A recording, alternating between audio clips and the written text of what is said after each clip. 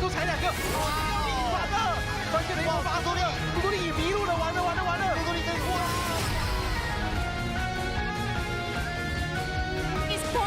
16 from the battle side. Is there any more? I don't think they can get a 22 from the Crabber and Impact. This is where Revenant do. That's the only question. They are trying, but Revenant got it. Oh my God!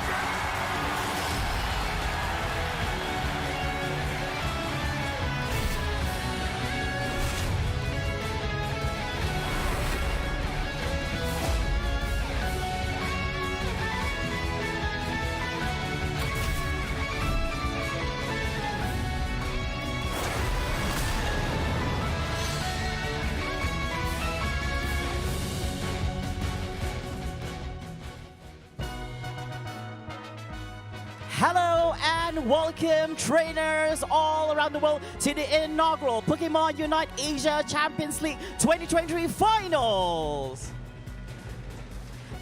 This event is coming to you live from Battle Arena in Kuala Lumpur, Malaysia. And of course, this event is endorsed by Esports Integrated ESI, an initiative by the Ministry of Youth and Sports Malaysia. My name is Professor Flavor and I will be your host on this two-day finals. And of course, it has been a long journey since the online stage here at ACL, starting off in January, coming all the way till today. And of course, ladies and gentlemen, in the arena, I would like to inform to you that this live stream has a 3-minute delay. Therefore, for those who are currently present here at the venue, please refrain from posting any of the results for 3 minutes before you start posting them on your social medias. Now, of course, ladies and gentlemen who is tuning in from all around the world, allow me to introduce to you the 6 teams that are competing in the Pokémon UNITE Asia Champions League 2023 Finals.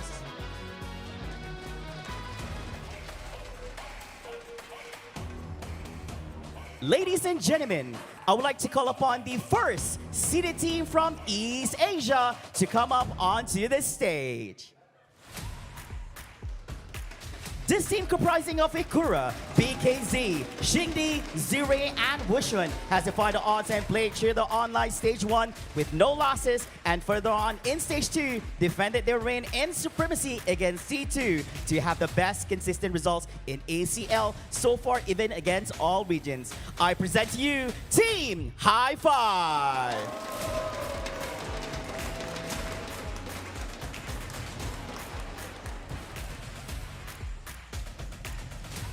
Ladies and gentlemen, I would like to call upon the second seeded team from East Asia to come up onto the stage.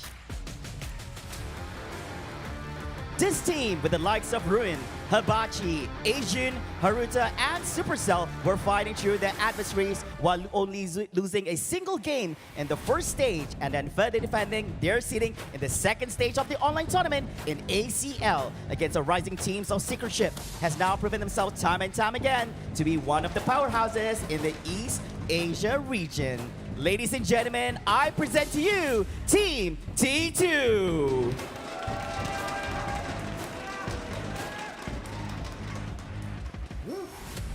Ladies and gentlemen, I would like to call upon the first seeded team from Southeast Asia to come up onto the stage. This being rostered by the likes of players such as Eeyore, Necro, AXQ, Zoe, and Illuna are the dark horses in the tournament. While starting out a little shaky in the first stage of the online ACL tournaments, obtaining a record of 2 wins and 2 losses, completely surprised everyone by going on the second stage in the online tournament, bewildering even the casters by completely usurping the competition, pulling off wins after wins as the third-seeded teams initially. Ladies and gentlemen, I present to you Team Rai.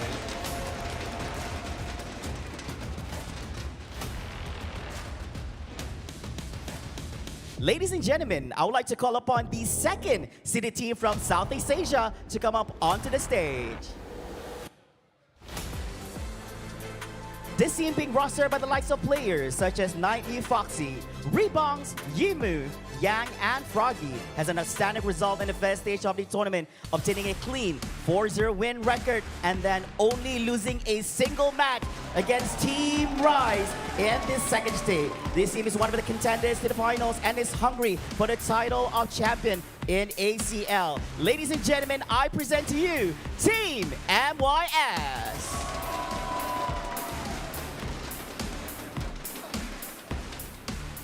We're not done yet, ladies and gentlemen. I would like to call upon the first seeded team from the India region to come up onto the stage. This team is being rostered by the likes of players such as Swifty, Bacha, Blizzard, Zasol, and Crowley has proven to us time and time again that when the going gets tough, Team Revenant Esports will perform exceptionally well under pressure. They have a record of 1 win and 3 losses in the first stage, but ever since then, they have shown themselves to be able to step up under pressure and moved on to defeat every single team such as God's Reign, True Rippers, Soul, and Marcos Gaming to be placed in the first seed for the region. I present to you Team Revenant Esports.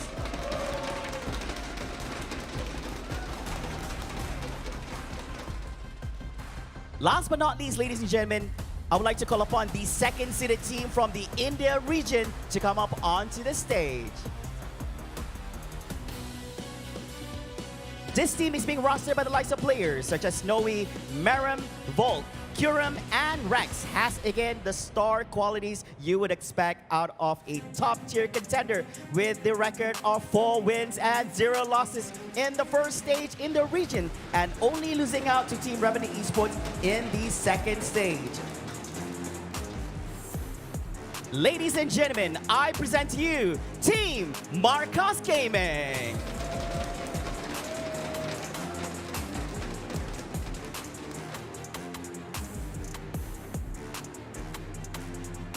There you have it, ladies and gentlemen. These are the 6 teams that will be competing in this Pokémon UNITE Asia Champions League 2023 finals. With that, let's say congratulations to all team, and we'd like to invite you to head on over to your stations as we're about to begin. In the meantime, ladies and gentlemen, let's have a hear on all the how the tournament will be structured.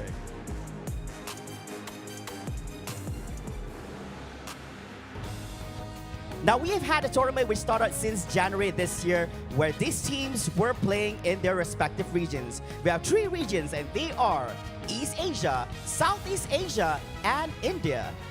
These were teams which were playing in the online stage.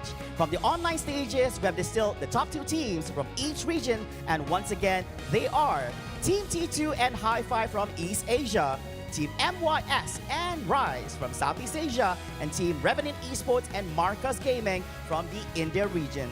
These teams have made it through the first 2 stages of the online finals and will be competing here today.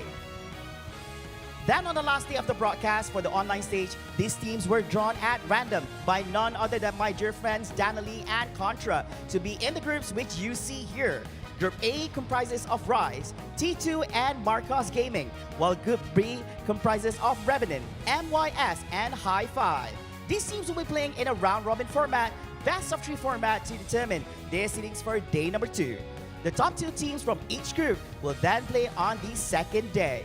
And the top 2 teams from day 1, as mentioned earlier, will proceed to play on day 2 in a single elimination style bracket best of 5 series, with the first seed of Group A going against the second seed of Group B and vice versa in the semi-finals.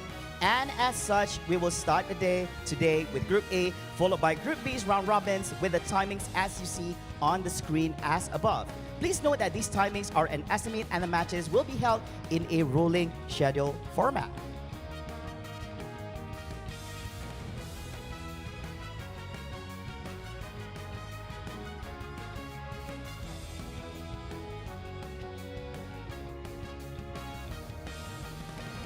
Now, ladies and gentlemen, we would like to invite the 2 teams that will be competing. We have Team Rise versus with Team T2.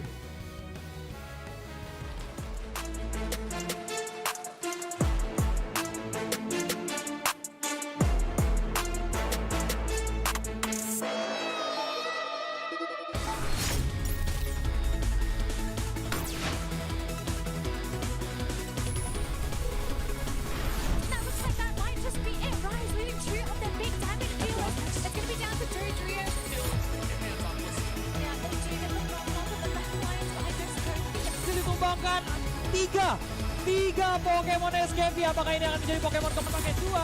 Oh, tidak berhasil, dipukul kembali oleh knockout di situ.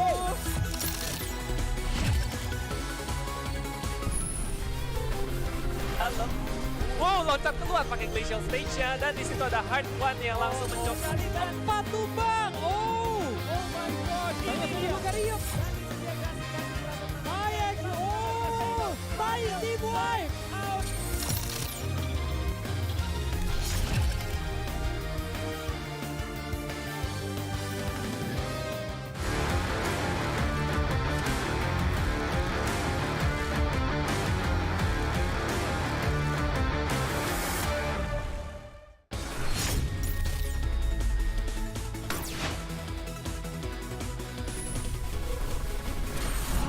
こっそりと BKZ 選手が100を上乗せしている。そして中央の戦い、海流の破壊。アジュンユナイトあります。どうだラストヒットルインのいやーそれでもそれでも絶ま対にとわりついてくる絶対にワンホクシよ。そして何もさせない前落ちてる。これもう取られてもいい。カービィが素晴らしいヘビーボンバー。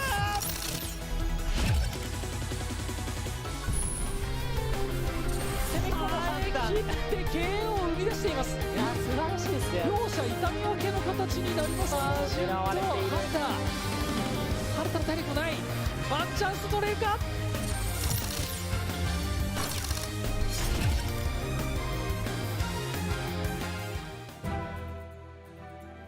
Hello trainers, welcome to the caster desk. My name is Danielle and of course joining me is the wonderful JJ-kun. JJ, it's a pleasure to have you here because it's our first cast together. Technically not first cast beside each other. That's the thing. It is Fine. an offline tournament that we have been waiting for quite a while. I'm so excited to be here, and you have been here, you know, for the regular series, but this is the finals, and this tournament, likewise, is when we'll find out who will be the best in Asia. Exactly, and of course we are going to be kicking off the matches very, very soon, but as the players are getting into the booths and are preparing for their games, we are going to go through the tournament rules just to give you a quick refresher before we jump into those games. So as per usual, if you've been following the leagues, it's the standard best of 3 format 5v5 custom battle. It's going to be the standard 10-minute timer on Thea Sky Ruins. We are going to continue with the draft mode. Now we have no limitations for held items or support medals. The only limitation we have is that Gudra will not be playable, which means the rest of the Pokemon that are currently existing in the game will Up be to Zacian. playable. Up to Zacian, yes. So it's going to be pretty interesting to see how the teams are going to adapt to this, right? Because on the other side, we have Pokemon being banned across the board for multiple reasons, but for ACL, you know, Everyone is okay. Bets are off. Everything is good to go. And with that being said, right, again, this is a draft mode, meaning we are going to be going on to some ban phases, big phases, and preparation phases, wherein the ban phases, they have to ban a Pokemon that cannot be used by either teams, and then go to the big phase where the first pick gets the first, and then the second one, and the third one, until everyone gets their own Pokemon. Right. And then preparation phase, this is the phase where they can, like, you know, set things up, their items, their, what do you call this, their battle items, held items and battle items, right, going into the game.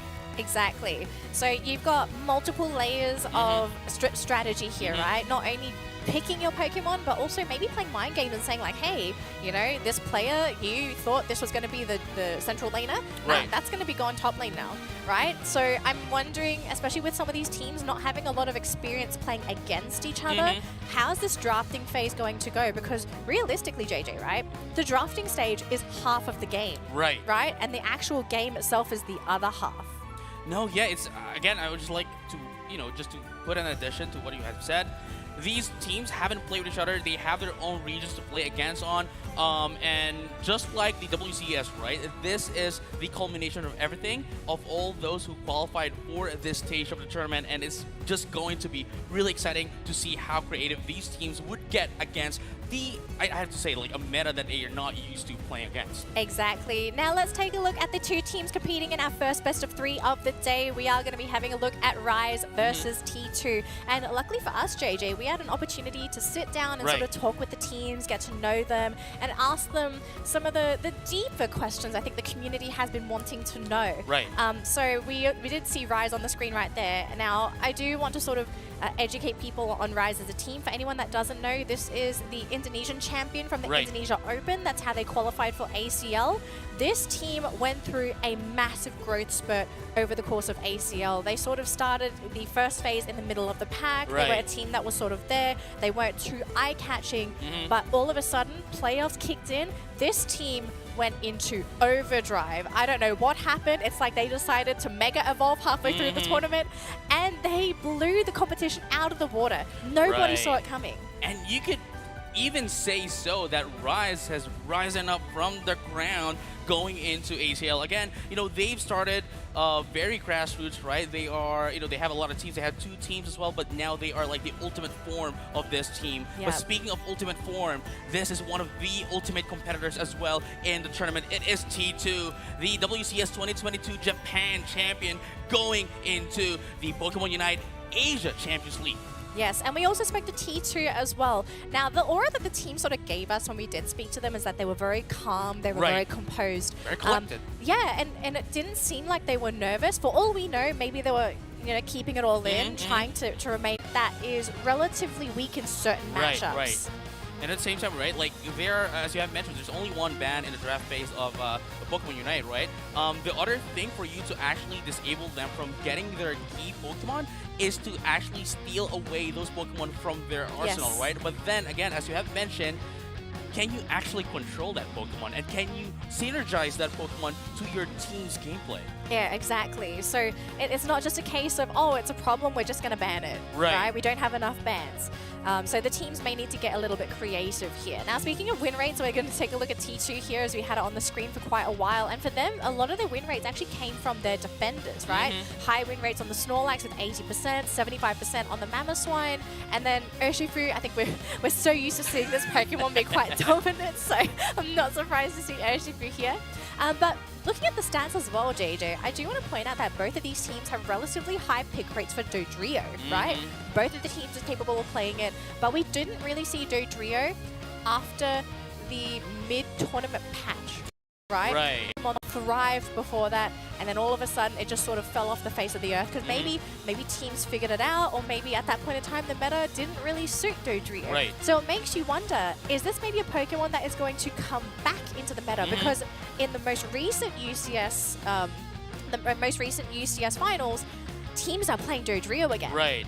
No, yeah, I think Dodrio is going to be one of the catalyst Pokemon here that may look, a little bit on the lower end right now, but I think it's going to be one of the key Pokemon where, again, especially with Drill Peck, right? With Drill Peck move, it can isolate anyone in the team and basically just destroy the defense of the other team. And if that happens, the team that would be able to just support that Dodrio can finish off the job and, basically break the entire opposing team. Yeah, and I think there's also an extra dynamic that we do also need to discuss with Dodrio, and this was actually more from the players themselves, right? So Dodrio, it's a very unique Pokemon, not just because it's got the ability to split its scores into 3 individual scores, but it's the only true speedster in the game. Firstly, hear me out here, right? So it's got the ability to quickly score. It has extra movement speed when it travels around the map. A lot of its moves include a lot of dashes, a lot of mobility. And so Dodrio, in a team setting, is really annoying because sometimes when you're seeing a Dodrio constantly backcapping, constantly taking your jungle, constantly taking your objectives, it can cause a lot of confusion within the team because you have to decide, like, okay, what are we going to do with the Dodrio? Are we going to leave it? Do we need to send someone back to deal with it? And sometimes teams, in that confusion, they sort of lose sight on the grand scheme of things in that game, where I think the biggest example is when Rayquaza spawns, right? You've got Dodrio backcapping. Your team has to decide when's the right time to actually try and force a 4 versus 5 battle at that Rayquaza pit. And can you fight fast enough and get those knockouts fast enough before Dodrio comes back? Because it's so fast. No, yeah, that's the thing, right? As you have mentioned, with the passive of Dodrio, right? They, Dodrio divides their points into 3 compared to just like a regular Pokemon where it has like one whole stack, maybe 50 points, right? It takes a while for it to get, to get dunked on and be scored. If you get 50 points, yes. If you get 50 points, right? But with Dodrio, it gets divided into 3 parts, which makes it really quick to score in. And I reckon it would be, like, say, a Pokemon that would be, I guess, better on remote stadium. But even then, with the arsenal that Dodrio has, it is going to be really great to, essentially helping on team fights to disrupt them from, well, setting up what they want to set up, especially going into the Rayquaza fight, because again, that is one of the most important part of the game where if you're not set up, if you cannot like position yourself, right? onto that Rayquaza fight, you'll most likely lose that Rayquaza. Yep. Now, JJ, I think we do need to talk about a couple of other Pokemon as well, right? Because we did have a new patch come out, or at least two patches come out after the regional finals for all of these leagues. What are going to be some of the big Pokemon to watch out for? Because, of course, I think the big one everyone's thinking about is Zacian. This Let's Pokemon remove it out is of playable. room. But who else is out there? I think the second biggest Pokemon that we're probably going to see here is Trevenant. That's what I'm thinking as well. Trevenant, and then immediately after would be, I'd say, Comfy. Just because the fact that Trevenant has been buffed quite recently, and you know, with its Wood Hammer, it does deal a lot of damage, and it could sustain itself even further than before. It's a monster. It is a monster, and if you can't stop it, if you can't like isolate this Trevenant and can't pick them off, I don't think you're going to have a good time playing in this tournament. But likewise, right? Likewise, going with Comfy, if there is a combination of a Comfy and a Trevenant, I don't think you're going to be able to take it out. Yeah, and then of course you've got the old crew that we're sort of, they're there. We kind of forgot about them, I suppose. You know, Urshifu's always going to be there. And of course, if you pair it up, as you said, right, with the Comfy, this Pokemon that is so good at enabling people to go beyond their usual limits. Right. And of course, you've got again, Delphox is still there, Glaceon's still there. I mean, mostly speaking for Rise, because this team in particular has seen a lot of success with it. I know in the East Asia region, there was a lot of popularity for Blastoise. And we haven't seen this Pokemon get nerfed recently, so that might also be another contender to potentially get partnered up with the Comfy, because especially in East Asia, they really like to play the Water Spout Rapid Spin Blastoise. More of a DPS Blastoise, yeah, really. A frontliner. Yeah, and with that being said, right, again, I'd just like to point out as well that Comfy is one of the Pokemon, right, that is compatible with literally anyone. So if you're, let's say, a Pokemon, like what do you call this, like a Bruiser, that only means that you can last more. Tyranitar, Garchomp, right? yeah. If you are using a Pokemon that has huge, Glass Cannon, right, a Pokemon with huge damage but very low HP and defenses, you will last more because of the healing that Comfy gives you. But even then, it could be paired up with anyone. But I guess the only thing here for Comfy is that if you're going to be playing Comfy, you have to revolve yourself, your team strategy around the Comfy duo. Because if you cannot, then I think the entire team or their gameplay would fall off.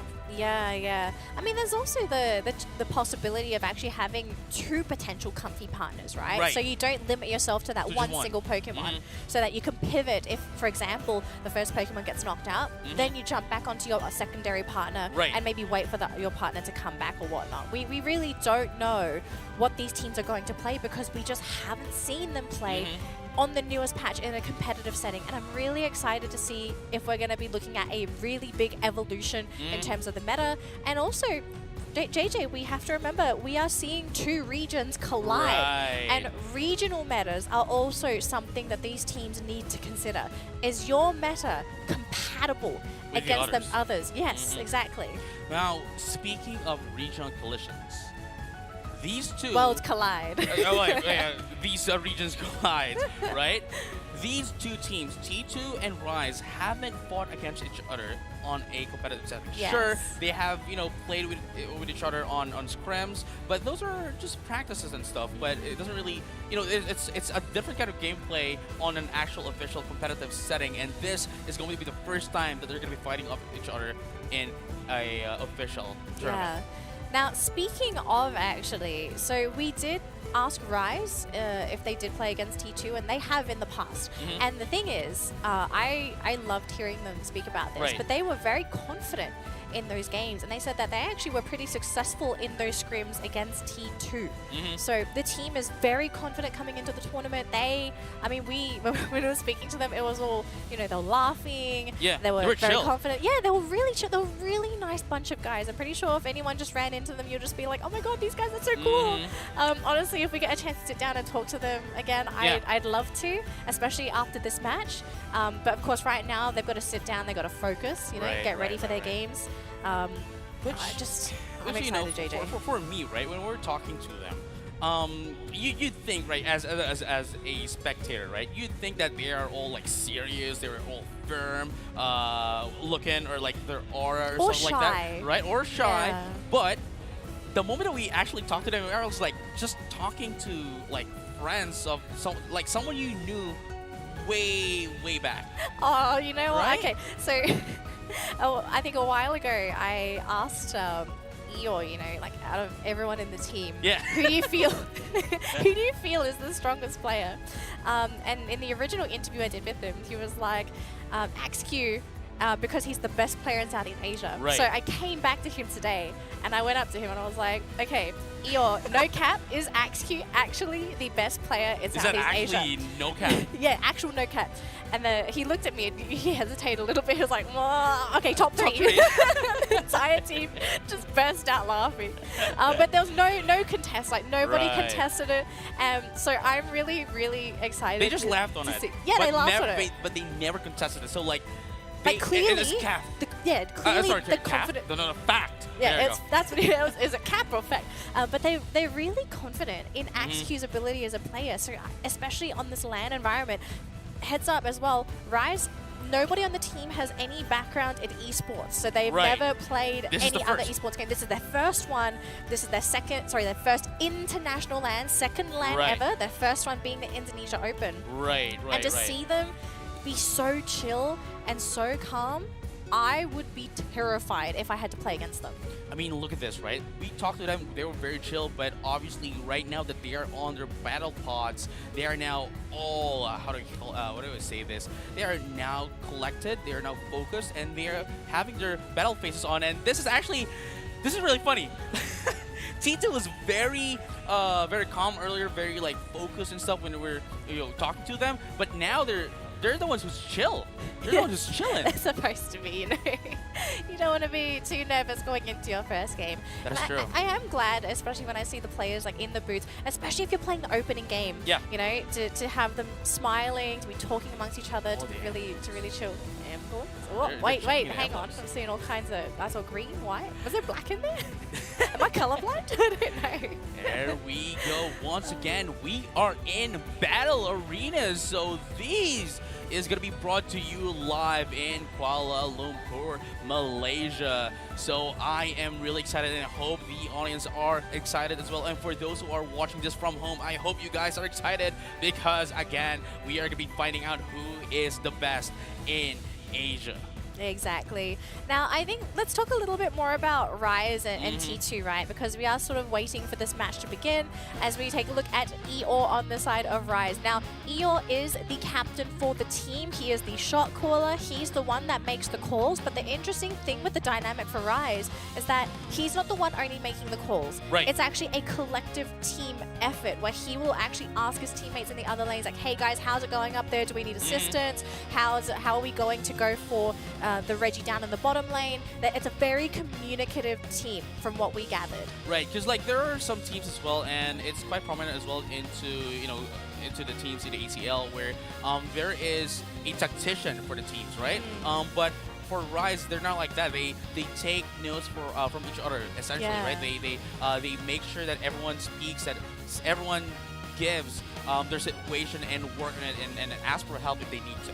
Yeah, exactly. And I like seeing teams like this because the team dynamic sort of explains how the team runs in general. Whether it's going to be that one guy that's the mastermind that Right. sort of helps, puppeteer or marionette Right. his team, I suppose. But then you have these others where there's so much trust involved and everyone believes in everyone's calls that if someone makes a call, the entire team follows. If someone makes a prediction, they're totally behind you. And so for Rise, it really seems like that is the case. And I think Eeyore did a really great job explaining to us why there's so much trust. So when the team began, Eeyore did say that the team was there were things to work. Yeah, it was rough. The team had things to work on, but he said that over the weeks that they've been preparing for the finals and also just playing in the tournament in general, Right. the entire team has been putting in their own effort to train, to practice, to perfect, to correct. And he even compared it to his old team, and he said, compared to the team that he used to play Right. on, Rise is way better, which really shows how hard this team is working. Now, JJ, let's switch on over here to T2 here very quickly. We've got Haruta on the screen. T2, it's a bit of a different team.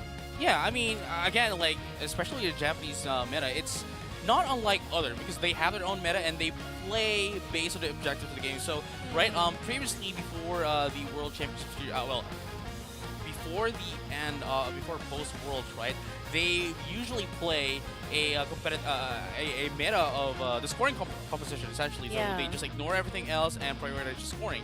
And now with the current change in the meta, they they also adapted to it and make sure that they still have their own identity and still have their own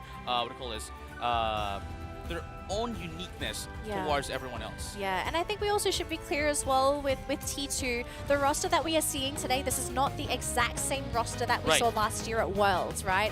They had 2 new additions. Takashima's actually shifted more to a coaching position for the team. Right. So they had to make space for the 2 new additions, and well, it looks like we are finally jumping into the game here, JJ. Here So we to go. everyone in the crowd as well as chat, we are good to go. If you're on Twitch, let us know who you're cheering for. Let them know in the chat. I'm pretty sure Right. some of them are watching the stream as well. Give them your support. Our first bands are finally on the screen, and look who's there. It's as expected. Zacian is not a good boy today.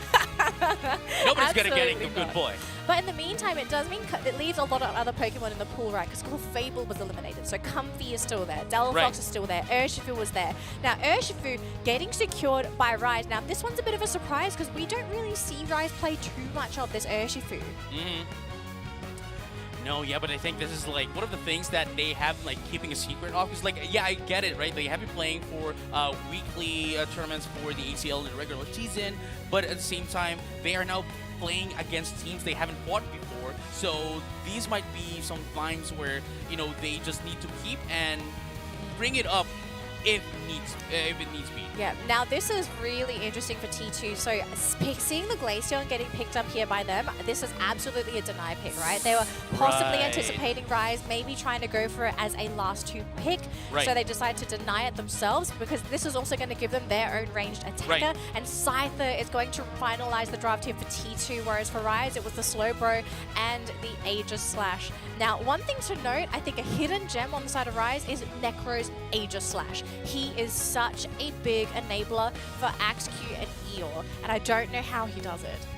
Man, we're going to be finding out because they're going to be playing a little bit more of like, say, the previous duo. We have the Blissey and the Venusaur, which is just going to be the bruiser for everyone else for their team, and likewise having this Blissey sustain that Venusaur to help it last longer than it can with with the Giga Drain and the the Petal Dance. There we go. But at the same time, T2's composition is just off the charts. They are very defensive. They are going to be very bulky, but at the same time, they do have the damage dealers. They have the Blastoise. They have the Glaceon and the Scissor as well. We cannot forget Scissor. Perhaps it may just be staying as a Scyther, but even then, that is so very, very strong. All right, JJ, we're going to be jumping into this game in just a second. I also wanted to sort of point out a couple of differences between the 2 drafts as well, right? So T2, for their Trevenant, they have not opted to go for any stacking items. It was actually experience share and more of a defensive Trevenant, trying to try and survive. They want to get more of the XP to the rest of the team. Yeah, and like get this lead, right? Get this lead against the other team so that they can just maintain that and stomp on the other team, moving on to the end. Yes.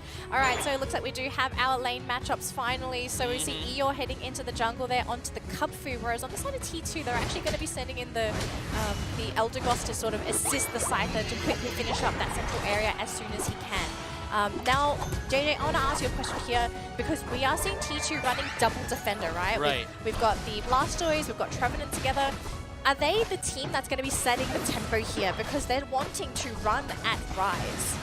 Right. I mean, here's the thing, right? Like, it all depends on Phantom if it can actually get its Wood Hammer, evolve and get its Wood Hammer, because that is going to be the center here. But look at that into the central area. Here we go. Some invasion coming from Supercell. Are they going to be able to take down this E or no? Kung Fu gets away, and so is just tanking in the damage.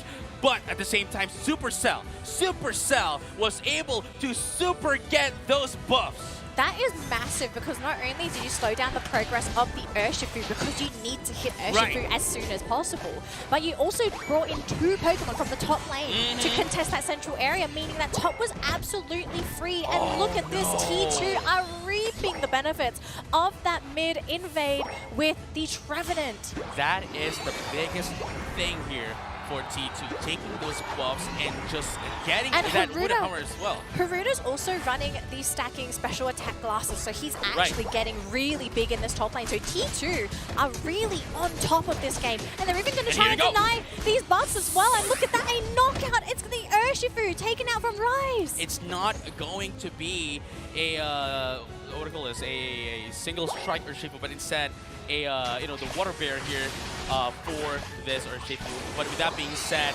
T2 is just rotating as a team. They're not letting Supercell be alone so that there is going to be a follow-up damage, but Hibachi is just making sure and like taking advantage of this Trevenant, initiating the team fights, and likewise this crowd control, and with that Ruin as well is just putting in so much free damage. Yeah, and they've done such a fabulous job at really zoning Rise away from their own lanes because you're denying experience away. And in the meantime, right, War Turtle is just getting all that experience up top for free. He's not being pressured at all. And with the objectives coming up in 20 seconds, T2 are looking to be in a fabulous position to win these objectives because at the moment, Rise, they're still waiting for Axeq to finally evolve into Venusaur. And look at this, when do you ever see a War Turtle getting a knockout? Now here's the thing. When do you ever see a Squirtle become a War Turtle and get its level 8 before the first set of objectives? And just Never. as we say that, not in this meta, right? Not in this meta, not anymore. Ever. But, I'm sorry, JJ, ever. but here comes the first set of objectives. The Regibot is taking in, being taken by T2 here. They have the positional advantage while trying to repel away Rise. But let's find out who's going to be able to take this one up. It seems as if it is going to be T2 taking in that Regibot. Like, and here comes the Unite as well. Gosh. Just My instantly goodness. removing the Slowbro. Like, this is one of the tankiest Pokemon in the game, and it just disappeared in a matter of seconds. So it's going to be free scores in the bottom lane. Experience to T2. They're getting so much map control for this. And Rise are really And they got the struggling. Reggie as well. Yes, they even get both objectives. So now, not only did you deny both objectives, you are easily going to take down this top goal zone. That's map control given to T2. If you're Rise, you are so afraid You to need to exit rise onto up. the map. You have to rise, yes. This is such a difficult game though, and look at this, Haruta is level 9. This is massive for a Blastoise.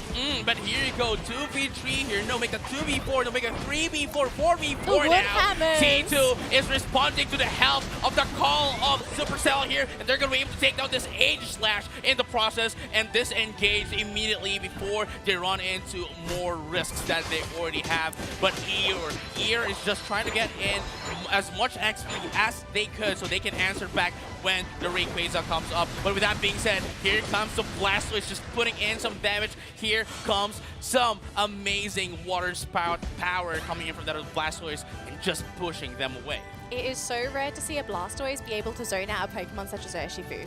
No, It yeah, should for be sure. the other way around. So it just really goes to show how much of a lead T2 currently have in terms of experience, in terms of points as well. And the control of the map. Exactly. So Rise is sort of stuck on their side of the map until T2 maybe make a mistake. Give them a couple knockouts, give them some real experience on those key Pokemon, Right. and maybe that's where things sort of turn around. But for now, they're sort of stuck holding their hands together, thinking, all right, guys, are we just going to hold the fort? Because if they keep playing passively like this, I just don't see them being able to make the comeback, JJ. And here's the thing, right? T2, though, are collected and calm. They They going are in. not calm right now as things get chaotic. And here comes the Phantom Force going to be coming up as well with that Wood Hammer. But here comes the front angle, going to be able to do a lot with that amazing Hydro Typhoon to try to control. But unfortunately, not going to be enough. Good Difference going to be coming up as well. Eeyore But here going the into Water that. comes as well. Water Bear goes to deal some damage, but are they going to be They're able to take turning it Supercell? around. Yes, they will. That's going to be 2 down in exchange of 1, and T2 goes away. This is the opportunity that Rise is looking for, and they're going to be able to take down 1. No, not quite yet. Beautiful disengagement recovery from T2. There was so much Unites being used on side T2, but now they're going to fight with the Reggie in the bottom lane. But injured Pokemon on the side of Rise being knocked out. Aegis Slash down and dusted. Necro going to be out for 5 more seconds. Illude literally with a sliver of health. Supercell trying to eliminate the Slowbro, but it looks like the Scyther gets the Reggie Rock. That's going to be the buff going in favor of T2, and the chase continues. Illude And is down. Rise, the casualties, the numbers are climbing, and we're possibly maybe going to see a push here from T2. No, they're just saying, we're going to take your buffs instead. And just as I said, that was what Rise needed. T2 said, you know what, JJ, this is something that we needed as well. We needed to refresh our HPs. No, they just a little bit, you know. Oh gosh, JJ. All right, we've got a minute and a half until Rayquaza spawns, which is going to have to be the comeback mechanic here for Rise. Right. Because Rise, they haven't had too many opportunities to Right. score. And so at this point, they really are stuck. They do have the Regieleki in that top lane to maybe contest for, but of course, if you're them as well, you are still afraid to take these objectives. Looks like Eeyore being spotted out here by Supercell. Just the Trevenant Woodhammer is so scary, and Necro being zoned out here by Hibachi, stealing away all of the experience, denying the Aegislash any sort of experience to level up and up top. It looks like, oh, beautiful snipe there from the Glaceon. Ruin going to be there to help his team get the Aleki and the defense for Rise. I don't know if you want to stick around. I'd say you just got to give it up. Yeah, and likewise, there's only going to be like, well, okay, that was a huge overcap. That was 41 points of an overcap. But even then, if you actually defended that, you will just lose yourself going into that of the Rayquaza fight. That is the one that is more important than the current thing that is already happening, which is, you know, in that situation, the Regieleki. Exactly. So now both teams are just going to clear up the map, get as much experience as they can, try to hit the 13s, 14s if possible. So far, looking at the map, it looks like only 2 Pokemon are level 13. Sorry, there's 3 now. So we've got Glaceon and Scyther on T2, whereas we've got Venusaur on the side of Rise already hitting that 13. And with 10 seconds to go, JJ, now it's going to be a standoff between these two teams. For T2, they don't really need to take Rayquaza and they can defend it. That's their end game. But for Rise, they either have to take it or somehow miraculously backcap. And that's a big ask already. That is indeed a big ask. But as we are saying, a big ask is going to be answered because Hydro Ramboon is going to be coming up. Blast Assistance with a Verdant Anger going to be coming up. But Cone Contracts are going to be coming up as well. Here comes the Planet Forest. Not going to be able to do it as well. But here comes the Grid. It'll just dive as well. Taking down 2 in the process. That is going to be T2 taking down 3. No, make that 4. And 1 is only 1 that's left here. Are you going to be able to survive? Yes, you will be able to survive, but it's not going to be enough for them to take away this Rayquaza as nobody else is there. T2 is trying to take this Rayquaza right now to secure their win for the first match of the day. They're not going to be able to take that one up, and T2 takes Rayquaza for themselves. And I think this might just be game here for T2. They've taken this buff away. This was supposed to be the comeback mechanic for Rise. Rise really needed to win that fight in that central area, but I think T2, they did a fantastic job at eliminating the enablers, because once you've taken both Eeyore and Necro out of the picture, there's not too many openings left there for Axeq to do the damage as that Venusaur. So Rise, they're doing their best to slow these scores, but ultimately this is just not going to win them the game. Yeah, with that being said, even though there's like, even though there is at least less than a minute left, I don't think it would be enough time for them to catch up. And look at this, T2 right now is just dominating the entire game. Is not currently just staying on the opposing team's base, actually putting up their Unite move on the base. We do need to remind people as well, okay, so at the tournament, teams right now are encouraged to score as many points as possible, because if there's a tiebreaker, I say if a tiebreaker exists for this group, the seedings will be determined by how many points you've scored in all of your games. So ideally, you want to score as many points as possible. So to see the teams here farming points, constantly dunking back to back to back, they're doing this on purpose to secure that head-to-head seeding. Right. So again, just going back, right? I think this is a good opportunity for us to like remind the viewers as well, and especially for those who doesn't know as well, how we're going to be doing the tiebreaker, right? So as Danny has mentioned as well, we're going to be going ahead into like, if, say, for example, right, game number 1, 169 to 776. We're going to be taking all their points, right? And head-to-head with each other and get the difference. And whoever has like the biggest point difference against the teams that we've played against, that is how we're going to be determining the ranking of these teams. And then they're going to be playing off on a single eliminations to determine who gets on day 2. Yeah, now this is assuming that we even need to have a head-to-head tiebreaker to begin with, but the teams have been informed, so for them to be scoring this many points, this is the reason for it, right? You've got to score as many points in, because every point matters. You don't know what's going to happen later on in the tournament. But for now, it's going to be the first game going in favor of T2. They did such a fantastic job with their lineup. I love the fact that they sent Supercell to invade Rise's central area. Slow down Eeyore's progress on that Urshifu, make sure he's not able to hit that level 5 on time, and whilst that all happened, draw attention away from the side lanes, which then opened up the side lanes for T2 to push, to pressure, because they knew TU backup wasn't coming because they were busy. Right, and I would just like to point out that Ruin with a Glacian actually got 112k of damage dealt against the opposing team, and despite being the defender, Supercell with a Trevenant gets 72k damage. That's an average for Trevenant nowadays, JJ. So it's kind of crazy how much defenders are sort of changing as a role, how much damage they're able to deal, especially with the buffs to Woodhammer, right? That was the real big game changer for Trevenant to begin with. The fact that Woodhammer, it's got a massive pull. It's an amazing displacement ability. So Trevenant, I think we're going to be seeing this Pokemon a lot more today, but I'm curious to know what's going to happen for game 2 between Rise and T2, because I think if you're Rise, after seeing that game, there are a lot of things that you now have to take into consideration, right? The central area invade. Is your central lane Pokemon going to be able to hit a faster timing so you can assist the side lanes? Are your side lanes self-sustainable? You know, can they deal with their lane opponents without help?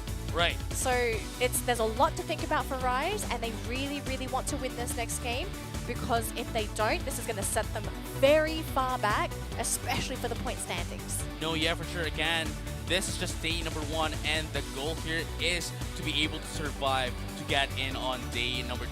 And if they won't be able to like win against T2, they're not going to get any points at all, which would put them quite behind, again, as you have mentioned, on the rankings going to be number 2. Yeah, exactly. So we are going to take a look at the highlights here as the teams prepare for game number 2. But for most of the highlights, I think this just greatly highlights T2's amazing play. The coordination, the team was on point. You can see that everyone was on the same page. That Supercell was making the calls. For anyone that doesn't know, Supercell is actually the in-game shot caller for T2. He's the one that makes the calls for the team. So for him to lead the squad to this degree and to show them play Unite at such a high level, I question if Rise is going to be able to match them. Right, and you know, we're going to be finding out, right, on our game number 2, because again, it is currently on the edge of a Rise if they can actually rise up to T2 going to game number 2. We've used this pun too many times, JJ, so sorry. it's okay. It's totally okay. But I am really curious to see what's going to be the plan for Rise, because I do think things are going to change, whether it be maybe they start introducing some new Pokemon that they've chosen, which they kind of did, right? They don't really play Urshifu. We've seen them play it a couple times, so to see Eeyore snap that up as soon as it was available, it was like a wow. It's a very big wow factor for Rise fans. And at the same time, right, they have been like telling us about like the Pokemon that they wish to use, or at least the Pokemon that they have been using quite a lot as well. That was taken away by T2 from them, notably that Glacian. Glacian is, I think, is one of the biggest pick here, one of the most common pick here for all the teams really for ACL. But with that being said, you know, just having that Glacian be taken away from them, I think it was one of the key factors of you know, the win cons here for for T2. But then again, you know, with the current composition that they already had, right, for Rise, it's just that it's not a composition where their Delphos is going to be working. Yeah. It's a bit unfortunate there as we do take a look at Supercell stats here on the screen. Now, this is his stats, I do believe, taken across the... Is it this match, or was it the entirety of the league? I do believe it may have just been this match. I think it's the average. Is it the average? Yeah, the average of the entirety of the Supercell's scores. Yes. So, I mean, Supercell's done a fantastic job. He was playing Trevenant this game. So, to see him play Trevenant, whereas you can see his most frequently used Pokemon being Urshifu and Dodrio, it sort of seems like a complete flip for this man. Yeah, complete opposite. Again, you know, frequently used Pokemon, more of an attacking Pokemon. We have the Dodrio, but like at the same time, seeing them play an entirely different role is just magnificent to see. And again, you know, with how they performed earlier as well, I think we just cannot say anything anymore against you know, poor Supercell. For all we know, I think we're going to be seeing a tournament meta soon. I think that's what's going to be the case. The teams are going to see what everyone else is playing, and eventually we're all going to blend into what's going to be considered the tournament meta, the strongest Pokemon that have been showcased so far. But we are going into the ban phase here now. Of course, I think Zacian, at this point, has to be banned. We had this discussion, right? The team that gets second pick almost has to ban Zacian because you can't get that first pick. No, yeah, for sure. Again, the first one, or the first pick, gets to... wait, this is interesting. we're still on the same sides, right? Yes, we are on the same sides. So technically, right, like for those who are on the second side, right, they almost essentially need to always ban Zacian, because again, whoever gets first pick would definitely pick that Zacian first. But with that being said, the ban here for Rise, respect banning Supercell with that of Intrepid, but that just opens up Supercell's ownership that we have just been talking about. Yeah, so it was one of his most played Pokemon. But I love the fact that Rise just full on denied all the defenders, right? Yeah. Like both Tree, both Blastoise, like T2, you can't have any of these Pokemon. They've stolen it away. And I was questioning if the Espeon was ever going to come out, and it's going to be Eeyore playing this Espeon. Now, for people that haven't been keeping up with the Pokemon Unite meta, Espeon has received an exponential buff in terms of range, so it has a better opportunity to be able to really do some damage from downtown. It can output some really serious damage numbers as well. And then, of course, you have the introduction of the Slick Spoon, which is currently equipped on the Espeon. Right. Which, if you don't know what Slick Spoon does, it's an item that not only boosts your special attack, but also allows, I think, 15%, if it's a level 20 spoon, 15% of your special attack to ignore defense. Ignore special defense. Special so like, defense. So not only are you getting boosted, but you also ignore 15-20% of the target's special defense, which allows you to just burst down more damage to your target. And look at that, they are going to be getting that Gardevoir as... It has been a while since I've seen a Southeast Asian team's Gardevoir. And Axq. if you see that, right? Yes. Southeast Asians play a lot of Gardevoir, and they play good. So it's not just that. Axq is a really good Gardevoir. We've seen him actually play this a couple times in, I think, the league stage for the Southeast Asia division. So he's not new to this Pokemon. He's been able to push out some really big damage numbers. But I think in particular, just landing the key singularities in these fights, it might be the biggest game changer for this team, because comparatively, if you look at the two teams, a lot of AoE control on the side of Rise. But if you take a look at T2, their team wants to get in your face. They want to brawl, they want to knock you out, they're going to outlast you. And so the question here for Rise is, can they either, one, outlast these fights against T2, or two, because they've got two big range attackers, knock them out before they get to you. Right. So, you know, just speaking of this composition, I would just like to point out first that Ajin actually got the newest hardware for Clefable. First off, I wanted that as well. Yeah. But you know, with this kind of composition, just going back to what I wanted to say, right? Just in addition to what you said, Rise's composition here is more of a backlane damage, whereas T2, I believe with this kind of composition, is going to have the harder time going against Rise, just because of the fact that all of them, right, all the Pokemon here need to get in, with the exception, of course, of the Glaceon. But with that being said, if T2 gets their power spikes earlier than that of Rise, then I don't think they would have a hard time going against Rise, just because of the fact that they can dish out more damage than what Rise can do against them later on in the game. Yeah, now it looks like Glaceon is going to be heading into the lane Ruin, going to be scaring off these two Pokemon on the side of Rise. But actually, look, Espeon getting a first KO in that top lane. It was going to be onto the Clefairy. That's going to be some scores happening in the top lane. I do believe Necro may be running stacking items, as we are seeing him just constantly stacking back to back to back. So he is going to try and hit those 6 stacks as soon as possible, and that's going to be key, especially if you're playing that front line of Rise, because if you look at their composition, it's basically going to be him and Wigglytuff to act as that padding between them and the ranged attackers. Right. With that being said, right, like T2, they didn't really like play a lot of those like stacking items. We have the Gible as well, with the what do you call this, Rapid Scarf actually. To increase its special, sorry, not special attack, but rather its attack speed, you know, in order for it to deal out more damage, and while recovering some of it as well in the process.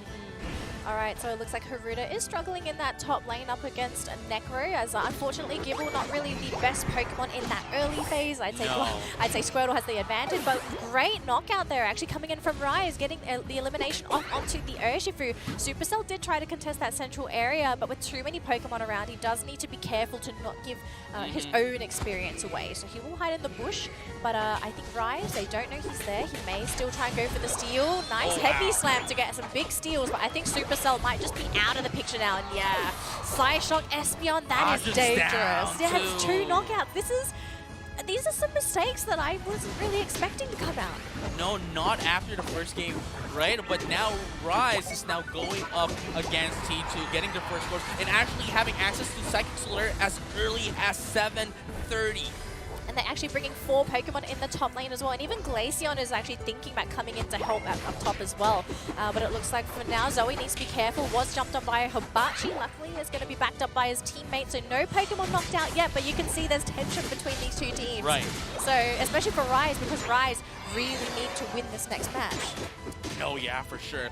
And Rise, again, you know, we know for a fact that T2 is like a team that is more of like responsive, reactive kind of team where they react depending and like base their competition based on their opposing team. So I think this is the thing that they got as an answer for going Axe against Cube. Rise. But here you Nice go. steal. Rise going to be able to take down that Reggie Eyes as well. And that's actually going to be the Urshifu as well. That's another big knockout actually for Rise. So now they're going to start barreling down. Even going to be using the Unite there from the Gardevoir just to get the extra knockout. Make sure T2 don't even bother contending. And look, big overcap. 32-point overcap for this bottom lane alone. Quick maths, dude. Quick maths. But I'm not good at maths, but I'm doing my best.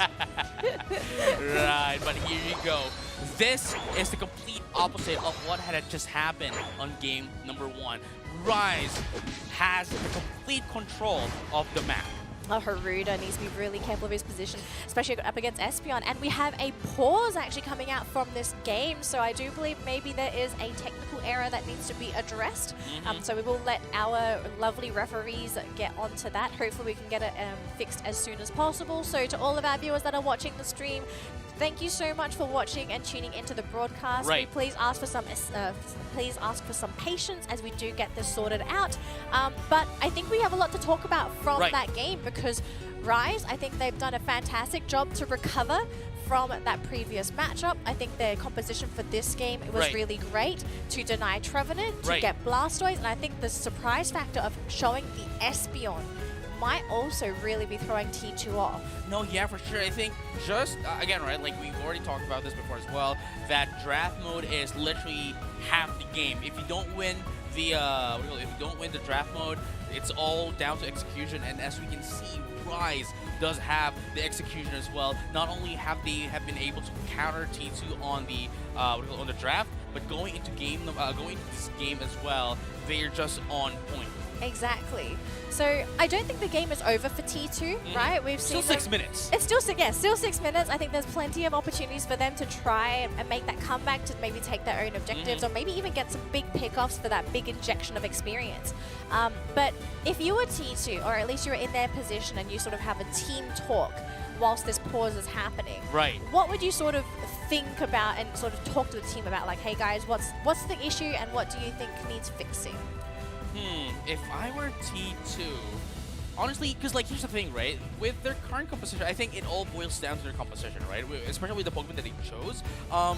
I can see what they're trying to do, right? They, especially with the Pokemon that they chose onto the draft mode, these are Pokemon that are great late game. Exactly. That's the thing. And as Rise, these are the Pokemon that they have are Pokemon that are really great early game, and it only scales up into the late game. So with that being said, not getting these objectives, right, for T2, not getting these objectives where they need to get the Fire Spikes early is going to be the biggest detrimental factor here for T2, which Rise knows.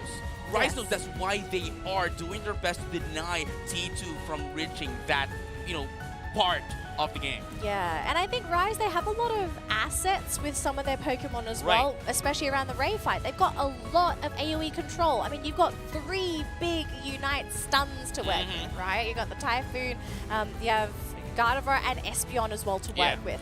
So with that much AoE control, the late game isn't going to be a walk in the park either for T2. They need to be very mindful of how they enter into that area. Don't play around those choke points because that's what Rise wants. They want you to get stuck in a choke point because you've got no exit plan once those Unites start coming out. Right, so here we go. Look at the players right now. They're just like waiting for the next game. And again, Rise still needs to get 2 wins against T2. T2, you know, they have a little bit of like a breathing room, right? They have a little bit of like some sort of space for them to, I guess, make a mistake. I wouldn't call it making a mistake, but right, they have. I mean, it's openings. I think that's another, opening. that's another way to sort of look at it, right? Like some people would say it's a mistake, but at the end of the day, it's an opening because if a team can identify an opening, right, you want to take that opening because you never know when it's going to happen again.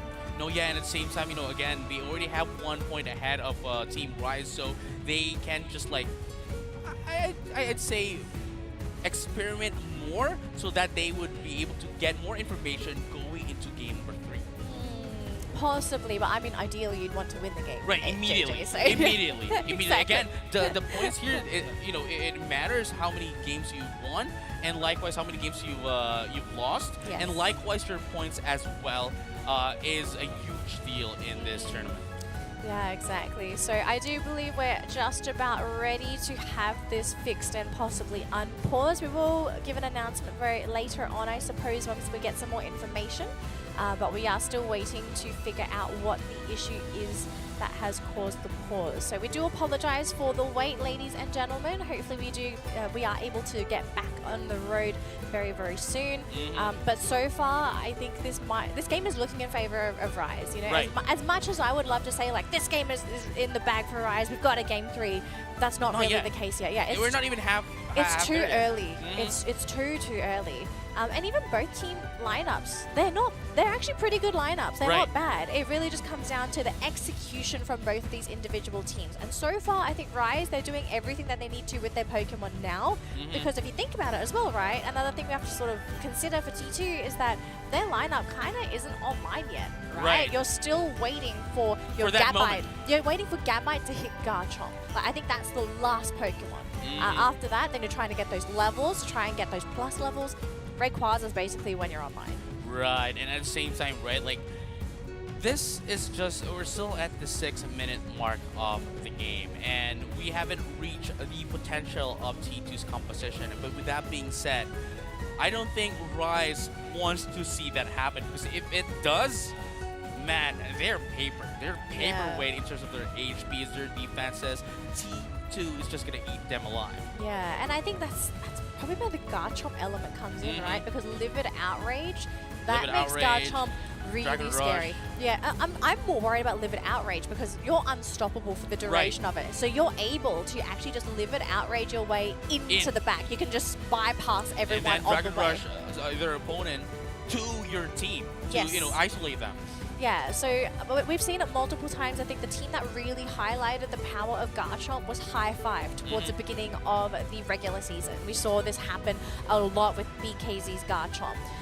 So it just makes me wonder, is it going to be the same case here for T2? Because, of course, you have teams with their own individual playstyles, players with their own playstyles. Like, is this what T2 is actually fishing for with the Garchomp pick? That is something that's, you know, that is something we need to think about as well, right? Like, especially going into this game. But I would like to just point out as well that Rise, it was Rise, right, that told us that they are prepared for everyone. They've studied everyone else as well. So I think this is one of the things where they've already, you know, thought about it and they are prepared for doing so. Maybe game number 1 was Rise just still trying to warm up, and this is the game where they actually woken up. But here you go. I think our players are now ready. Here we go. I think they're getting ready now. I'm not 100% sure, but if the game doesn't pause, that would be brilliant because we'd love to watch this game. But yeah, we want to make sure the players, they're all on equal footing. We don't want to have any technical issues with the teams. Actually, fun fact, JJ, so if I'm not mistaken, we are back into the game. So fun fact, I'm going to say it anyway. I do believe T2 may be the only team competing at really nice Dragon Rush there from Garchomp just to make sure that the buffs didn't get stolen by Rise, right? They were camping outside the wall, hoping to get the steal for themselves. So T2, they're not out of the picture, but that battle in the top lane, it wasn't a great one. And a lot of Unites were used. Livid Outrage was used. I think everyone was used. The only Unites available right now is the Power Nap on Snorlax and actually Trio on the side of Rise. And look at that Wigglytuff. They're going to be able to survive, but Rise, can they turn this around? They can't get the damage to spin. The Blastoise gets taken down, and also the poor Eldegoss gets taken down as well, which means the Regieleki is going to go in favor of T2. Gravity and Moonlight just to heal up their team, and this is what I'm talking about. This is the moment that Rise has been trying to avoid, that Rise has been trying to stump T2 for. T2 now have their power spike, they have their Unite moves, everyone is on their final evolutions as well. But with that being said, ladies and gentlemen and all players alike, we are going to be heading very soon into the Rayquaza fight, but I think we're gonna be. I think we may be going into a pause here, JJ. As unfortunately, our spectator camera is currently frozen, and I do believe the players are also pausing as well. Calling for yeah, they're all calling for the pause. So we are going to have this we're going to have this looked at, ladies and gentlemen. So again, apologies for the secondary pause. I do believe we have run into a technical issue, so we are going to have that sorted. But JJ, I really think T2 after that fight, they are starting to show that they still have a lot of gas in that tank. And it really, again, it comes down to execution for their lineup, because I think the unfortunate reality of running a lineup that requires you to be so close to your opponents is making sure you're always making the right moves. And at the right timing as well. Again, if you don't have it at the right timing, right, then it's just going to be, what do you call that? Just going to be you taking up all the damage, right? But as we have, okay, never mind, we're going to be back. Yeah. Rise, now that Rayquaza is up, does have the positional advantage going into Rayquaza, and I think what he's doing right now is just defend this away from T2, but here you go, Heavy Slam's going to be coming up. Necro is going to be careful. Oh no, we're actually seeing a freeze here on the spectator camera. We are reconnecting. We are going to get this fixed. We promise to all of our viewers out there, we're so sorry about this. But I do believe the players, they might still be playing. And yes, they are. And actually, Rise, they lost the fight. The Blastoise is out. Hydro Typhoon was not used. And Gardevoir went down as well. Yeah, so this actually just leaves Zoe and Eeyore as the lone Pokemon here for Rise. And I don't know if they're even in a position to get a steal on the Rayquaza. Right. So let's find out, especially, you know, with the admins as well, we need to find out what is going to be, like, the decision going into this game. Especially that, you know, it was quite a huge reverse for a lot of reasons as well. Yeah, so we are seeing a big score here coming in from the Glaceon. So T2's comeback is happening. They're getting those points in. They've got 40 seconds to go. We can see Eeyore trying to backcap, but he's actually being chased by a Garchomp on the other side of the map. And with 467 points in their pockets and Rise with only 331, if they're going to try and get the victory here, they really need to make a push happen now. But look at this. Again, Clefable's just going to be getting more points. This game. Man, so we have just received that we need to pause the match again as it is ending. Yes. I wonder what's going to be happening. And again, what is going to be like the decision here going to this game? Would it be like just continuing, or are we actually going to be, you know, rematching this game, because it happened, especially at the most crucial moment. Yes, exactly. So just from our general observation, folks, because we are currently waiting for updates on what's really going on, I do believe that this may have been a network issue for everybody, not just for us, because everyone was calling in for admins, right? They were all calling for admins. I also saw some of the players, like when we froze, they also sort of looked up and they were a little bit confused. And like raising their hands and calling for the admins. Yeah, so I think there may be a chance that we might be looking at a remake here, but we are going to have to wait for further instructions. So for anyone that's tuning in, we are still waiting for instructions. We are not 100% sure on what's happened here, but we are currently pausing the match in general. But with that being said, thank you very much once again for watching us as well, not only live here at Battle Arena Kuala Lumpur, Malaysia, but for those who are at home as well, watching us online on Facebook, Twitch, and YouTube. Exactly. Thank you for tuning in and watching the show with us. So, ladies and gentlemen, I do believe we're going to be getting an update in just a second as to what is actually going on. So we are going to go for a remake. There we go, finally. We just got the update. We are going to go for a complete remake. Both teams will replay game number 2. I do believe this is probably going to be a redraft as well. So I don't think we're going to be seeing the same Pokemon. We'll double check this. By standard, right? If it's just a remake, then we need to have them like play the same Pokemon, Yeah. but we still need to, I guess, We'll take a see. look, right? Yeah, we'll definitely know as it happens, right? Whether they are going to have, play the same Pokemon, or if not, have a different draft. And if they're going to go in for the latter, I think that's going to provide us a very different game than what we have just saw. Yeah, I mean, both teams are going to have to go for major changes, Yeah, right? yeah, yeah. So Like, because it's going to be technically right, game number 3, because we essentially already finished the game as well. yeah. I mean, the result for that game that happened, it didn't count, unfortunately. Right, so, right.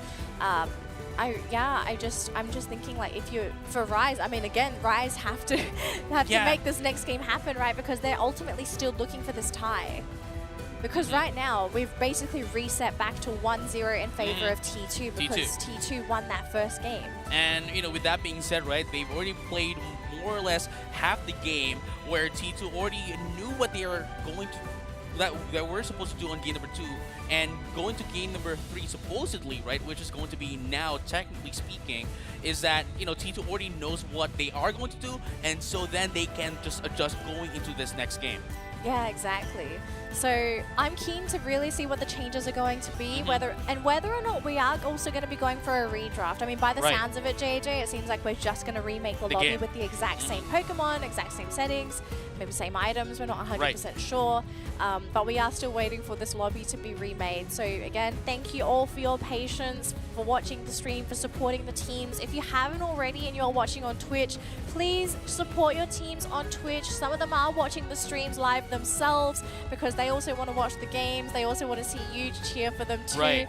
So please send them your support, even on Twitter, on socials, on Twitter, on Facebook, whatever social platform, please send them your support, because this is, I think, the biggest tournament in Asia to ever happen for Pokemon Unite. And at the same time, speaking of Twitter, I think we do have a hashtag for it as well. I believe it's hashtag PUACL2023, so that's PUACL2023. Yes, so if you maybe have any questions for us, or if you want to tweet anything out about the tournament, make sure to use the hashtag. We'll filter through it, and if we do see any questions, we may answer them live on the stream as well. I mean, we're happy to answer stuff. So looks like both the teams are just sort of discussing what's really going on, and you can see here that this is Rise's camera. Right. Eeyore, who's advising the team. Clearly, they're trying to get back into the mindset, because I think after a game like that, where you're feeling disconnected, discombobulated, because the game was just so haphazard. So he's probably trying to have to get the team back in order to instruct them what's going to change, because I think you cannot play that game exactly the same. Yeah, because again, T2 already knows that that's what you're going to be doing, and that, how do I say this, like, Rise, that just puts Rise in a huge disadvantage, especially if we're going to have the same draft, right? Because again, T2 already knows that, okay, this is what they're going to be doing, this is the draft, so all we have to do is just answer back, with this kind of composition that they brought on game number 2. It makes you wonder as well, are we going to be seeing some more invades, right? Because we didn't really see much of a central area invade in that second game, and that was something that T2 did do in that first game. Is that going to be something that they run back? Maybe Rise decide for themselves, like, what if we invade, Because they do have a couple Pokemon that can potentially do that. Because it's, remember, right, it's a Glaceon in the central area for T2, and an Eevee, unfortunately, before it hits Glaceon, it's not that great, actually. In a lot of 1v1 engagements, it's actually pretty easy to steal away those last hits. No, yeah, for sure. But again, I guess it goes both ways as well. That if T2 can obviously change their skills up and change up their their moves and gameplay going into this next game, obviously Rise can do the same as well. So if they are getting in a little bit careful at the early game, right? They can try to change things up and basically surprise T2 as well. Yeah. So we'll have to see if Rise are going to be able to make that comeback happen, because this is their second do-over, I suppose, for that game number 2. And victory was within their grasp. It was actually really close. This team looked really good for the first 4 minutes. It was just up until we started seeing those server hiccups that, I think the team really got thrown off. And Right. maybe they even got disconnected at some of the worst times, you know? So you come back and you're like, oh no, I'm already back at base, I'm fainted, I can't do anything. No, yeah, I mean, again, we just have to like really like emphasize on the fact that it happened on the most crucial times. It's not like it's happening when they're just like trying to get some XPs, you know, trying to level up. But it's especially happening on team fights that are very crucial that can like what do you call this? Remove the basically the tipping of the scales, right, for both of the teams, basically the catalyst, which would then show us who would have the upper hand against the other team. Yeah, and I think this is also going to be a good display of like the team's general mental state and how they Right. recover from these unfortunate circumstances, because the reality is that sometimes things happen and you need to be able to snap back to your previous your stance, because Right. you can't sort of sit there either panicked or in disarray. Right. You really need to stay razor sharp and focused, which we did see the teams are actually just going in for their general team talks. I think that's one of Right. the best ways to sort of get your team back and to recalibrate going into that next game, right? Make sure that you're all aligned and on the same level. And at the same time, right, we have to factor in once again, which we've told them earlier as well, that this is an offline event, right?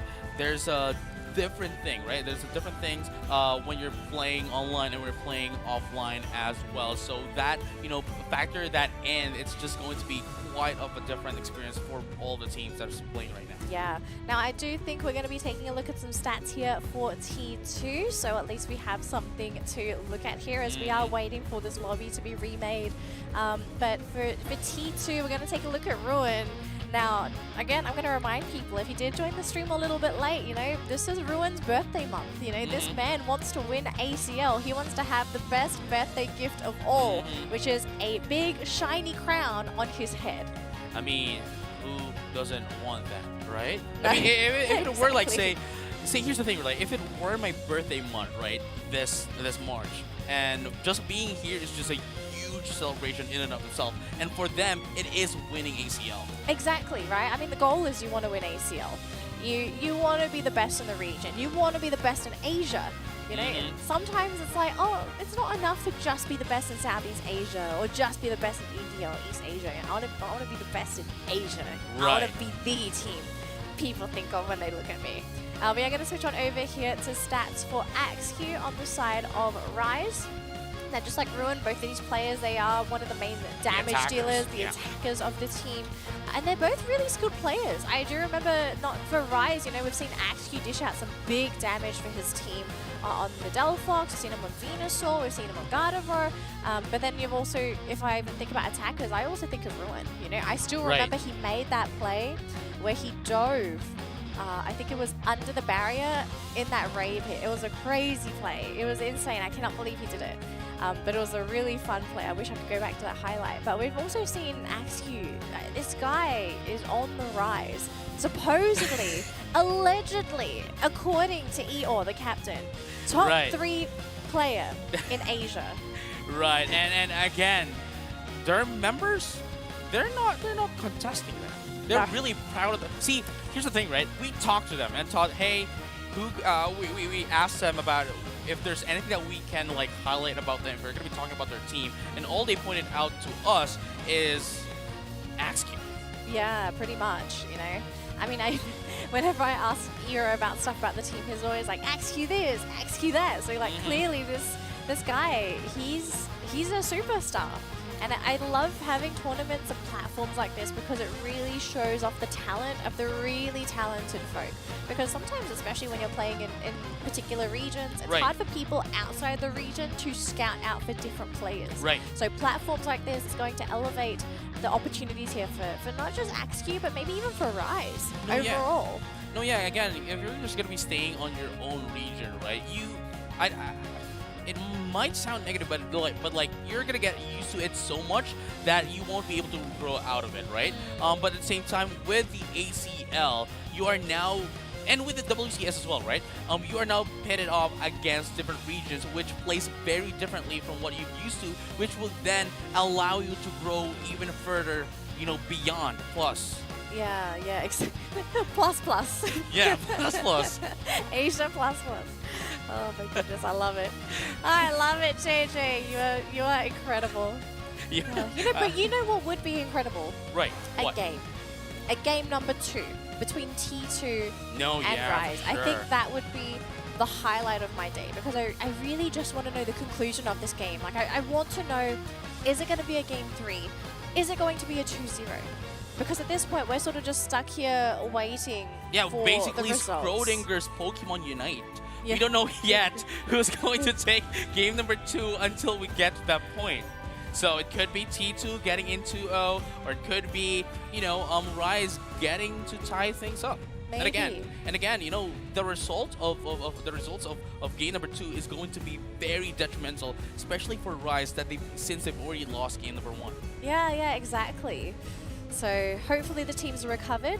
They've reset. They're in the lobby as well, and they're ready to go. I'm waiting for the referee to press the big red button that has PLAY on it because we love it's to not play the red, game. it's orange.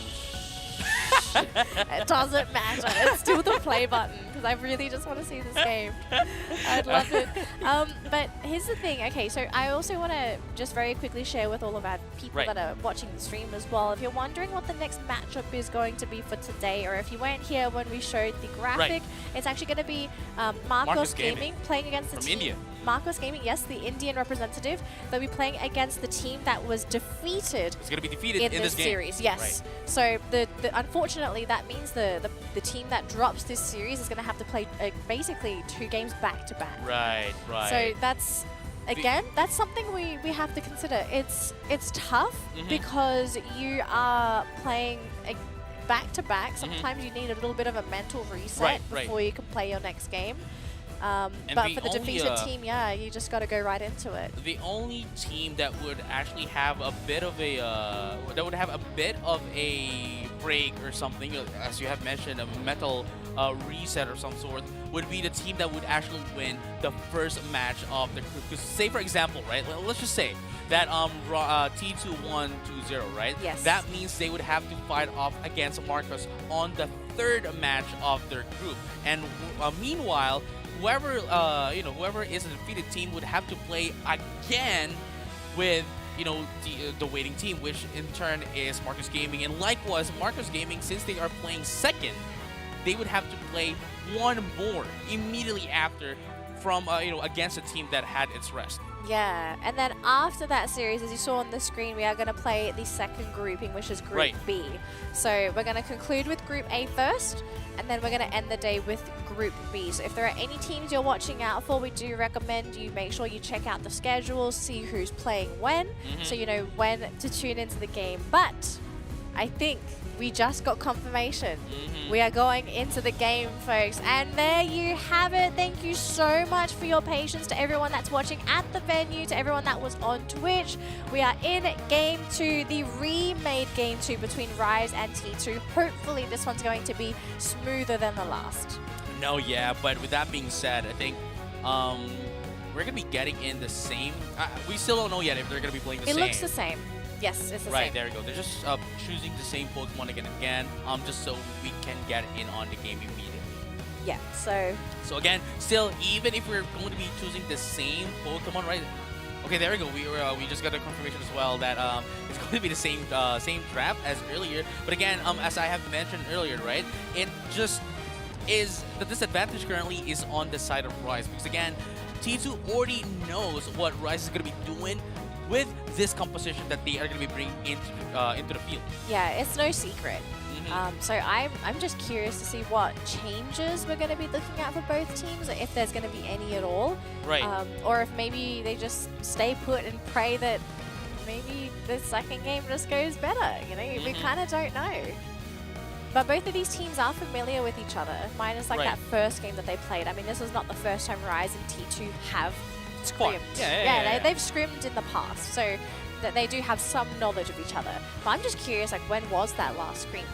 Yeah, they never told us when they were. Why would they screaming, tell right? us? Because no, they're telling the world. It's just like. Sorry, So- okay, I won't defend myself it's fine, anymore. it's fine. Oh no. Hey, it's okay. We're together, so if you sink, I gotta sink too, apparently. So I really, really want to see what are the changes going to be. Right. are we going to be seeing any invades? Because Supercell can invade, right? Like Right. Snorlax is capable of invading. But then if you take a look on the other side, like you can't really invade with anyone except maybe Illuna.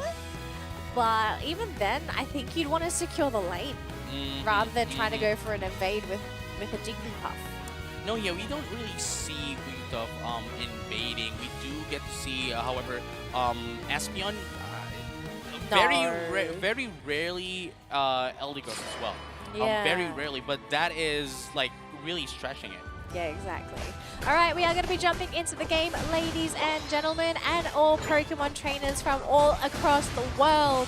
We are here for Game 2 between Rise and T2 after this remake, and we're going to have to see if Rise can maybe make history repeat itself. Have a fantastic early game, secure the main objectives, and then hopefully win the match from there, because at the moment they are 1 game down against T2, and if they drop this series 2-0, that's going to set them very, very far back if there is a potential chance for any of these teams to run into a head-to-head knockout series. And look at that as well, you know, like the difference between the gameplay of Rise and T2 is already showing immediately at the first minute of the game. See, Rise was like, you know, pressuring up T2, you know, in game number 2 when we had an original game number 2, but now T2, since they already know what's going to be happening, they are prepared for it. Yeah, they really are ready for it. And I think this is going to make the game much harder for Rise. Right. Because the element of surprise, I think, was really... there.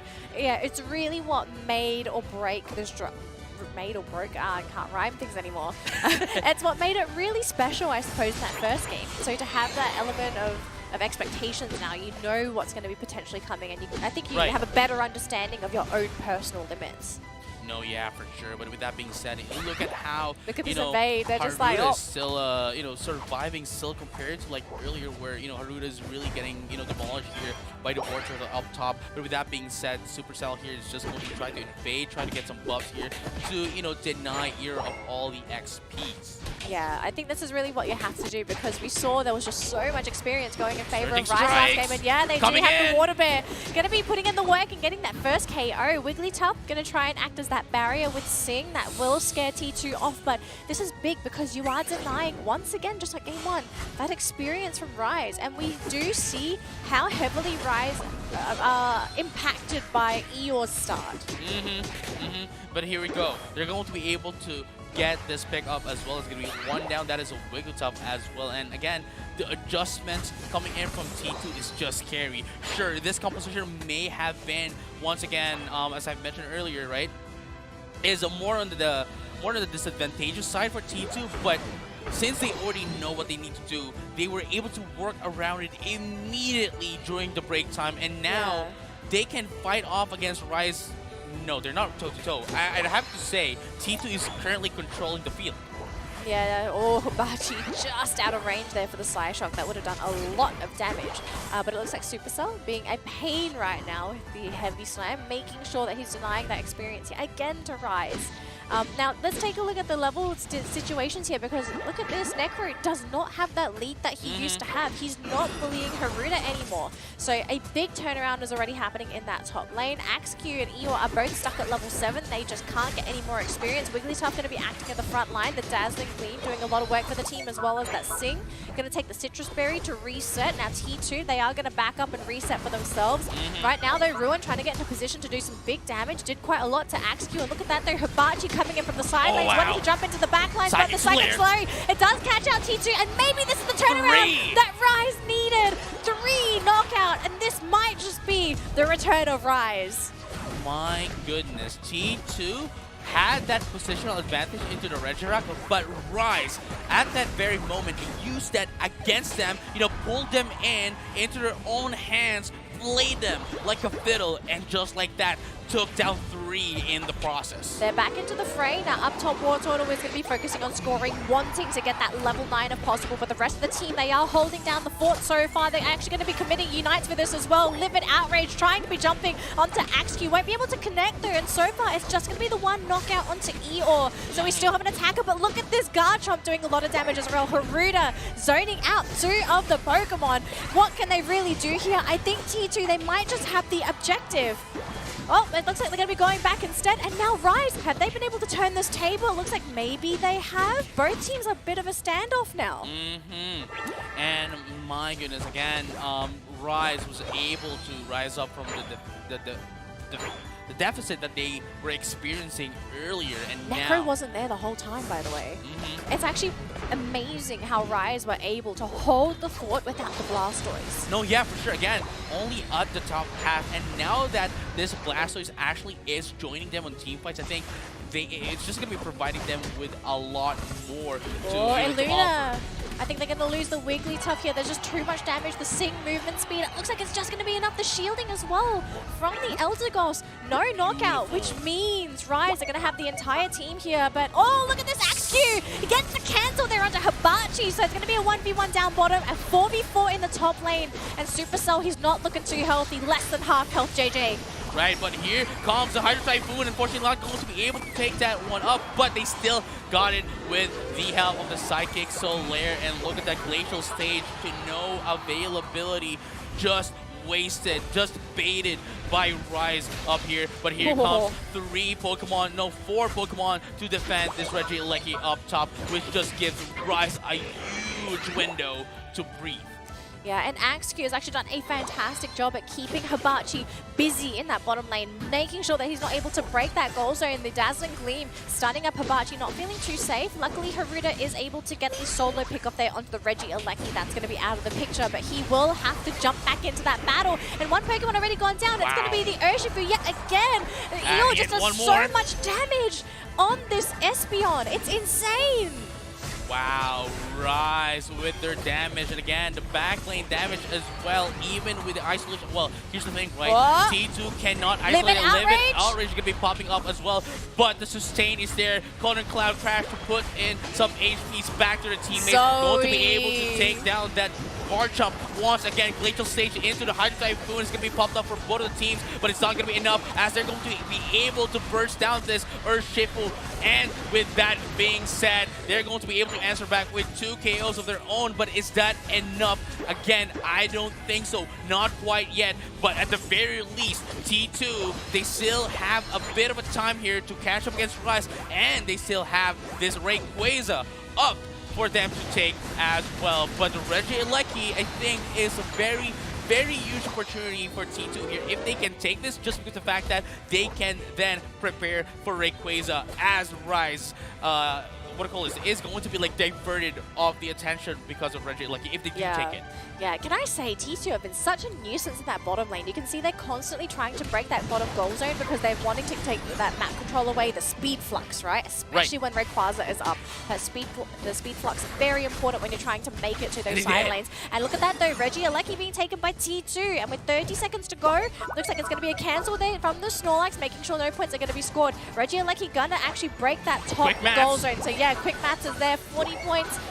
It's not a big, wait, was it a big overdunk? It was kind of 30 points. Yeah, 30 points. So it was a reasonable overdunk. This game is still rather close, JJ. It right? is. 183 to It's 129. It's not a lot, especially with the double points coming in from the last final stretch, right? The last 2 minutes of the game. And now that Rayquaza is up, what Rise wants to do here is basically what Tito wants to do here is take up Rise, because again, they are still in the lead, and Rise here can just like score, and they have all the score. They can just give away this Rayquaza and still, have higher points than that of T2 by the end of the day. I wonder what's the play here. Is T2 going to bait? Maybe they use the Garchomp to actually slowly whittle down Rayquaza, force Rise into that fight, because if you take a look at the bottom, Hibachi wants to go for the back cap on the Urshifu, who's actually waiting. But it's only 28 points. It's still points. That's the most important thing here. They need all the points in the world to make that comeback happen. So it's a bit of a stalemate. Both teams, they are sort of flicking out. Garchomp, and Garchomp up top. No one's nearby, so 88 points. Rise is going to see it, and I think a fight is actually breaking out, JJ. Going in back that into the central area. It's actually going to be a burn. They're going to try and burn that Rayquaza Hydro against you. Oh, Tito got it! Tito got the Rayquaza away from Rise as they were able to take away the score, destroying the first tier score goal. And here comes some overcapping as well into the second score goal. This might have just been the game for T2. That was quite huge for T2. And look at that. 2 is now down. Yes, they made sure that Rise noticed that guard jump, allowed them to get baited to get inside the Rayquaza, and allowed them to hamburger their way in on Rise, taking away the Rayquaza from their hands. Oh my goodness, they actually went for the flip, and the fact that they weren't even able to get the lockdown onto the Rayquaza, that was just a big unfortunate play here for Rise, because now the game is actually still within reach, JJ. 101 points. Now it's going to be a little bit more, but look at this though, we just don't have time. I think T2 have done it. They have managed to 2-0 Rise in the opening best of 3 of the Pokémon UNITE Asia Champions League offline final. Can I just breathe? Yes, you need to breathe. do you need a paper bag? No, JJ but that was huge for T2, taking away that Rayquaza, because again, it was already looking pretty bad for T2, right? It was already looking bad for T2, but the mere fact that they made use of the option select of that guard jump, right? Especially with Haruta, right? The mere fact that they made use of Haruta, that was quite a huge risk. Yes. That was quite a huge risk because again, that puts a very huge advantage to Rise for them to take down the Rayquaza, because they are, they are spread out in the map. We have Haruta up top. We have we have Hibachi down bottom. So there's only 3 Pokemon, right? Ruin, Arjun, and Supercell are the only ones on the central area, and that is a huge disadvantage for T2. But again, they made use of Haruta, made sure that they saw that there's 88 points going to be coming in, and just baited Rise into getting that Rayquaza, and from there on out, while Ruin, Ajun, and Supercell were dealing a bit of a damage into the side of Rise, that is then, I guess you'd say, is like the key factor here, because still, Haruta and Hibachi still has full HP. Yeah, exactly. And I think another thing we sort of need to talk about here as well is that if you take a look at Rise's composition, they didn't really have the best Pokemon to potentially go for that back cap for themselves, right? Like if you're picking something such as Garchomp to back cap, this Pokemon is self-sustaining. He's big, he's tanky, he has an escape mechanism, so he's not that easy to eliminate if he tries to go for the back cap. Whereas everyone on the side of Rise, it was a rather squishy composition. I think Wigglytuff at best would have been able to do this, but then if you're showing Wigglytuff back capping in the bottom lane, you have 2 squishy attackers with 1 less Pokemon to protect them. Right, and again, just going back into the replay as well, you can see here how Rise definitely has the control of the game here, from up until the mid game really, but going into that last game is just fantastic to really. Yeah, I mean, they had to make that play happen. I think they had to make the play happen. They took the risk because they had basically, at that point, everything to lose. Yeah, like if they just left it, I don't think that they would have been able to take the game. No way they would win a head-on 5v5. I think that would have just been a big mistake. It's like T2, right? Like T2 know that, and they are in the position to play that risk. Just because of the fact that, again, they already had 1 game ahead of Rise. So if they lose that, at least they still have 1 more game to play, right? Yes. But with that being said, T2, that was just a huge gamble. Yeah. Now, luckily for us, this is not going to be the end of Rise, because remember, we are in Group A, where the teams are set to play against each other at least once to try and accumulate. Yeah, it's round robin. Accumulate as many points as possible, because only the top 2 of the groupings is going to make it to the playoffs tomorrow.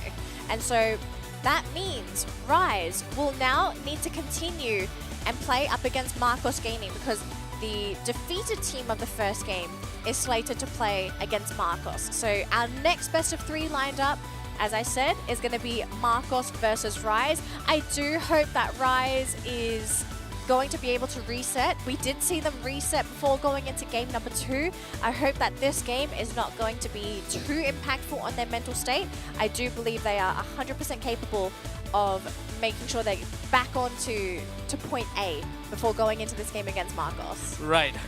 Man, again, it's gonna be hard, right? It's gonna be hard on the it's gonna be hard on the team that just had been defeated again, because like they still have to play 1 more, right? Yeah, well, I think Rise can do it though. I think out of all the teams, Rise has the mental capacity to reset from this. We are going to take a look at the scoreboard here as we finally see our first change, our first points delivered, and I suppose our first result for the day, because that was our first best Match. of 3. Yes, our first game. So we're going to flash it on the screen as soon as it's ready so we can see what the status is for the teams in Group A, because right now we have just kicked off our first game in Group A. We've still got Group B that's going to be happening later today, JJ. Right, and you know, after that, of course, we are going to have an interview as well with the winning team. Yeah, exactly. So I think I'm looking forward to hearing more from T2. I Right. want to know what was in their minds. I think especially with everything that happened in that best of 3 series as well, because it was not your usual game of Unite. Right, and with that being said, here is the score update for the day. Here you go. It'll pop up on the screen There you right now. There we go. So T2 in Group A is currently leading with 3 points after managing to sweep their first series 2-0 up against Rise.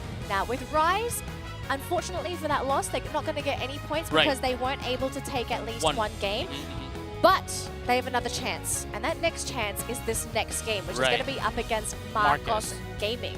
And now the question as well, I guess, for Marcos is that can Marcos get some points on this board? Because we know Rise is a strong team.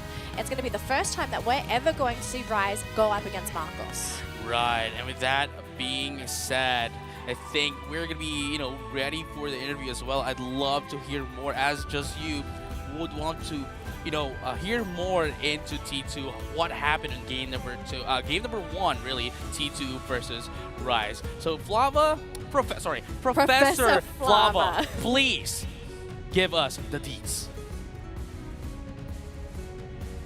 Why, thank you very much to the commentators for the amazing commentaries. And of course, I'm here with our representative from Team T2 for winning that amazing match. Since they actually won 2-0 against their opponents, Team Rise, they earned themselves 3 points right here. And of course, I'm joined by representative.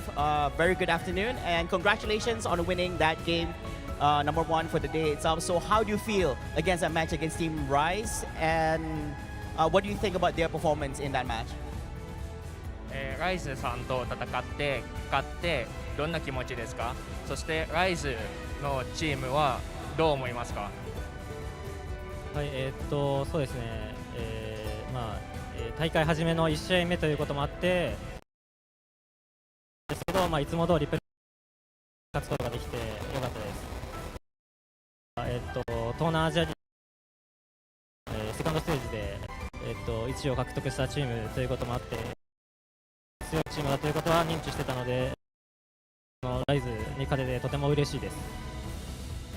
This is the first match of the day, so Supercell is really glad that they can play as usual, and they are really happy that they can win. And as for Rise, Rise is a really strong team from the Southeast Asia that won the qualifier, so they are really happy to have won against them as well. Wow, that was amazing response. But of course, we look back in the games itself. I remember that game number 1 that you played an exceptional Trevenant, but unfortunately in game number 2, they had to ban it itself. So how do you feel about that? Was that something expected, or probably is that a respect ban for your team? 今日の 1試合目はオーロットすごいオーロット使ったんですけど、2試合目でオーロット禁止使用されて、それは予想通りですか？どう思いますか？はい、そうですね、結構1試合目の、オーロットが調子よくて、しかしバンされることは、予想してなくて、ちょっと困ったんですけど、僕はすべてのディフェンスタイプのポケモンにとても自信があるので問題はありませんでした。Yeah, he felt like he played Trevenant really well, and I kind of expected it to be banned, but because Supercell can play all defense Pokemon, he didn't feel like difficult at all because of the ban. Yeah, I think the other teams are also aware that he actually plays and also trains a lot together with Trevenant, but I guess they were not able to actually ban it during the first one because basically they had the bandization on that one. But last question right here from my end is that basically if you had a team that you would like to go up against and a team that you feel that is the strongest that's present here, which team would that be? 最後に本大会の一番戦いたいチーム、一番強いチームと思いますと思うのはどっちですか？そう一番戦いチームと一番強いと思うチーム。まず一番強いチームだと思うのはハイファイブです。で、戦いたいチームもハイファイブです。理由は、東アジアリーグで、ハイファイブに、T2 は、2敗しているので、ここで、リベンジを果たしたいと思います。So the team that Supercell thought is the strongest is High Five, and the team that Supercell wants to play against the most is also High Five, because T2 lost against High Five twice, and he wants to take revenge on this tournament. Well, you hit it right here. A revenge match is definitely in arrangement for these guys right here. So once again, congratulations for winning that match. 3 points for you guys on that 2-0 win against your opponents. Now, ladies and gentlemen, that means that coming up next, we are going to be having the match for Team Marcos Gaming going up against Team Rise. And let's have a look. Shall we stay one?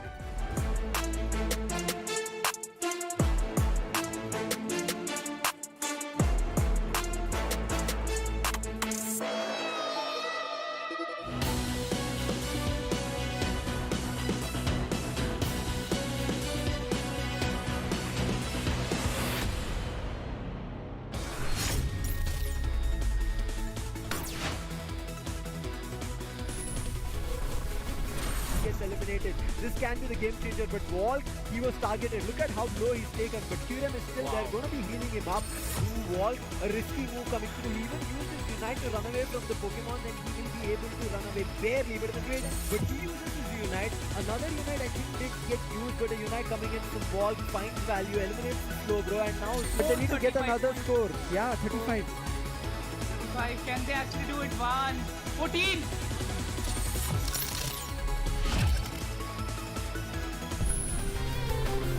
Actually, his teammate actually helped him out.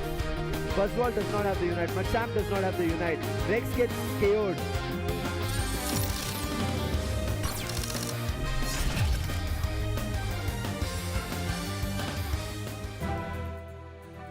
Here we are in the heart of Kuala Lumpur, is at the Battle Arena for the ACL second best of 3 coming up. Rise against Marcos Gaming. We are your commentators for this best of 3. It's a wonderful series coming up. My name is Husky. Alongside me, my good friend Contra.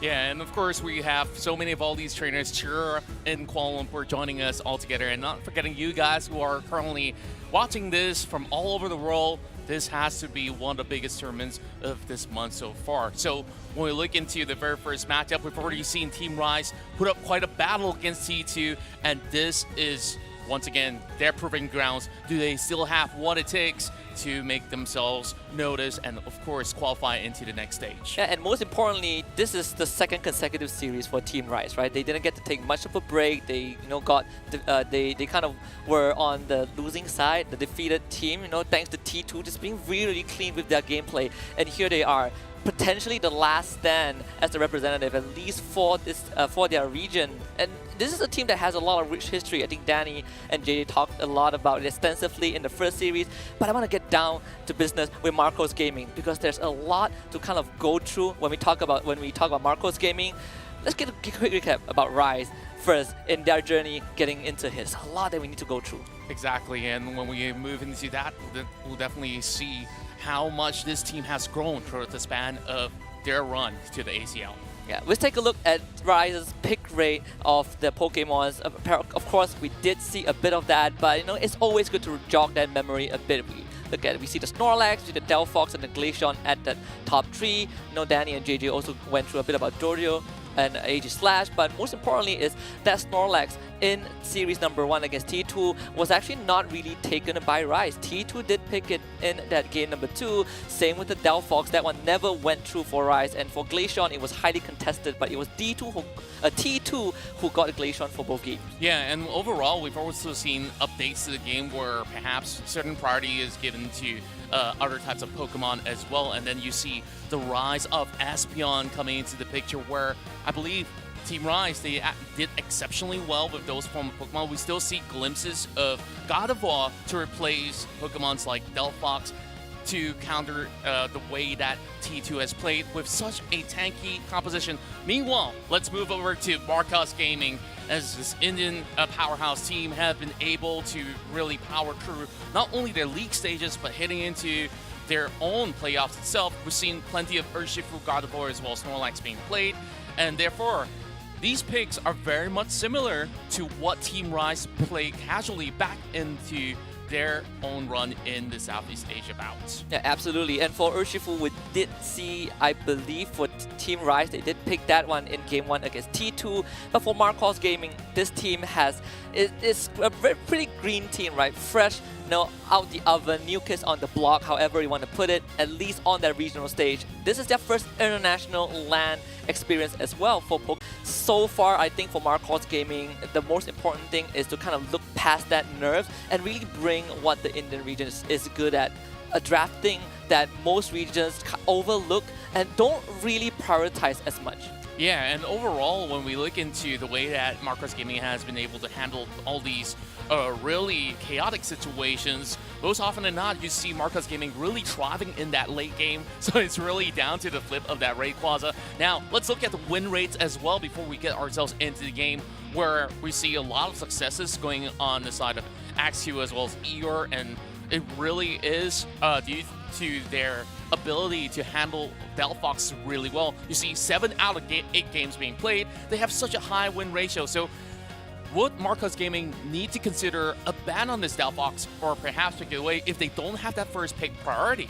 Yeah, so far from that first series ban, we look at a very little sample size. It has been focused on towards the supporting defenders, right? We saw, I believe, the Clefable getting taken out, the Trevenant also being banned, and of course the other two were taken by Zacian overall. But for Marcos Gaming, these are the win rate a bit skewed towards that Gardevoir and Dodrio. The Delphox is also on the list, but not as much as Team Rise has brought to the table. Yeah, and overall, I guess they do have very similar structure of how they would like to actually compose their composition of Pokemon all together, and therefore this is pretty much even grounds for both sides of the team. Whereas we did have a little bit of a chat with Team Rise earlier where they had such a packed schedule, they didn't really have enough time to actually get some games down, to get some scrims with all the rest of the team. But same could be said about all these 6 competitive teams that are here in Kuala Lumpur, Malaysia. So I'm really excited to see, can Marcos Gaming actually strike their first win here? But also, this being such a difficult situation for Team Rise, no matter what, they will have to walk away with a win in order to stand a chance to move into the playoffs bracket. And this is for Marcos Gaming. They got to witness what Team Rise can bring to the table, because after this, they will have to face off against T2 regardless of the result. We are in the drafting phase for game number 1. And in this case, you can see Team Rise having that first pick. And so far, the pattern has been, if you are on second pick, you are looking to ban out the Zacian. It feels like there's very little option to wriggle around, but there is still some breathing space on second pick, right? You get that last pick, you get that X Factor gotcha Pokemon. It is something that from the India region, you look at it and you expect them to come out with something that is really out of the hat. Yeah, and overall, I really like what we see here on the very first phase of the bans, where Clefable is being removed, and that really allows a little bit more room if they want to consider a first pick on that Urshifu for Team Rise. We've seen Eeyore going on to that Pokemon before.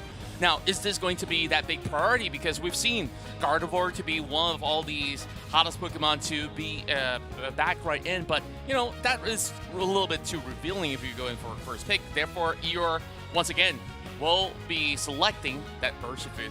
And Espeon and Blastoise, an instant response from Marcos Gaming. And Blastoise has been very, very popular, right? We kind of see that surge coming back into the current meta. Espeon is also a Pokemon that I do expect to see a lot more alongside Glaceon. You probably would see Espeon on one side and Glaceon on the other.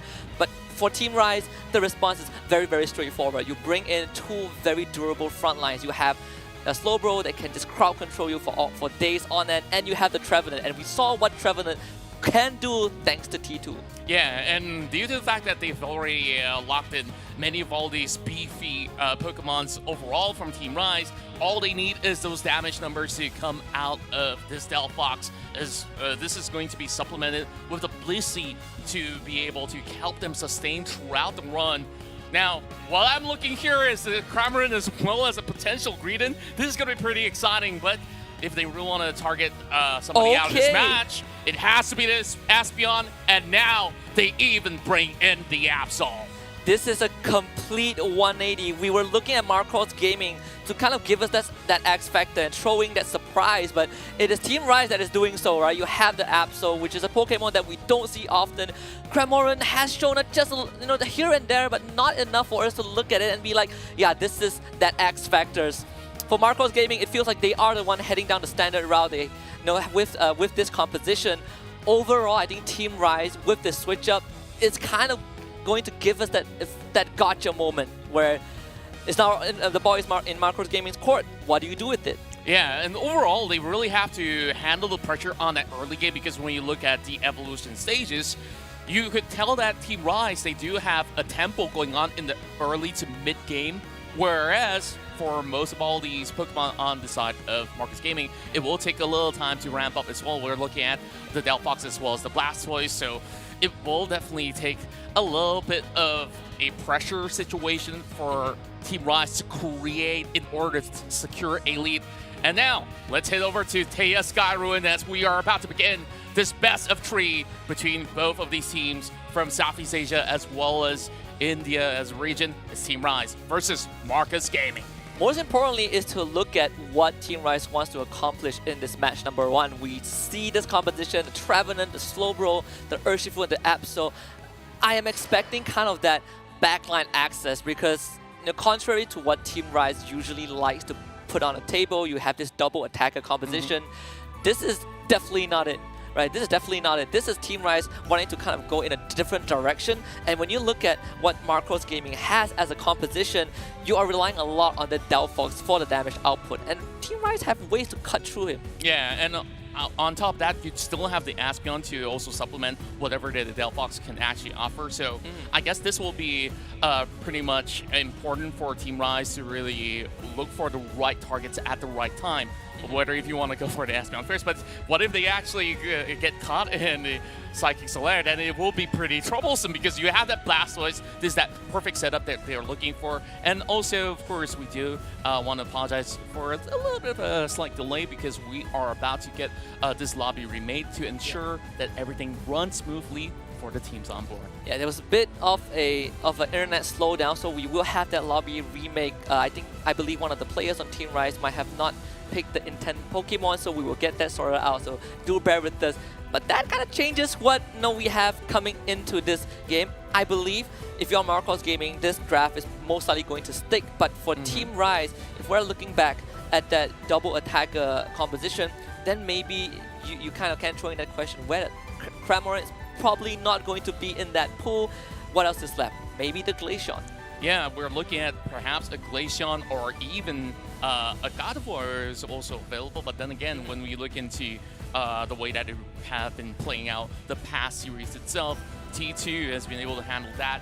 When now with perhaps squishier targets involved, it could be pretty much possible that these are the few picks that they will have to consider in order to pull themselves up ahead. Yeah, and this is a good time for us to talk a bit more about Marcos Gaming. We mentioned how this is kind of the first international LAN experience for them.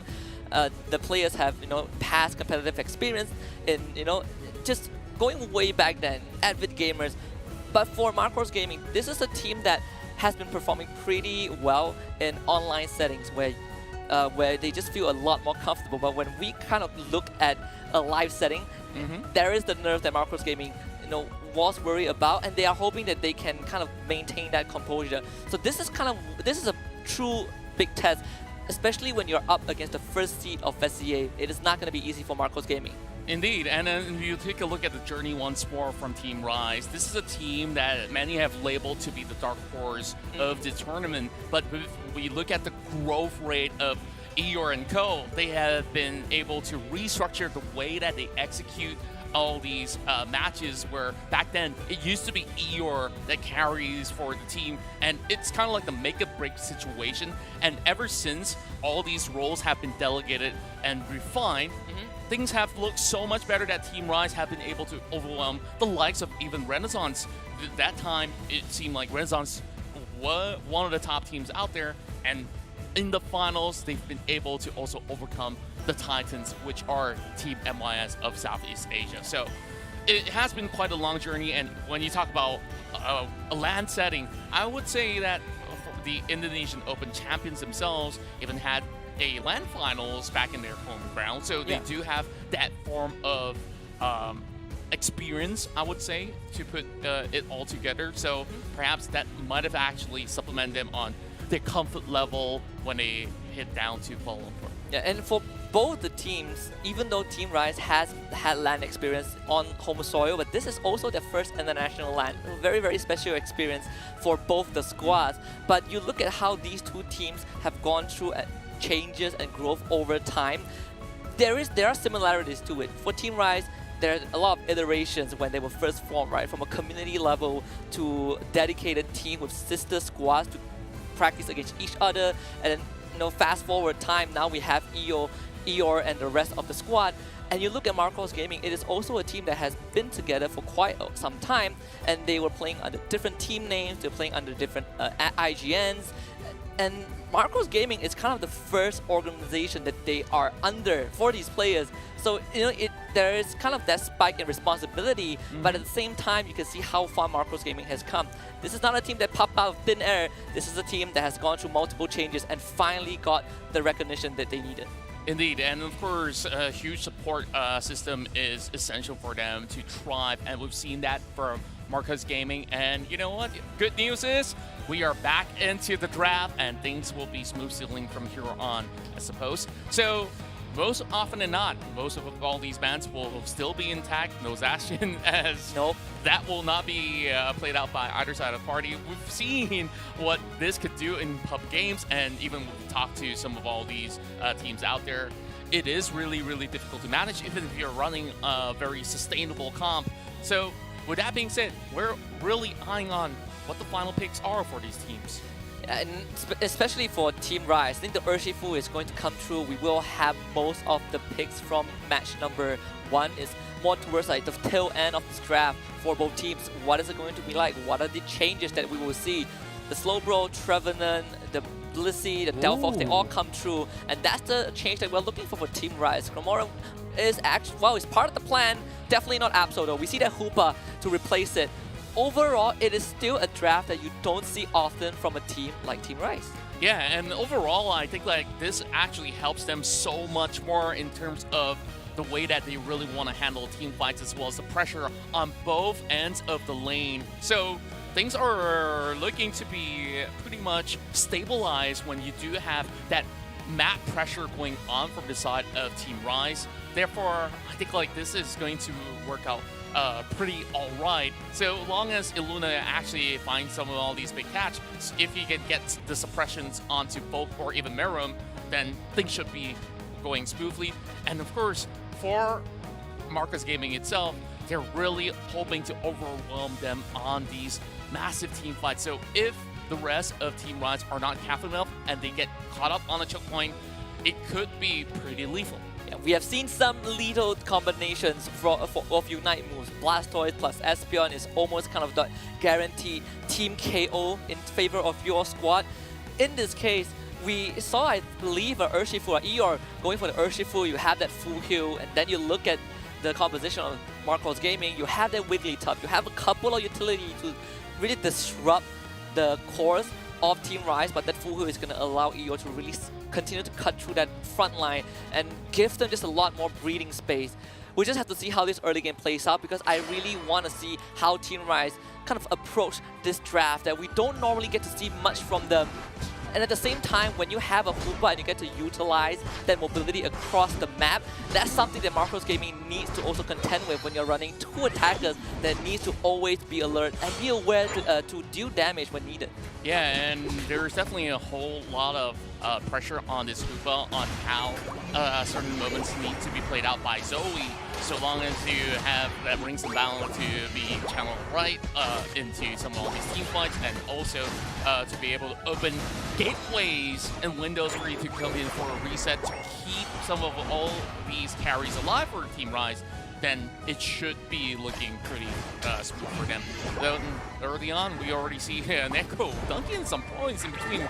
Kurum couldn't be able to stop him just in the nick of time, but the battles over the bottom side have left this Jigglypuff pretty low. And you can see kind of the power of this trap, and the Necro is going to hit that 5, get that Wood Hammer. This is that sudden spike in power that Team Rise is looking for. Suddenly you have massive crowd control, incredible damage, and you have a crowd control that becomes more lethal the lower the enemy health are. So Eeyore is going to show up. Snowy might be the target, isolated from the rest of the team with Necro on his tail. That's the Wood Hammer coming down. First KO for Team Rise.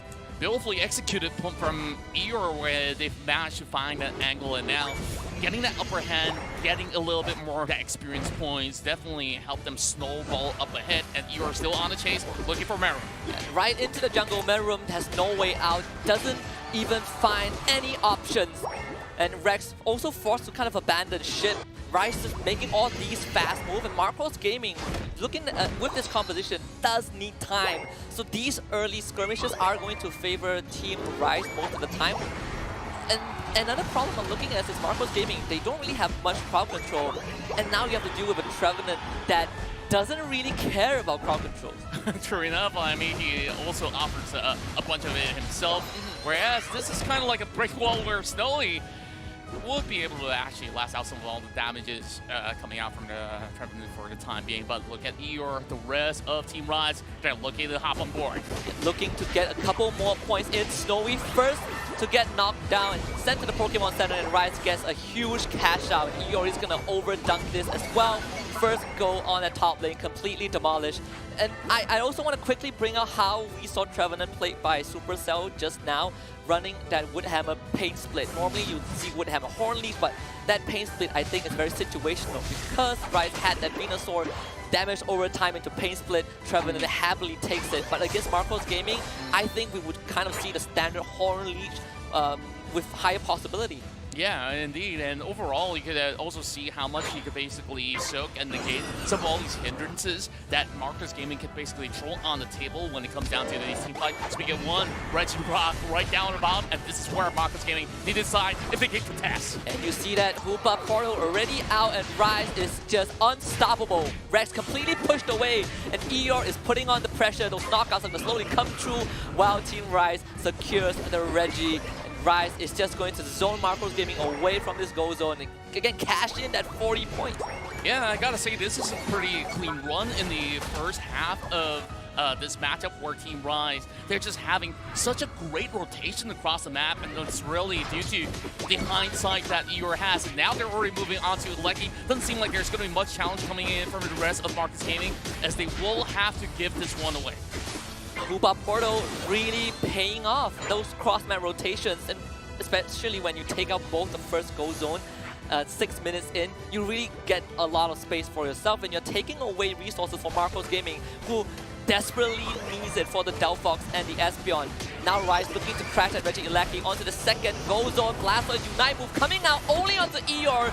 Not that he's doing much though, the KO slowly trickling in as Team Rise consistently just putting up the damage.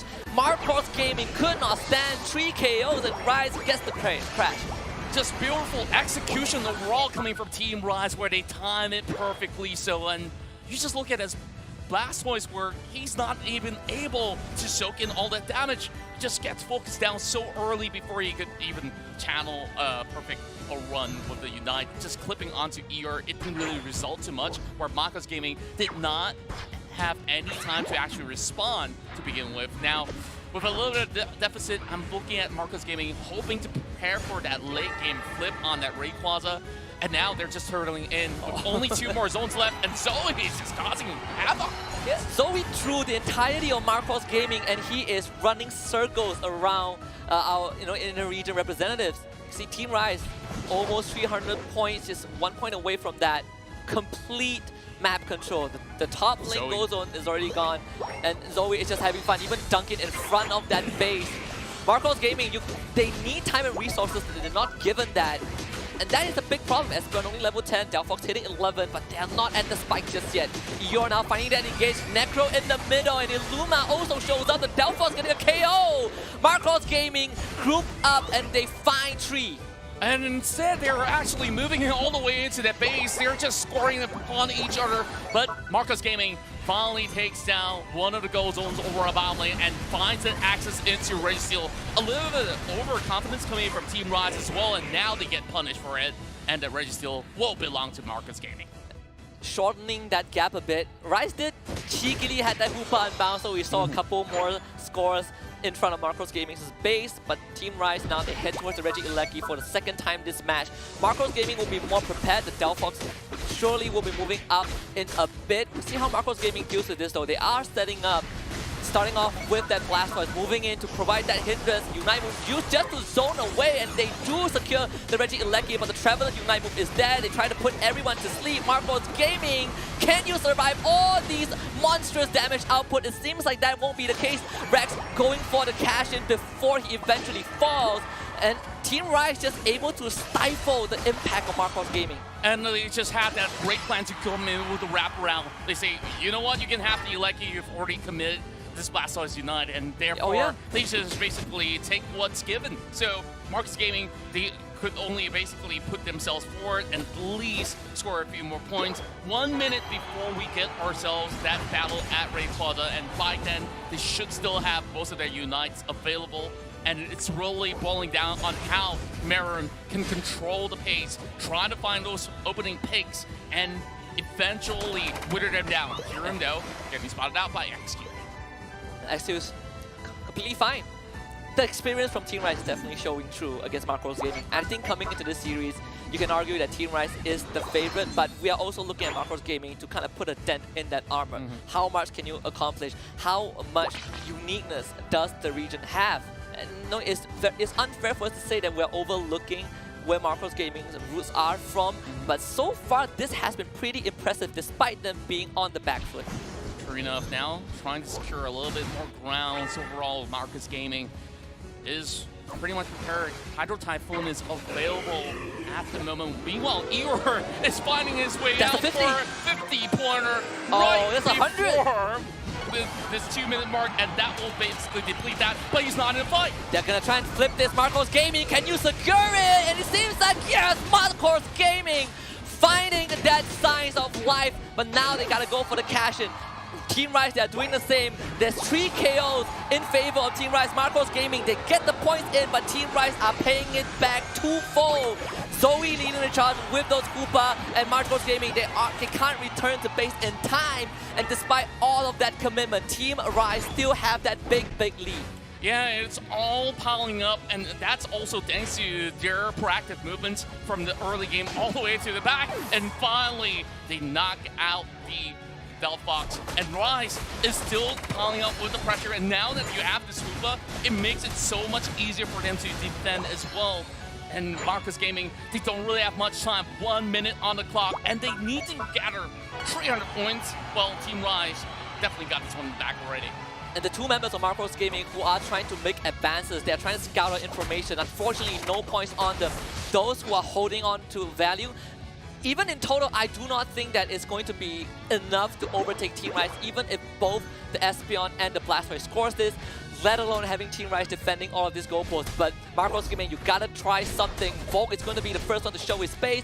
You get rid of the Necro Pain Split. Snowy also now joins. They need that Unite move though. It is all or nothing. Marcos Gaming piling in to the base, but Urshifu Eeyore shows up, gets the KO on the Espeon, and Team Rise stamp their foot down. They plant their roots and say game number 1 is all and true but over. Team Rise stands strong.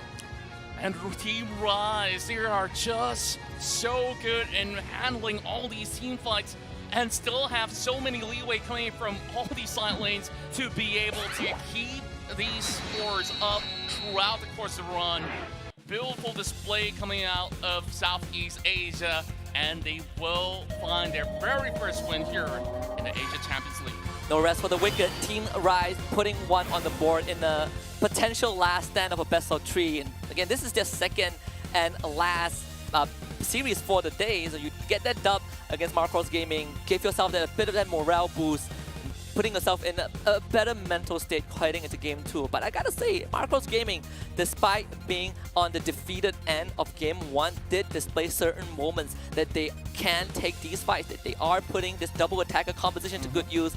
Unfortunately, they were just slowed down a lot by how Team Rise has been really pressuring them. Yeah, and I just love to see how Marcus Gaming had been able to retaliate as well. You see in the midway mark where they've been able to actually find that gap to eventually wipe out a few members of Team Rise and then secure themselves a Reggie. And then from there, they see a glimmer of hope. They've been able to stabilize and, of course, go in for the final hurdle on the Rayquaza attempt. They managed to get that in return, but because they don't really have much spacing to defend, that actually opens up so much room, and Eeyore hits that 100-pointer perfectly on time on that 2 minute. Yeah, and it's just completely uncontested. One more thing is how Team Rise really understood how to stop kind of this double attacker composition. Is something that Team Rise themselves are very comfortable with. So you want to bring that archetype against Team Rise, you have to really be prepared for it. And Team Rise, they had done enough homework.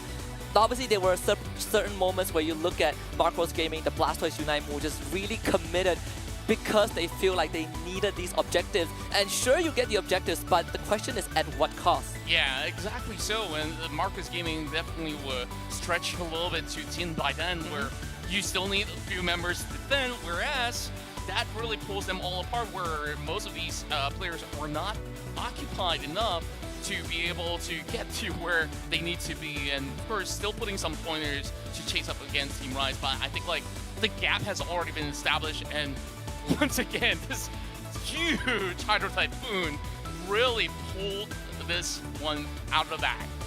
Did get the Rayquaza, but didn't get the game, unfortunately. And I also want to say how Team Rise were just standing outside the Rayquaza den and just pelting Marcos Gaming with damage.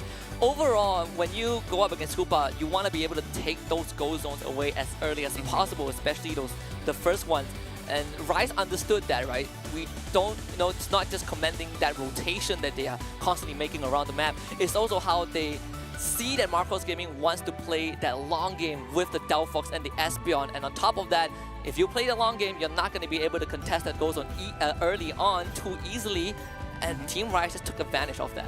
Yeah, overall, I just think like they have very much adapted ever since the first series that they played against T2, and it really shows a very different form of playstyle coming out from Team Rise, where they have been able to adjust with this Hoopa pickup and then just exert a little bit more pressure all across that map. And you really have to commend Eeyore again, right? You have to. There's a way. There's just so much to talk about this guy, where he is the man who really calls the shot and really pick up many of all these knockouts in the early game. And if not, it has really established a little bit more of that opening space where this Cramorant can be activated as well.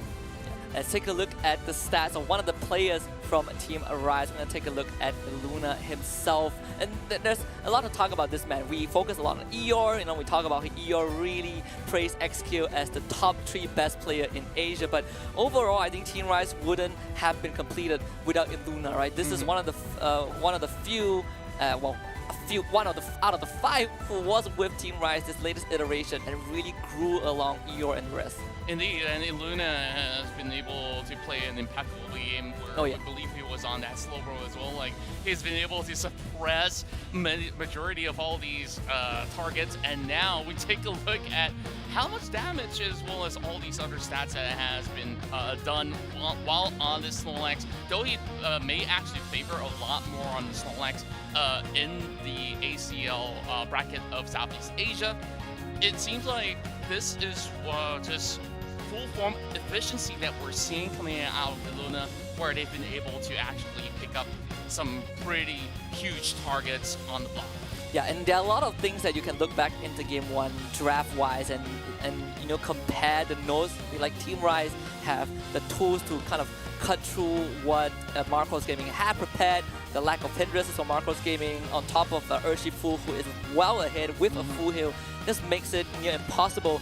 But at the same time, you also can kind of look at Team Rise and really commend how this drafting from Team Rise was so well thought out. It is a team not only throughout the years, throughout the years that the timeline that they've been playing together, have been able to really improve and grow as a squad, but also polish on those drafting. That's right. And when we take a look at Volk overall, like, he's been able to actually dish out enough damage, but I think like there was slight difficulties on how the entirety of Marcus Gaming were hoping to sustain, because the attacks come in from all forms, where you have flank angles coming in from Eeyore. So if you give enough room to Volk, he'll be able to do so much more. So we're hoping to see that he'll be able to step up in this upcoming game. And it's great that we're talking about Volk, not only his role as an attacker, but also his role as kind of like the main shot caller for Marcos Gaming. The team dynamic of Marcos Gaming is very, very interesting, because it is a team that works collectively as a group. We are gathering information, we're exchanging comms between one another, and then when we have a call that we need to make, we do it together. Then you can kind of argue that there are teams like, for example, a T2 or High Five, where you kind of have that main brain that is making all those important decisions. Not for Marcos though, they prefer to be able to kind of transmit those messages and work on it together. Yeah, and we've already seen the way that they've been able to have all these form of different styles of composition involved from their run back in the ACL.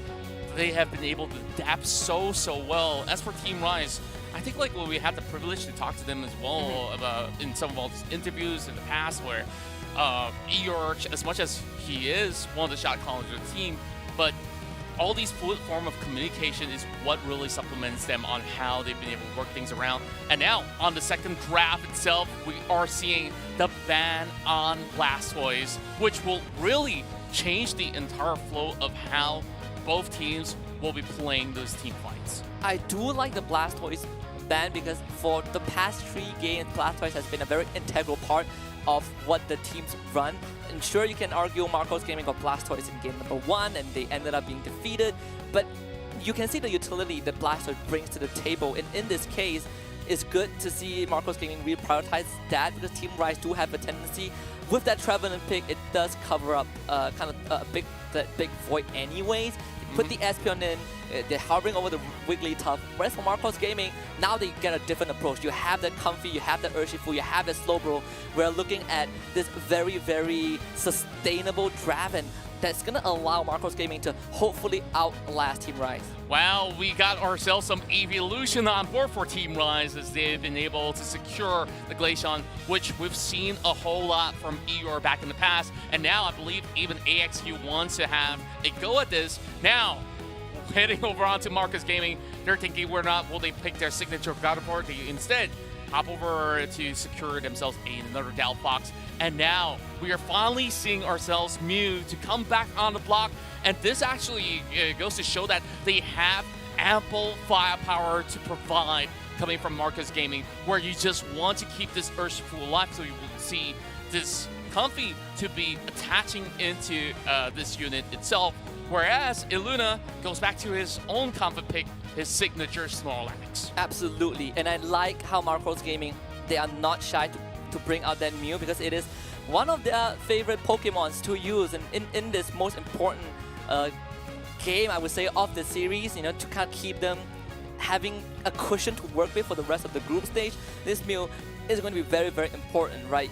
We've talked about how Volk loves the Gardevoir, loves the Delphox. He's going to get his hands on it again, but you need Meruem to now play a bit of the supporting role to really allow this Comfy to stick onto Urshifu and have Delphox been given the space. Yeah, and on top of this, there's a lot of pressure on the shoulders of Snowy overall, because he's got to make a lot of all these plays happen, get ahead of Team Rise in the early game, and that's where they will be able to have a little bit more of that smoother cruise later on. But you look at all these Pokemon coming from Team Rise, they try from mid-game onwards. They have the burst of damage being offered by both the Espeon as well as Glaceon, so that's something to look at. And Marcos Gaming, they're hoping to stay afloat, and with that, we begin ourselves round 2 between Marcos Gaming versus Team Rise. I suppose it's also fair to say that when you look at Marco's Gaming's composition, we are seeing a bit of that resemblance from match 1 where you don't have too much hindrances to work with. Whereas for Team Rise, you are a lot more comfortable. Necro trying to be a bit cheeky, should be able to get that initial score. He's going to get it 6 points up for Rise. Yeah, great initiation coming in, and they're about to stack it as well with Zoe. A little bit of a tussle going on, whereas when you look into the late game onwards, you look at Marcos Gaming's potential to actually go in for a huge snatch, especially when you do have a Mew on board. There's going to be a huge solar beam coming out of nowhere, and perhaps that will give them a little bit more of that leverage when they do contend for all these major objectives. And Team Rise, that's the reason why they're just hoping to deny and jostle for control yet again. But we see Marcos Gaming doing things a little bit better as they've been able to stabilize the early game. And this is what we are expecting from Marcos Gaming. You have the Comfy sticking onto the Urshifu. Obviously, it's a contest of that experience to get that AOS energy points for Marcos Gaming. So doing really well for Snowy, and again, that responsibility is going to continue piling up as the game progresses. The good news is that Meruem, he is uncontested so far, but and Rise not having the Hoopa this game means that they can't rotate as fast, but obviously you have this invade coming into that jungle, a central point. Kyurem needs to find someone to attach to. Rex is also there, but it's just a distraction. Rise now opens up the map. Yeah, and Eeyore managed to steal away the buff as well, denying a lot of all these resources going in favor of Marcos Gaming. And things are just going to get a little bit difficult here in the first couple of minutes.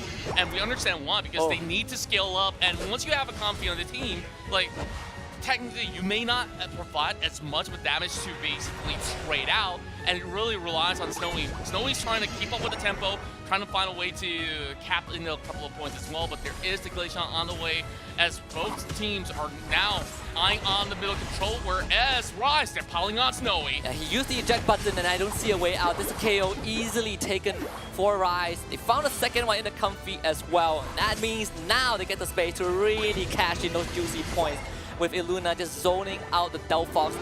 This is as clean as a whistle from Team Rise. Yeah, thus far they have not been able to respond back in kind. It's already 107 points and more stacking up if they did not defend the top lane overall. I believe that this goes on. It has done and dusted. Meanwhile, bottom side, we have not seen any punishment on top of the members of Rise, where there is a little bit of a window of opportunity, but perhaps they're just preparing for what's about to come, the first Reggie about to spawn. And this is going to be crucial for Marcos Gaming.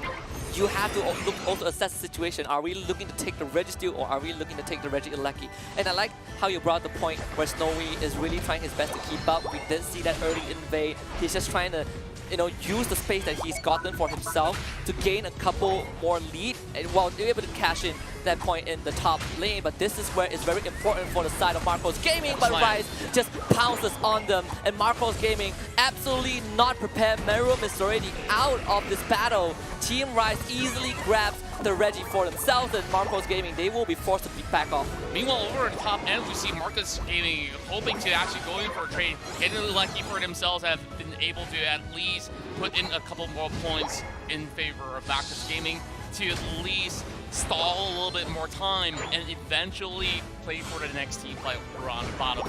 Now, that is as good as it gets. Only a 100-point deficit right now standing in the way, whereas Eeyore as well as the rest of Team Rise, they're hoping to at least catch something out in return over at the top end. So Marcos Gaming are finding ways to stabilize, and that's already a really good sign. We're starting to see a bit of that cascading effect. Marcos Gaming, they get the Regieleki, but ideally you want to be able to break that first goal zone and have the Regieleki move forward, but they didn't have enough AOS energy to do so. And again, you see these dominant effect showing up on Marcos Gaming. At this point in time, still a bit inconsequential, but Rise, they are still keeping that lead for themselves. Zoe is going to continue healing up the rest of his team. Marcos Gaming, they're looking at Snowy to potentially make that play. Necro is going to spot him out though. Zoe is also there. Snowy, can you at least make something happen? Wow. That's the first KO. Marcos Gaming now coming through. Zoe just falls asleep. That's not the time to take a nap, my friend. Necro is going to heal back out with that passive. Illuna joins in. Marcos Gaming, they have the Delta split from this one. The eject button even used for Rex, bringing the Comfy with him. Meruem cannot join, and Rise wins that skirmish. Some pretty huge catches coming in from Team Rise, and despite them losing a member out, like, it didn't really factor all too much, because eventually you're just looking at so much spacing being created from inside of Team Rise, where Marcus Gaming, they cannot really afford to step way too far out ahead. And now they're looking for a catch on Rex, and this is right before the Reggie spawns. And we thought like Slowbro into Glaceon, complete nightmare. Slowbro into Glaceon and Espeon, absolute nightmare. It's a paralysis level.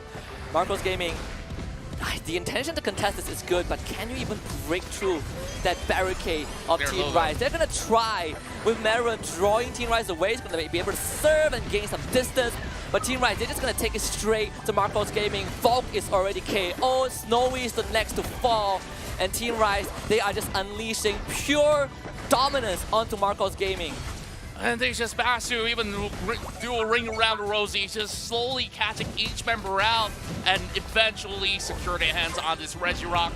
Things are looking clean in Crips, where the Southeast Asian champions here just know how to basically play around their targets using whatever mobility that was involved. And even when despite what we see some of these members being low, there was just about enough time for them to eventually heal back up in between the fights, getting themselves to the tower camp before moving out of the way. Marcus Gaming does catch one out, and Eeyore is trying his hardest to spot. And Snowy able to get the first KO. The Aspeon is behind in the backline, taking Volk. Miramoso goes down, XQ, you survive! An absolute survivor from Team Rise, and this is why this is the representative that we have for SEA. Marcos Gaming once more in the best efforts, not able to overcome Team Rise. My goodness, the way that they've been able to actually hold them true on that choke point and just had nobody being knocked out. That was pretty amazing coming out of Team Rise, and not only did they get themselves that Regirock right down on the bottom, now they get their hands on Lucky as well, and they should have just about enough time to reset before they eye themselves that Rayquaza, and they have to start establishing a little bit more grounds. Whereas, when you take a look at the rest of Marcus Gaming, they're hoping to even stall this out, and we'll have this Urshifu knocked out. 10 seconds for Urshifu to rejoin his team, but Team Rise, sure, we have the Regieleki, we don't need it. Marcos Gaming sent the entire squad to defend that goal post in top lane, but guess where it's open?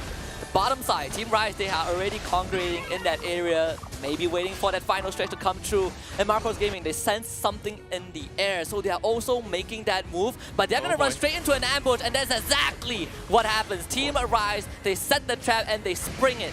And indeed, they will be able to at least eliminate the Slowbro, so there is less of a hindrance for them to secure their hands on this Rayquaza. But there's no pressure involved. 100 points still in favor of Team Rise right now. So pressure piling on top of Marcus Gaming. What are they supposed to do to find a way to land their hands on this Rayquaza? And Team Rise, they are just a brick wall, the immovable object in this game too. You have decent damage from long range, but as long as Zoe is still standing, everyone from Team Rise is going to be healthy. As always, Illuna starts off the fight. Now they have the Unite move. Illuna just completely topped up. Team Rise, they are the one on the offense, and this brick wall is unbreakable. Marcos Gaming cannot even step foot near the Rayquaza den, and Rex finds himself isolated, able to use the eject button, but Curium, the Comfy, not so lucky. Team Rise finds 2 KOs. Just like that, they've been able to single them out. Blow by blow, they will be able to find Snowy as well. And this is just about time for Team Rise to secure it for themselves as they find themselves focus wall. There's going to be another beam hitting onto Necro, but he does not care. Look at the regeneration rate, and Illuna slamming that 100-pointer, and this will be Team Rise up ahead. That is the dunk, 100-point extra. Marcos Gaming still holding on to this fight, still trying to find any sort of avenue, but Team Rise, they are not giving Marcos Gaming any space to breathe, any space to move. This is a complete chokehold the Team Rise has over Marcos Gaming, and they are about to score another 100 in that own base. Command and control all over the map. Team Rise dunks in another 100, and this looks to be it for the rest of the Southeast Asian champions as they've been able to land the finishing blows. 10 more seconds on the clock. Not enough for Marcus Gaming to eventually come back up ahead. And therefore, it's a 2-0 sweep against the Indian champions. Absolutely. And Eeyore did say it is not over until the timer runs out. Team Rise getting their first series win, and a very much needed one in a potential last stand, but it is felt like an absolute breeze against Marcos Gaming. But you can see, on two credits to Marcos Gaming, the ideation of what their draft wants to accomplish, of where they're coming from. Unfortunately, it was just surgically dispatched by Team Rise. Yeah, overall, I do like the ideation coming in from Marcos Gaming. The only difficulty for them is in the form of execution, where we talk about how much this relies on Snowy to really come up with a hit on that early game, and you need Rex to also be involved to catch those targets for him to make the process much easier. But you just look at how well Eeyore as well as XQ just basically kept themselves alive for most part, and then there was Necro as well as Zoe to keep all these hindrances at bay. So it was really difficult for Marcos Gaming to really find ways to deal with all these pressure coming from all fronts, and Team Rise just knew how to handle it all so well. And I gotta commend again, Illuna was just doing great heavy slams across the board. Yeah, one of the few times that you can take a nap in the middle of something important and it works out. And only Snorlax, only exclusive to Snorlax. But overall, I also want to add on XQ, this guy, top 3 best player in the region. We're there, no cap, for sure. Eeyore does have a knack for acquiring the best of the best. But when we look at this replay, you can see that for the first leg, Team Rise was just cleaning house. Marcos Gaming did find some room. Snowy was able to at least recover a bit, but the tail end was just Team Rise having a firm grip on Marcos Gaming. You have this brick wall that Marcos Gaming cannot get through. You have Team Rise really just getting into the heads of Marcos Gaming. All these ambushes set up, all these defense that they were able to establish around key objectives. Yeah, it was just a beautiful execution overall, where we saw the way that Illuna as well as Eeyore worked in tandem in order to supply the team with all these huge necessary picks. And then there's always a second opportunity where you see them actually going for a split, and then they cap in like what, double 50s by the end of the run. So I just love the way that Team Rise have been able to find themselves once again to be able to keep their tournament lives intact. Absolutely, and for Team Rise, they breathe a sigh of relief. They can they're done for the day, but of course their fate also rests in Marcos Gaming going up against T2 after this. I think that one is going to be the deal breaker, right? Because if Marcos Gaming pulls off that upset, we would have a tiebreaker situation. That's the story for the next series, but for now, I think Team Rise has definitely regained that composure. At least you close out the day with the comforts of knowing that you dominated that second series. Indeed, and let's take a look at the bracket right now. Both T2 as well as Rive have earned themselves 3 points up ahead. T2 will be the one that will be on the first rank instead, because they have been able to shut down Rise on the very first series as we start off our Pokémon UNITE Asia Champions League finals overall. So one more game for Marcos Gaming to force a tiebreaker. I believe that this is going to be quite the epic bout that we're going to get ourselves into. So I do look forward to it in moments time. Me too. It's going to take a Herculean effort. You're up against T2, and T2 was the team that kind of crushed Team Rise in the opening series of today. So Marcos Gaming, take this time, kind of recompose yourself. And while they have that time, we're going to throw it to our host, the flavorful Flava, to have an interview with the winners of that series, Team Rise.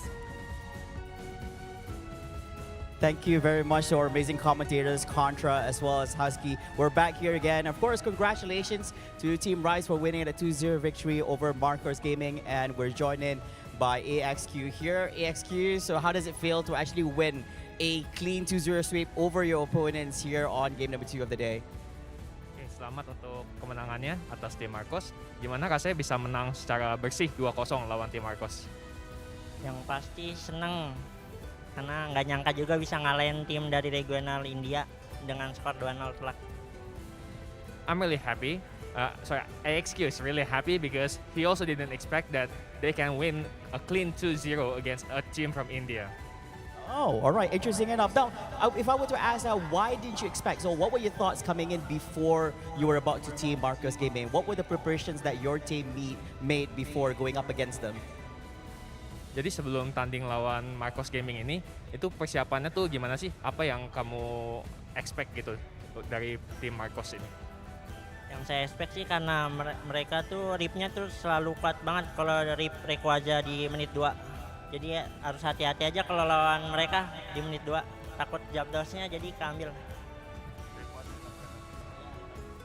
Okay, they think that Marcos Gaming is really strong around Rayquaza, so they are always aware around Rayquaza, and that's the strategy. Yeah, I think we could quickly say that I think game number 1 was almost neck to neck when fighting for the Rayquaza, but game number 2, you guys held a very good defensive game. You managed to not only defend Team Marcos from engaging towards Rayquaza, but at the same time as well, you had 2 of your partners score on your opponents within that final 2-minute stretch. So how do you guys feel about how you guys played in these 2 games against Marcos Gaming? Okay. Kalau di game satunya tadi kan emang ketat banget ya pertandingannya di tengah di antara Rayquaza itu. Tapi kalau di game kedua kan tadi bisa nahan dengan baik tuh di sekitar Rayquazanya, dan bukan cuma bertahan doang, ada Iluna juga tadi yang nge-score pakai Snorlax, ada teammate yang lain lagi juga nge-score lagi sambil bisa nahan Rayquaza terus tuh. Dari 2 game itu gimana perasaannya? Rasanya ya yang pasti seneng karena mereka juga mungkin karena level jadi nggak berani masuk tengah. Ya mungkin itu sih, karena levelnya jauh. Yeah, maybe on the second game, because there's a lot of level difference, Marcos Gaming didn't dare to come into the Rayquaza pit, and he's really glad that they could play like that. All right, so ladies and gentlemen, if you know it, basically they've already concluded their second match of the day itself, and that concludes their final match in the group stage itself. So congratulations once again for the 2-0 victory over Marcos Gaming. With that, ladies and gentlemen, Rise will no longer be playing in the group stage as they've concluded their matches against the opponent T2 and Marcos Gaming. Coming up next, ladies and gentlemen, don't go away because we're going to be witnessing the match in between Marcos Gaming versus with T2.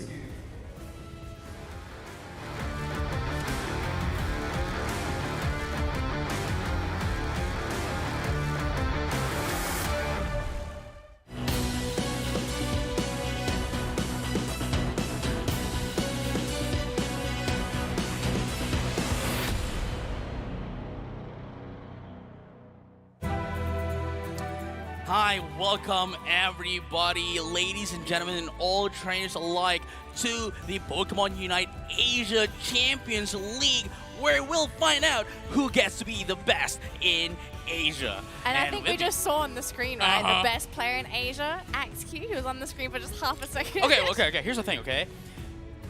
AxeQ is, maybe the best in Southeast Asia. Not in Asia yet, not until they win this tournament. Yeah, but unfortunately, we're not going to be seeing any more for Rise because Not they today. have completed all of their games. They finished their game against T2, they finished their game against Marcos Gaming, which leaves us with one more series for Group A, and that's going to be Marcos Gaming going up against T2. Right, and it's just going to be really fascinating to see, especially that, we've seen T2 early. We were casting T2's game, and they were just really been able to, because they have been able to work on what they needed to work on going into game number 2. There might have been some hiccups as well, but still they were able to work on it. Technically game number 3, but going into Marcos Gaming, I think the edge is currently into the side of Marcos Gaming. How they're going to be handling, battling against T2. Again, arguably one of the best teams in Japan, and probably one of the best in East Asia as well. Yeah, I have to agree. And I want to say at the same time, I guess T2 do have a bit of an advantage coming into the series as well because they've seen Marcos play. Right. So both teams now have seen each other play at least once. I think the big deciding factor is going to be how do they react to what they saw in those matches up against Rise, because both teams already played against Rise. Right? Like, what are their favorite Pokemon? What is going to be their meta choices? What about the drafting order? I mean, one team's going to have to ban Zacian. I think that one's basically a given at this point. And also, it's the first time for both of these teams. I don't think Marcos have actually scrimmed against T2 ever, so this is also going to be the first for both of these teams. Right, but at the same time, I think we can also say that T2 definitely does have the advantage here on other external factors, such as, for the side of Marcos Gaming, this is their first international LAN. event. So I guess they're still trying to get in the grasp of how it actually is to be in LAN setting. Whereas T2 not only have been in LAN, but also has been on Worlds as well. Yeah, let's take a look at the win rates for some of the Pokemon T2 love to grab in their games. If you didn't manage to catch it in the first game, it says Rise, but this is actually meant to be T2. So they love Snorlax, they love Urshifu, Mamoswine, Blastoise. I mean, at this point, you kind of have to pick up on the fact that T2 really love to run defenders in their comp. They don't mind going for those big tanky boys to just run on top of their opponents. And it's worked so far. They've even included Trevenant, which is one of the not really a new addition, but I guess one of the more stronger defenders in the current meta because of the latest buffs. So I think if you're Marcos, you have to consider going into the draft for this game. Okay, how do we deal with T2 if they do manage to get their hands on some of their favorite defenders? Because Blastoise is a big favorite for theirs. They're happy to run Snorlax. I mean, both of these Pokemon, I think they're able to universally slot into a lot of compositions. No, yeah, for sure. And at the same time, these defender Pokemon, right, just tanks in all the damage for the attackers, into the side of T2, whereas it is just, how do I say this? It is just, they just allow them to really dish out damage against the other team. Yeah, so here's the stats for Marcos Gaming if you didn't manage to catch that previous matchup.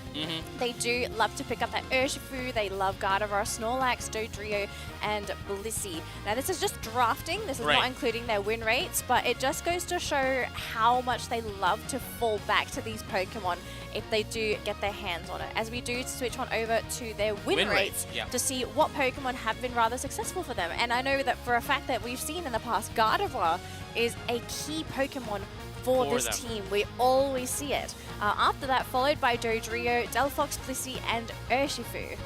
Yeah, that's the thing, right? Like Dodrio, as we have mentioned earlier, right, is one of the disruptive Pokemon. Like, so here's the thing, right? Like with Dodrio, you could play it for double roles, right? Depending on like the Pokemon that you're gonna be, depending on the moves that you're gonna be hitting with the Dodrio, it could be a huge hit and run attacker. But likewise, it could also be this scoring Batcap comp that disrupts the opposing team with a drill back. Yeah, I think there's a lot of ways that you can incorporate Dodrio into your composition. It's just that, of course, this Pokemon just doesn't do well against everything. One of his biggest issues is that slows is his biggest enemy. Stuns, everyone is negated by stuns, but especially for Dodrio, any sort of hard form of hindrance really sets him back. Because remember, he needs to be moving to actually charge up his speed bar. And that's where Clefable turns into a really big issue because, of course, Clefable also has gravity. I mean, that's a hard counter to Dodrio. No, yeah, for sure. And at the same time, it doesn't just slow down Dodrio, but it literally slows down everyone that gets hit in the AoE. Yeah, so I'm just curious to see maybe if Marcos Gaming are considering to go for the Dodrio. It's just that, look, I don't think Dodrio is great against defender comps because you're not going to be able to burst anybody down. But what you could do if you do decide to go for Dodrio is maybe go for the back capping comps, right? Because defender comps generally are pretty static. You want to group up, you want to fight together, you don't really want to peel away from your team to defend your goal zone. So maybe they try and go for the score comp because we've seen this actually become very successful in UCS. Yeah, see, that is actually a very good point as well. Whereas, for the defender comp, that is usually used by T2 here, right? It is a direct, counter to the to the strategy and composition of of Marcos Gaming, however you want to see it. But at the very least, we were told as well, coming into the Indian comp, they play very creatively. So they typically do not follow the norms. So, or in other words, the meta that is currently in other regions. But they try to make themselves their own, as to be anti-meta or perhaps be surprising. But at this point on, I think T2 already showed us what they can do, and just give them a little bit of a time to adjust to you, and they will practically read you like an alphabet book. Yeah, so I'm just worried, can they do this against T2? Because we've already seen how strong T2 can be. This is a huge ask. Yeah, they beat Rise, and then Rise were able to 2-0 Marcos Gaming. Like, the odds are stacked against them. Right. So hopefully, for me, I'm hoping that they're able to turn the tables and say, like, hey, it doesn't matter if we got 2-0'd by Rise. We have a chance to turn this around on top of T2, even if it's a 2-1, right? I mean, at a tournament like this for these teams, it's not just playing for the prize money or the title, but it's also the prestige. It's also to prove to the world what your team is capable of, what your players are capable of. Especially for tournaments. Tournaments are a massive asset to players because it's where a lot of teams looking for new talent are going to start scouting for talent. They want to see you in play. They want to see how you react under live circumstances, how quickly you can bounce back after having a terrible game or a terrible day. And so, yeah, for these teams, like, this is huge. So if I was Marcos, I'd just be like, you know, whatever. We're going to give it a go. We're going to beat T2. And you have to have that positive mindset, especially if you're playing up against the best. Now, here's the thing as well, right? There's only one way for us to be getting a tiebreaker for this group, for Group A. At 2-0? Right? At 2-0, but again, that is a very huge ask. And that is asking Marcus Gaming to get 2-0 against T2. Because again, you know, Rise already had 3 points as they were able to get in 2 scores, 2 points, you know, ahead of ahead of Marcus Gaming, right? And at the same time, T2 currently has 3 points as they were able to 2-0 Rise. Now, T2 can just if they win even just once, they're going to be ranked 1 now into Group A, and unfortunately, we're not going to be able to see Marcus Gaming. So the thing here, again, the biggest ask here for Marcus Gaming is to be able to get T2 if they still want a chance to get back on day number 2. All right, JJ Kun, we're going to jump into the draft right now. It's game number 1 between Marcos Gaming and T2. Now for T2, I mean, they're already in the lead. They've won their first series convincingly, 2-0 up against Rise. But for Marcos Gaming, they have to win the series. Not just one time. No. They got to win it 2 games. They cannot lose one time. And at the same time, you kind of need them to score more points than what T2 have. And T2 have been able to score up to 600 in one of their series. So here are the bans. Trevenant and Zacian are going to be the 2 choice bans. And for Marcos Gaming, it's going to be Maruum picking up the Urshifu. But that means T2, they get Supercell's Blastoise and the Espeon. And we've seen the damage these 2 Pokemon can do. This is actually pretty great as well, you know, for Marcus Gaming. At least they were, we know for a fact that they're actually watching and studying the games of T2 from earlier. Because again, we've seen Supercell's Trevenant, and the moment that they knew that they're going to be up next, immediately banned out that Trevenant. Exactly. Right, so next 2 Pokemon going to be locked in here for Marcos Gaming. So you've got your 2 frontliners here. You've got your Snorlax as your main frontliner, and then you have Kyurem here, who's going to have access to the healing and most likely going to be that gravity for the team. Rescue hook? Yes, it is. It is a rescue hook. Yes. One of the newer items in the game. Extra healing, making Plus, sure that you can out-sustain. The shield as well. Yep, the shield as well, but mostly for the healing for Clefable in this Right. case. So like, there's a conversation, right? There's a discussion Snowy? There's a conversation that Rescue Hood is only good for Comfy. It's okay, so I think it's most optimized for Comfy because it impacts shielding and healing, but supports in general are able to capitalize on it. Yes. But you were pointing at the fact that we are having a mosquito in the game. That's not a mosquito. That's called a buzzwole, JJ Kun. It's the biggest buzzy wall I've ever seen. But this is something that I find really interesting because for some people, Buzzwole is actually a fantastic counter against Blastoise because you can actually pull him out of the rapid spin. Right. But at the same time, you know, I think we have to take note that this Buzzwole was taken in after the fact that T2 got in the Blissey, which could essentially just negate every crowd control that this Buzzwole can, you know, give against a team of Very T2. likely. Yep. I think that can happen as well. Just pick up the safeguard. Right. You know, make it as if it was nothing. But there's not going to be but any he's- SmackDown or launch. But that's the thing though. It suddenly changes the way that T2 is going to have to approach this game because they Right. can't go for soft boiled. Right. So now that they don't have access to hard healing Right. in those long drawn out skirmishes, you could argue that Marcos actually have the advantage here because they can heal. So T2, Right. I think if you're T2, you're a little more hard pressed to make sure that you are very precise with your Right. fights. But I think for Marcos, they can be, if they want to, a little bit sloppy because they have Right. access to Moonlight. See, here's the thing though. T2, if they want to win this, they need to get their early game, their power spikes in the early game, just because of the fact that they do get it much earlier than that of Marcus Gaming, and from there now just maintain that lead if they do get that. But with that being said, we are now heading into our, potentially last match of this group if T2 wins this match. So let's have a champion time. Yeah, absolutely. I mean, that's why we're here, JJ. We're here to have a fabulous time.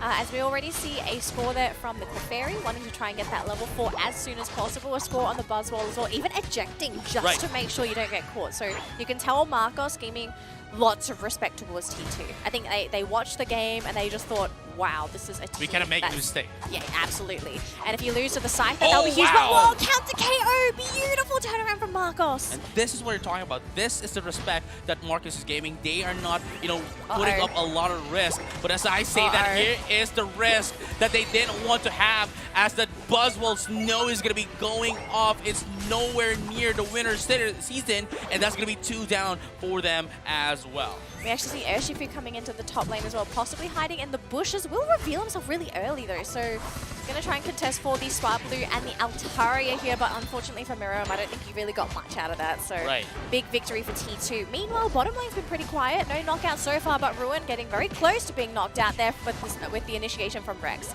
Luckily, Psyshock doesn't connect.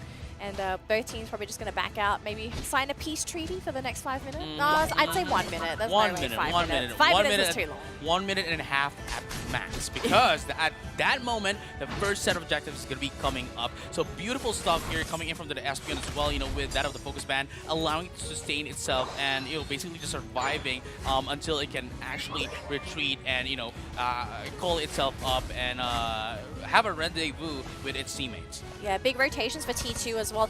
This is something that we're starting to see from T2. They're going for these big rotations to guarantee the farm in that central area. But look at that heavy slam. They're getting the start off, and great stuff so far from Marcos, but they just don't have enough follow-up, and it's the Urshifu that goes down, not the Snorlax. Rex almost goes down. Heavy slam to go over the wall, but he is being chased there by Supercell, and that was enough. Glaceon, Hibachi coming in to finish him off. It's so good of a strategy coming from T2 because they know for a fact that the defender here, that Snorlax, is not going to be able to do anything. That's why they are targeting those damaged sealers. In this case, that is their Shifu, and likewise, just now, the Buzzwole. Yeah, I mean, I think the priority so far, I think for T2 has been on point. Like they're identifying the dangers, as you said. And if you slow down their progress, you turn them into non-factors for a couple minutes, right? And that means you have free reign in certain areas. Supercell though being dumped on there by the Urshifu, it's fine. He's actually gone for Surf, so this is the result of that Buzzwole, right? Switching away from the rapid spin, going for Surf instead.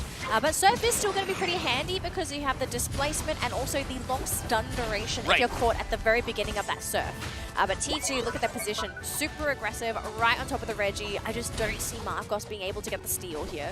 But even if they do, if they do steal this, it's going to put them in a lot of risk. And look at that. That's so Rex fast. tried to get in, tried to steal away that Reggie steal, but unfortunately not enough of a time, not the proper timing to get in. A little bit too late here, and almost got them taken out as well in the process. Yeah, it's the fact that you've got Espeon and Glaceon. The evolutions in general, they peak so early. They deal so much damage this early in the game. Yeah, they're going to try and go onto the Espeon Unite to get used. And wow, does get the knockout. So that's going to be a big bump in experience there for Marcos. 30 points. But yeah, so just the fact that the EVs, because they evolve so quickly, you just have this high-powered damage dealers early Especially in the game. the early game. Yeah, that's what I'm talking about. Like, if they can get like power spikes earlier in the game, they can just essentially, maintain this up until the late game. But as we are seeing right now, Marcus, little by little, at the very least, is going to oh my get the gosh! fire spike. But look at that green illusion dive. once again. 4 down, Glacial Sage. Urshifu is the only one left. Meruem, the king, is almost gotten dethroned, but unfortunately for T2, they weren't able to take down that Urshifu. But with that being said, they were able to take down 4, get in 40 once again, and destroy the second tier score goal. That was such a replay moment. I wish we had an active replay that could just go back and watch it. Yeah. That was beautiful coordination. I love the fact that Scyther jumped in and they went for the instant blizz assist. Immediately follow up. And they just knocked Marcos Gaming down like bowling pins. So it's like that. This team showing this level of coordination, right, maximizing all of their abilities. It's scary to watch. No, yeah, especially at this stage of the tournament, in this platform. And I have just nothing to say now going into T2. So again, as I mentioned, right, the edge is currently on the side of Marcus Gaming. How they're going to be able to fare up against T2. And as it is right now, yes, they can score, and that is, I think, what they're trying to do here, just over cap against T2. But the mere fact that T2 can win team fights is the one that's holding them, right, from getting these scores in against them. Yeah. All right, so it looks like Marcos Gaming, they are in position, and so far, great energy dive once again! Oh, the immediate knockout on the Gardevoir. That's their main damage dealer on Marcos, and a second Pokemon goes down. The Fable goes down. Even the Buzzwole goes down. And I mean, T2, the only person to go down was the Espeon, but their positioning-wise, they're totally okay with this. The Ultra Soul Swarm did not do anything to T2. And even when they are low on health, the mere fact that the Blissey is just there to help them up is all that's enough for them to have. But here comes Supercell just trying to get away. Unfortunately, this is a 3v1 situation. It's very hard to get away, even with the Surf. Yeah. I think if you're Marcos, you really need to be mindful of where Volk's position is, right? Because we saw T2 just ran on top of him. They didn't care. They literally ran past all the tanky front lines of Marcos. And so they really need to be mindful of where the Gardevoir's position is, make sure that it's really well protected, or at least position the team so that if T2 does decide to dive, make it a dangerous dive. Make it so that if they do screw up, that you're able to punish them and actually make a comeback happen. Oh, we've got Haruta going to be doing a big scouting mission. Another Unite move? Oh my How gosh. much Unite move does this guy have? Haruta. It's the third one in the game.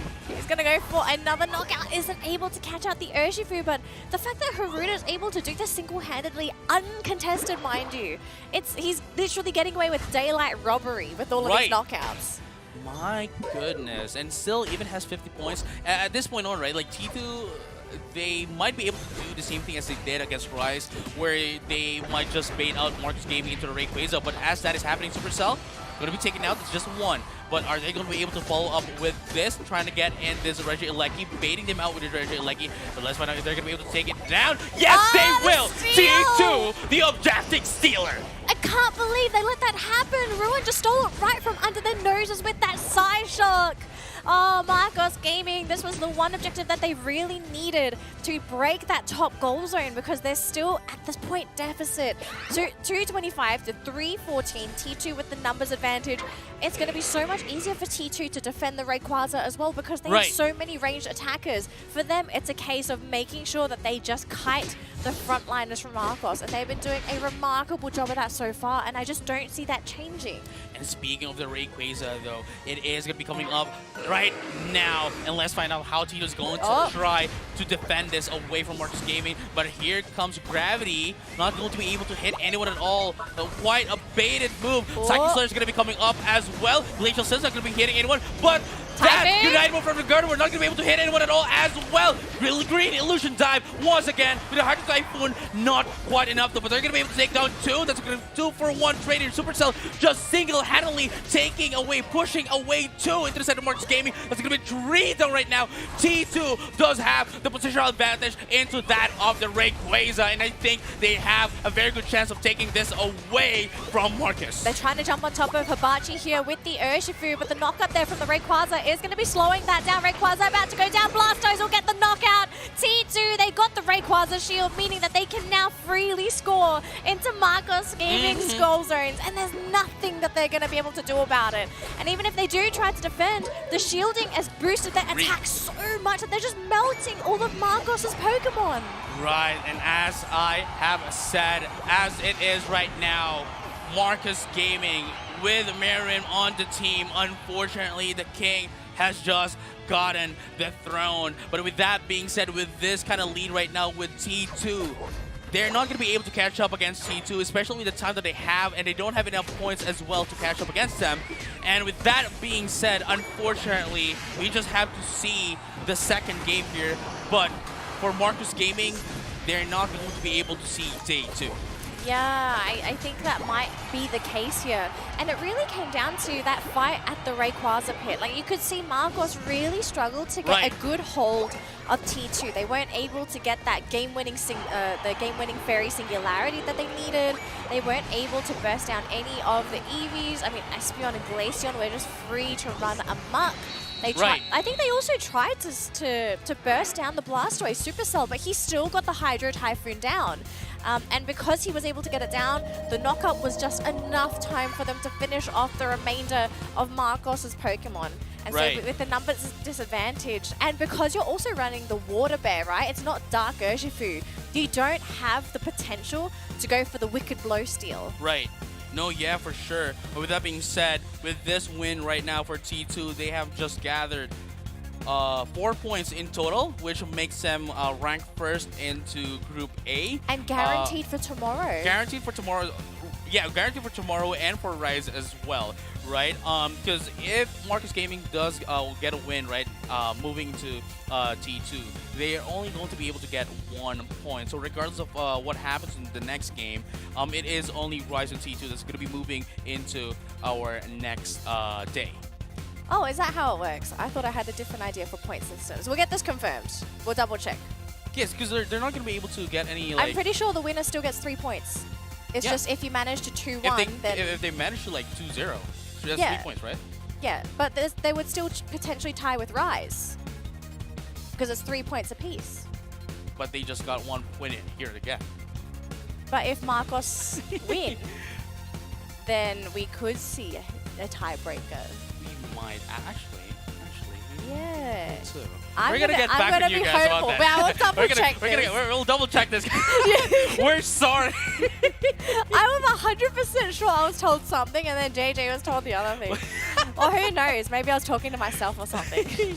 Right, but you know, let's go back to the current game here. It is going to be T2's game, and we can definitely see how T2 was more or less controlling the game, and Marcus was just Marcus Gaming was just trying their best to control and try to get back control and answer back to what T2 is, giving against them. Yeah. So, I don't know, JJ. Can Marcos do it? That's the question. It's a big ask. It is a big ask. Let's take a look at the replay first because we are prepping to go into that game 2. Right. It's not over yet. We are still playing that game 2, and there is still that opportunity for Marcos to make that comeback happen. And again, it doesn't. Whatever we say here, obviously, we still have to wait for the final decision as well, which will be officially announced as well, right? Whoever is going to be getting, the score and stuff. Yeah. So I'm just thinking, all right, JJ, if you were Marcos, what kind of changes do you think kind of needed to happen? Like, what were they lacking in the last game that needs to be there for game 2?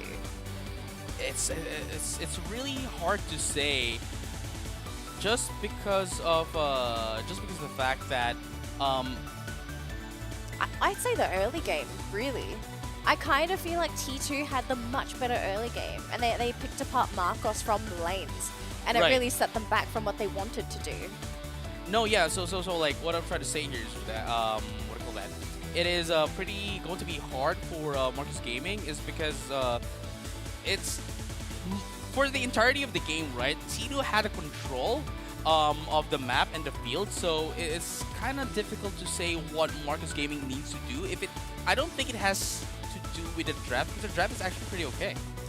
I kind of feel like it kind of was with the draft, because you picked this is just the Buzzwole pick in general, right? Buzzwole's the whole point of Buzzwole is you're supposed to counter out the Blastoise. Yeah. Slow him down, you sort of do whatever you need to do. Right. But I kind of feel like Supercell, even though he wasn't able to go for the rapid spin Blastoise, he was fine. Still disrupted. He was still disruptive, he was still functional. I think that's the most important thing. So it makes me question, okay, so maybe, I think that's also the point. Maybe the Buzzwole pick needs to change to something else because you have to measure the level of impact a certain Pokemon does if you're trying to hard counter a particular Pokemon. No, yeah. Now that you pointed it out, right? Like, as I mentioned, I think this is really what Tito is trying to do here. With the Blastoise, really just a disruptor because they don't have, for a fact, any sort of defender. Because earlier on, right, they're using it as a DPS, whereas this time they're using it as a defender. But into the side of into their composition, going against the composition of Marcus Gaming, at the very least, they can attack from the back lane, right? But whereas into the side of Marcus Gaming, they have to go through everywhere. They have to take in all the damage coming in from T2 before they can actually get in to T2. Yeah. So, I mean, I kind of feel like it's going to be the Buzzball change, but who knows, right? It's going to be down to the players. Now, speaking of players, we have Arjun here on the screen from T2, and he is, I mean, in our hearts, I think we kind of believe he has been a rising star for the team, even though he's just a supporter. He has been such a impactful support for the team, being able to provide the heals, the support, whatever T2 needs. Arjun has it. And the average number of recovery he does per game, as you see on the screen, this is average across all of his games. Wait, no, I think this is on the game now because on our stats, right? The average recovery for Arjun is 1.1 million, and that was on the regular season. That's not average, that's total. JJ. Oh, right, yeah. JJ. Yeah. JJ. The average. JJ. JJ. Sorry, yes, it is the average now. Yes. My apologies. The average now, it's not a total. We're gonna switch over to Snowy before I lose myself from Marcos Gaming. Don't listen to JJ. I think I'm gonna have to buy your coffee now. I don't know what happened. There's going to be a thread now. JJ can't do maths. It's okay. That's why we're here. This is why I love the players. Let's switch on over to Snowy if his graphic is available. All right. Just gonna be going into the supporter now for the side of Marcus Game. Obviously to put them in a head-to-head situation. But with that being said, it is going to be Snowy. It is going to be Snowy here for their supporter, which still is using more of the same Pokemon. They are using Blissey and Clefable. And what about statistical differences? I'd like to know what the statistical differences are. For totals, not averages, totals. JJ. All right, hit me. Okay, so the total, right? So for at least for Agent is 1.1 million, right? Okay. But for Snowy, it is 178,000. There we go for recovery. I think I need to look at that. I kind of feel like you're not reading it right. I don't know. Are you?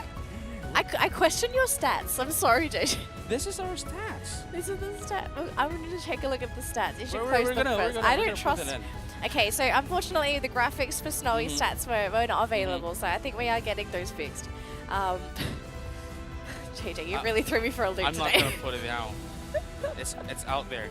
It's out there. It's gonna get clipped. All right. Oh gosh.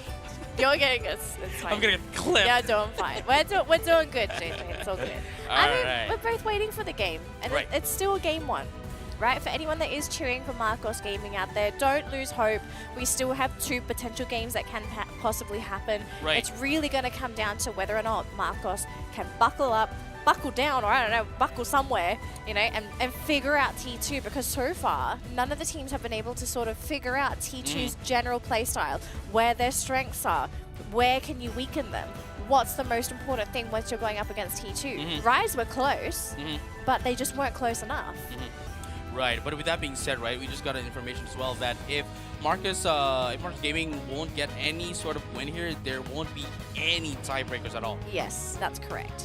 So we are jumping into game 2 here, ladies and gentlemen. It's T2 versus Marcos Gaming, and unfortunately for Marcos Gaming, they have to win this game. Yep. Tension is going to be high in the booth. I think the players also understand the position that they're in, so they are going to go all out. Whatever they need to do, you got to pull it out. No more aces. You can't hide it in that sock anymore. You have to bring out all your playing cards. It's not just about like playing with what you're dealt with. It's more about bring out all the secrets. Because this is because this is potentially the final match for you to be able to show what you're worth of. And it's going to be a tough game too because T2, because they got the first pick, they've locked in the Trevenant for themselves. So that's going to be a really strong defender on the side of T2.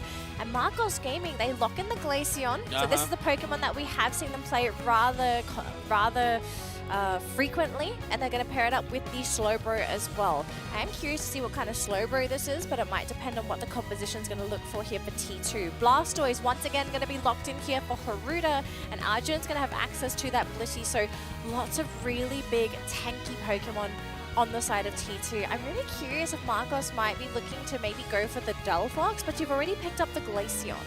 So what's your alternative here? Are you just going to go for double ranged attacker and just hopefully skirt around the outside of the battlefield? Because I feel like that's really the only thing you could do left, unless a Dodrio comes into the pit, into this match, which Hibachi is highlighting Dodrio, JJ. And it is going to be the Dodrio. See, with this kind of like composition, right, into the side of T2. Now this, I'm pretty sure T2 is going to make use of the Blastoise as a DPS. No longer as the defender. They have Ruin as well to do that damage with the Mew, but at the same time, Hibachi can just like attack with the what do you call this, disrupt whatever Marcus Gaming is going to be putting up against them. But with that being said, Snowy is on the Zoroark. This likewise is the first time that we're going to be seeing Zoroark in our finals. Yes, the first time in the finals, not the first time in the league. We have seen it a couple times so far, and a few teams have run it to great success. But one Pokemon I'm really excited to see is actually Ruin's Mew. We've seen Ruin be... He's a masterful player on all the attackers that he has played so far, and I think Mew is probably the pinnacle of ranged attackers right now. It is so versatile. You have so many moves that you can play with. You can change them on the fly if you need to. And so in the hands of Ruin, I am really excited to see how he utilizes this Pokemon. But for Marcos though, I think they've got a lot on their plate. Right. Just going back to what you said earlier, right? That Clefable is actually like the biggest counter pick here for the Dodrio, right? Especially with its gravity, disrupting the Dodrio, not allowing it to get its speed, speed boost gauge, right? But as you have noticed as well, Dodrio here not only is running a Float Stone, but is also running a full heal to remove all the dispels. Yeah, I think that's one of the main items we've been seeing on a lot of those Dodrios, right? Just make sure that you've got no hindrances that you really need to worry about. So it's just gonna make the fights a little bit more difficult for Hibachi, but we have seen him play this Pokemon before, and I think if you get the right angles, and also depends if it's Tri-Attack or Drill Peck. Snowy is invading? Is he gonna pretend to be a wild Pokemon? He's attacking. Dude, if he steals this... He did. He just did. He stole the buff. He just stole the buff. And that's going to be big here for Snowy because and Arjun's going to see it too. Wow. That just disrupted the Dodrio, really. That's actually a pretty big move, and I really like the fact there's that... also Supercell invading. Oh no! I think that's gonna be it. Oh no, the rotation from Hibachi gets us. I want to go to what Supercell's screen here if they were able to get they weren't able to seal away the buffs, but instead just at least disrupt it, try to delay their growth into the XP. Yeah, and then we're starting to see Ruin just be an absolute pain on that Mew. The range on this Pokemon, the ability is able to utilize, it's just going to make it such a difficult laning partner. I mean, look at this. The Onage can barely survive this lane, having to take all these pot shots from Ruin's Mew. And T2, right, they're also scoring with Haruda. I mean, what can a Clefairy do to stop a Squirtle from scoring? Here you go, though. Hibachi, the this is what you're talking about. They don't have the damage! Wow, they weren't able to pin down the nail to take down Hibachi. But with that being said, T2 is still alive and well, but they're going to be able to take down this Clefable back to where it was originally coming from. That is the Pokemon Center, and Water Turtle is going to be taken out as well. Big rotations here from Marcos, actually paying off quite well. So 2 knockouts, and the fact that they had Snowy going in for the vision for the team, able to get the secondary knockout. Now, Supercell, he has consumed most of the citrus berries, and they have managed to catch out Snowy less than half health. If he gets caught in another Wood Hammer, he is done and dusted. Oh, he dashes out just in time, so no knockout. But if he sticks around though, I feel like that's going to be such a scary play. They are still stuck in the bush, but so far no Pokemon have been knocked out for Marcos, so thankfully they weren't punished yet. Right, but we have to remember that. Oh, they're caught again. Wow, here comes the pick off from T2 Supercell. Immediately, the moment that they were able to acknowledge that someone was there, after Woodhammer, boom, boom, boom, there comes damage. Bonk, bonk, bonk. Wow. I mean, that's what Tree does, right? The Woodhammer is just bonk them. It's such an annoying ability because the fact that it has such strong dispels, displacement ability, right? Like it can pull you from his side to the front and basically set up for those big solar beams, those big water spouts. Like it's just such a great ability to not only do damage but also reposition Pokemon. But it looks like Supercell has been caught out this tree though. Wow. Look at how sustainable he is, just surviving all this damage. They do finally take him out though. Now T2, they have lost one of their big frontliners, and the dive continues here for Marcos Gaming, so looking to be hyper aggressive, getting all these big knockouts while they can. So far the Dodrio is going to try and go for this poke onto the Glaceon, but it's not going to be enough. He will finally get that knockout though, so 1-1 so far. And Supercell is back. Yeah, and T2 are holding their goal zone. I think Marcos may have just overstepped their boundaries. Have they stayed a little bit too long, JJ? Here comes Supercell. We'll find out in just a bit as Supercell is going to be able to bonk them once again with a Woodhammer. Oh my goodness, Hydro Typhoon is going to be coming up as well. Just a disruption, and very amazingly, Marcos Gaming gets out, not wanting any more casualties, but unfortunately for them, they are all down the low. But still, lucky as they were able to get away quite, without any casualties from that team fight, from that extended team fight. And I don't know if Marcos are in a position to go for a steal here. They are looking for it. They're going to be running in with two of their Pokemon. They've got the third. They don't get the last hit. The new Ruin actually gets it for the team. And this is a attack boost as well. And look at how much damage is coming out from T2. It's going to be one though. 2 for 1 so far. Are they going to be able to turn it around though? The heals are down. No more Moonlight for you, T2 say. As that poor Slowbro, all he can do is just run away from the battle and watch that goal zone go down for free. Right, but as that is happening, I think what they wanted to do on that situation is that, those Pokemon on the bottom path, right? It's just a way for them to divert the attention of T2 here, as Volk is trying to do some split pushing, but unfortunately it's not going to be enough for them to catch up against T2. But with that being said, Follow Me is going to be coming up here from Furem. Nothing much has happened just yet, as, Adjun is just ensuring that everyone lives on to another day. Yeah, lots of healing going all around. It looks like they're going to try and jump onto that Trevenant, but look at the Zoroark. Oh, no, the Zoroark almost going down. Really nice dodge, though, so we'll be able to get on out of there. But this means the Regieleki should be taken for free here by T2 unless somebody in Marcos can go in for the dive, the last hit, but no one's in position. No, here's the thing, right? I think they're trying to do so, but there was the Blastoise that's hindering them from entering that top path. Yeah, they're just struggling to even get into T2 to begin with. I think the zoning, the ability for Dodrio to just chase, and the Glaceon just gets out of there. But I think Volk is done for. Yeah, that boosted attack, so strong. Seems the thing, right? With Hibachi, they don't even need to use they don't even need to use Hibachi's Dodrio as a disruptor because it is running Tri-Attack, and all it needs to do is just score and do its job. And even if he wants to, he can just sort of stay on the outskirts of the battlefield, constantly try attacking in. You wait for that opening. Once you see a Pokemon low enough, you go in there, boosted basic attack. And it's so strong for a Dodrio as well. If you're doing it to a Glaceon, for example, I think that's almost half of its health with just the boosted. So I like the fact that they're going for this Tri-Attack. It's such a great build for Dodrio, because why should you run into the middle of the fight? Right. But with that being said, T2 is going to be able to take this Reggie bot for themselves uncontested.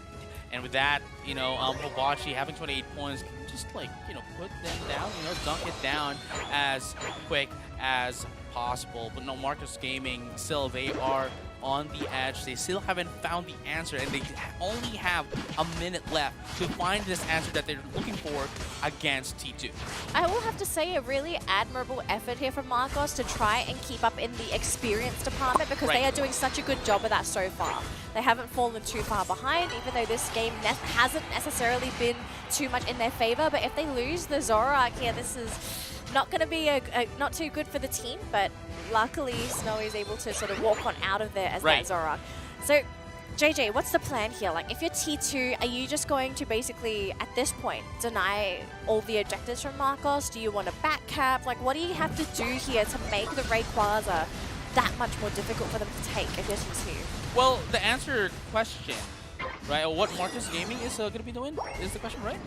Yep. Yeah, so... I mean, like, I guess it was T2, but yes. Right, right. So here's the thing, right? For T2, right, going against Marcus Gaming just to be able to deny them is... The answer is literally what they just did with Reggie Eleki. And now, you know, Hibachi just go in straight there and try to get we have more, a fight more happening. support. We have a fight happening, and it was a Typhoon as well. It caught most of Marcos, JJ! 3, no, that's 4. No! 4 5. Team Wipe is going to be the name of the game here, and they will be really taking this Rayquaza on a silver platter. And with that being said, T2, I'd say, has already taken the game against Marcus Gaming. That might be the case here, JJ, but with a minute 45, maybe, just maybe, if Marcos can somehow catch T2 off guard and maybe get 3 or 4 knockouts, maybe they can try and counter score, because I don't think it's completely out of their reach as of yet. There is the possibility, but they got to win this fight first. And with the Trevenant just dealing so much damage with the Wood Hammer, it's a big ask. I mean, it's at this point, you know, it is a second to impossible, really, because even though if they can like take out, even if they can take out T2, maybe 3 or 4 at max, they still don't have the points enough to catch up against T2. I mean, if they all had 50, right? If they all had 50, sure. that's what you're sort of looking But even for. then, it's a big ask. Yeah, so Ruin actually getting jumped on there by the Zoroark, and actually does get taken out, so he's going to be gone for 30 seconds. 50 seconds to defend on the side of T2, and the Zoroark is actually doing quite a bit onto Hibachi. Unfortunately, just not enough damage to finish him off on the goal zone, but Snowy really wants it. But the try attack, it clips him. That's going to be him eliminated from the field as well. And this poor Slowbro all by himself. This is a Surf Bro as well, and he's dancing. It's like, oh, okay, guys, I think I know what's up. Please, please, no. He goes down. Can we basically just like, can we celebrate with you guys? You know, let's start trying to dance around. He wants some cake, you know? Did you? Because Ruin's got cake for his birthday. Right. But again, you know, in this point on, I don't think like Marcus Gaming. This is still a valuable experience for them, especially going against ACL, and the mere fact that they got here is just beautiful stuff. It's just that, again, this is likewise the first time that Marcus Gaming was able to go against players from other regions, and basically, you know, the meta, the difference is showing. I think it's also just that level of refinement for T2 was a step above what Marcos had. Right. Because you could really tell with T2's, when they were fighting, They're consistent. There's a high level of coordination. Right. You can tell that their team was definitely focusing on certain Pokemon. They identified all of their issues, their objectives, like everything that they needed to do. And it almost felt like it was clockwork, you know, like it was just a routine for them. Whereas for Marcos, like you can also see, even in Game 1, we saw them identify some of the strong Pokemon on T2, and they did try to hard counter them. But I think it just really came down to maybe not having enough execution to be able to actually pull off the strat entirely. But then I think it was also the fact that T2 did a great job compensating for that particular match. So I think in reality for this grouping, T2, absolute top contender. They beat Rise, they've beaten Marcos. I mean, they've solidified their position in this grouping. I think that goes to show as well what they told us earlier, that when we asked which team is the biggest threat that they feel is the biggest threat for them, they did say that it is High Five. And I think at this point on, that is the team that is going to be waiting for them, because with this 2-0 win against Marcus Gaming and Rise, they are now ranked 1 in their group. Yeah. So as we take a look at the replays for our final game for Group A, because we are going to be moving on to Group B after this. Right. We are probably just going to have to highlight T2 before we say goodbye to them for the rest of today, because we just want to remind all of our viewers, because Group A is now officially done with all of their matches, we will not be seeing any of these teams until tomorrow. But unfortunately, we are also not going to be seeing Marcos Gaming tomorrow because they weren't able to qualify for the playoffs tomorrow. So Again, we're only going to be getting 4. T2 and Rise Right, from 4 this teams, grouping. top 2 for each group. Yes, so T2 and Rise, they have guaranteed their position into the playoffs tomorrow. And then after we move off from Group B, we will find out who the top 2 teams are going to be from that grouping, because they will then go on to play in the playoffs tomorrow. So it's a best of 5 as well. You know, it's going to be different. Ah. Everything that we're going to be playing today are on best of 3. Speaking, yes, we got to tell our people it's a bit different tomorrow. Right. Because again, all the games today, Groups A and Group B, are going to be played best of 3. But tomorrow, for our single eliminations finals, like the playoffs, everything is to be played on best of 5. Yeah, so it's going to be really long matches. And the thing is, I kind of like the fact that they introduced best of 5s for the playoffs, because now you're giving the teams more room to discover, and adjust. to adjust, to counter pick, to do whatever you really need to during the drafting phase to prep for the game, because I think it really is a case of, you know, 50% draft, 50% execution. Right. And so making sure that you get the right lineup, you have the right items, you have the right emblems. Like there's a lot of things that come into play when you're playing a game of Pokemon Unite. You have to make sure it's picture perfect, it's crystal clear. Nothing, you can't afford to have anything be cloudy or blurry. No doubts. You're not allowed any doubts. And that's the thing as well, right? With longer sets that you are to play, it also gives you an opportunity to get to know your opponents even further, to the point that, again, as you have mentioned, they can adjust based on what they have seen for the first 2 games, perhaps, and you know, moving into game number 5 if we ever get to that point. And again, it is for all the games, all the players that is going to be going into game number 2, and maybe into day number 2, and probably on game number 3 as well. Everyone is going, you know, beyond plus. Absolutely. So here is the final scoreboard Ranking. here for Group A. We are not going to be seeing Group A play anymore, but T2 tops the charts with 6 points as they managed to take out both Rise and Marcos Gaming. Second place is going to be Rise, as they were able to win their series up against Marcos Gaming 2-0, but unfortunately just weren't able to make the cut against T2. So those are going to be our top 2 teams competing tomorrow at the playoffs, because today it's just the group stage. Right. And yeah, you know, we've already shown the audiences as well of the seeding process going to game number 2. So like the first one here is going to be fighting off against the second rank of Group B, right? And then it's going to be a second one here is going to be on the Group B first. So here are our groupings, JJ. We're going to have to say goodbye to T2, Rise and Marcos for now, because we do need to shift our gears to the other group, which was Group B. But I do believe we are going to be getting an interview first with T2, as we, of course, always need to interview our winners. But I don't believe that's ready as of yet, so you're going to have a little bit more of us. No, apparently the interview is ready. So let's pass it over to Professor Flava with his interview with T2.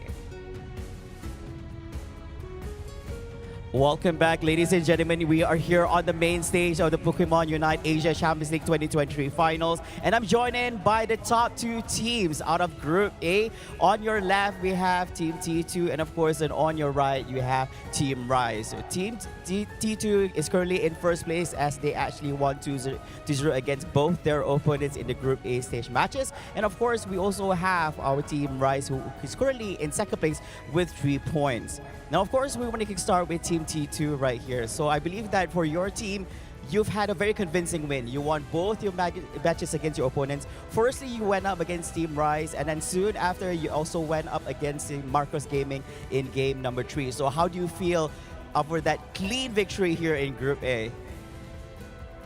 1試合目対チームガイズと2試合目対チームマーコスゲーミングも両方とも 2-0 の勝利でしたけれども、どう思いますか？まあ今はとりあえず嬉しいです。For now, he's happy. Okay, clearly that's happening here. All right, so, okay, so here's the deal. I feel that the games that you played today was leaning towards your end throughout the whole thing, all right?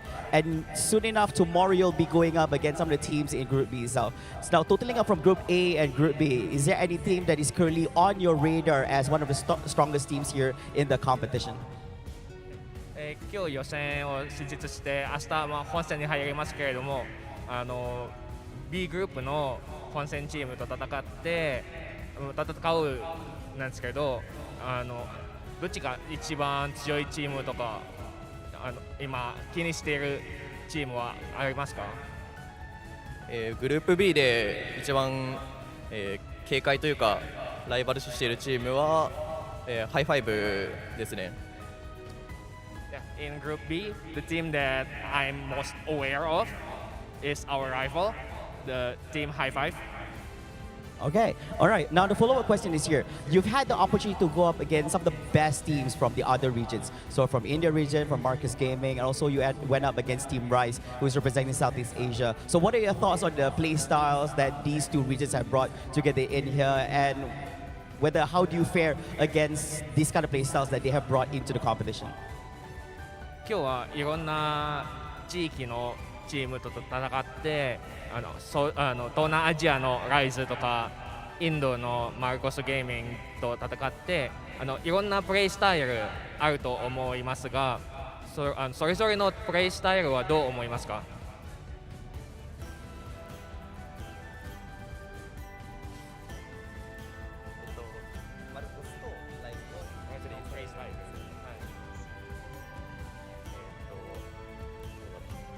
そうですね、2つのチームとも早めにゲームを終わらすっていうなんていうんだ、序盤強い構成が2チームとも行ってこなかったので自分らの得意な違うなごめんなさいなんだ You forget him. Nervous.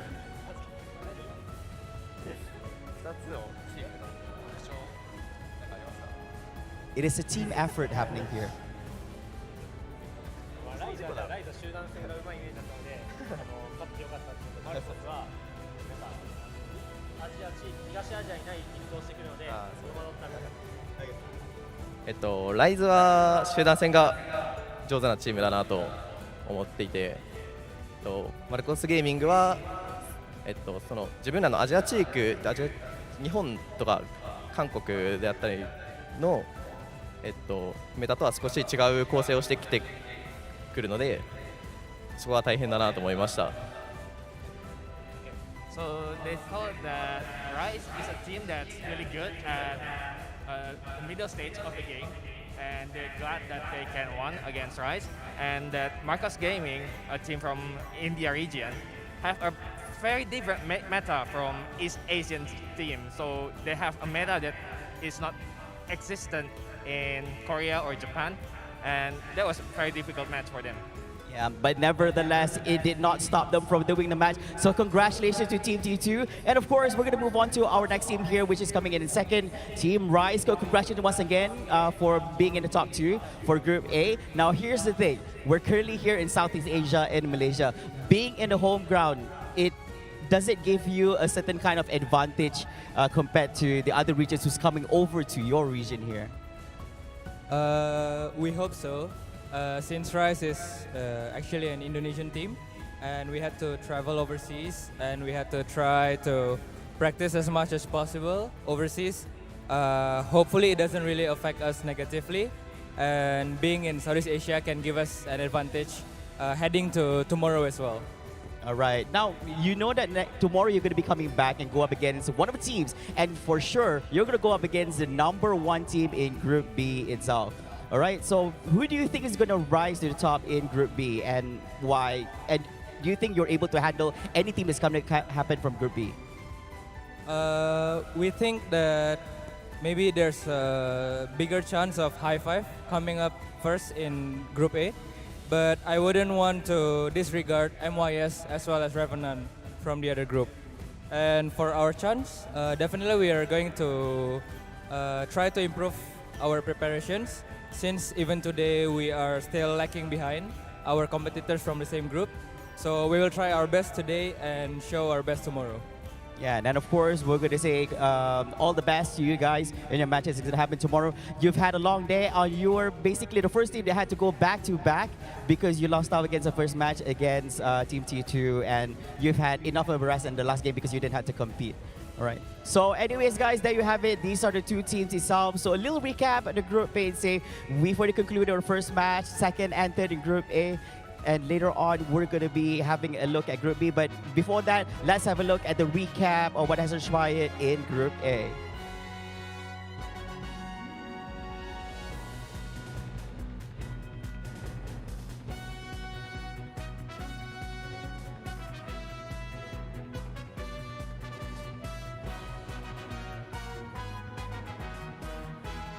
All right, so ladies and gentlemen, we will be having Group B playing next, but we're going to be taking a break. So be sure to actually hydrate yourself because we're in for another round of exciting Pokemon Unite games where we are going to be watching teams like High Five, MYS, and Revenue Esports in Group B. We'll be right back right after this.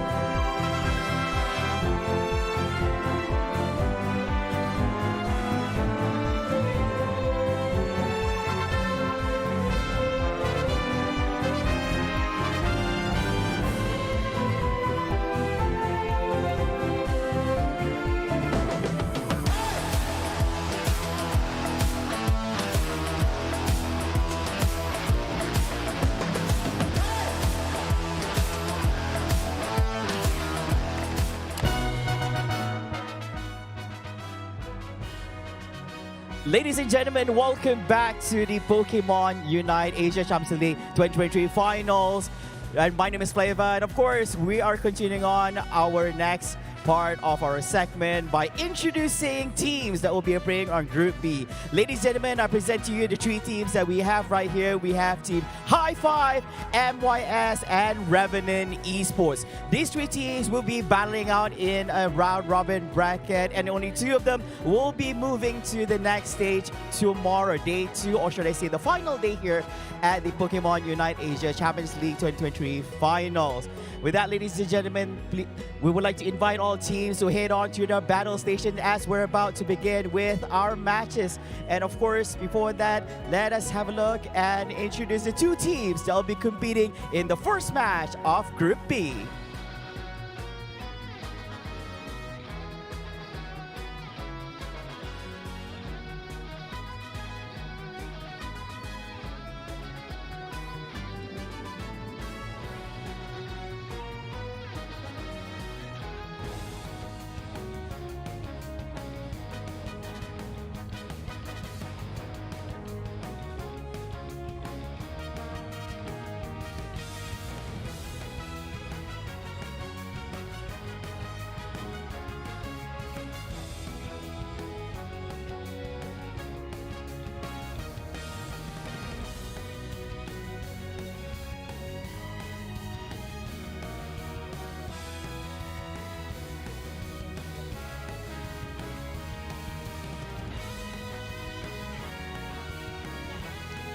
And now, ladies and gentlemen, as the teams are preparing to get ready, a little recap on the teams that will be competing here in Group B. Firstly, when we have the matches between the two teams, the teams that actually win for the match itself will rest up for the next match, and they'll be going up against the team in the group. And of course, the team that loses out the match will have to stay on and compete against the two team in Group B. And of course, at the end of the day, only the top two teams will be making it to the next stage of the competition and going up against the top two teams from Group A here at the Pokemon UNITE Asia Championship League 2023 Finals. So now let's have a look at the recap of the competition.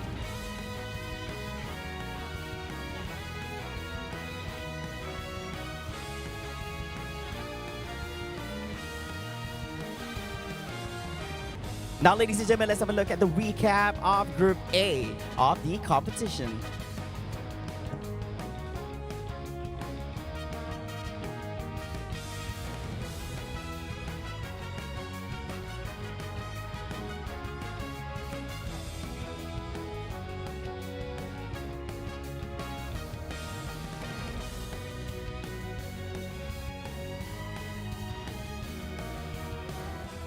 All right, coming up next, ladies and gentlemen, we are going to kickstart our first match here for Group B. We've witnessed all the matches so far in Group A, and it's time to kickstart our second half of the competition right here. Now, ladies and gentlemen, allow me to introduce the teams that we have for you today coming up on stage. First of all, right here, we actually have Revenant Esports versus with MYS.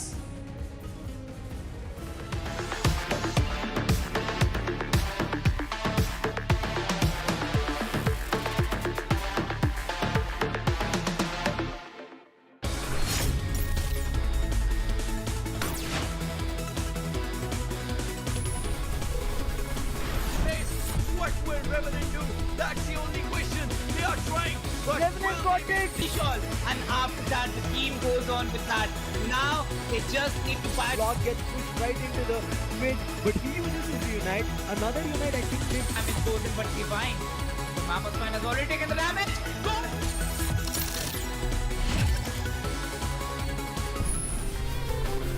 And then, oh, they pick up the link. No, it's both of them. But oh, the hunter, he knows he needs to do nothing to actually able to secure. Oh, Tries to chase it, but Swifty with a Unite of his own takes down the Dodrio. A 2 KO streak to follow up with Walk. Oh, Machap goes out.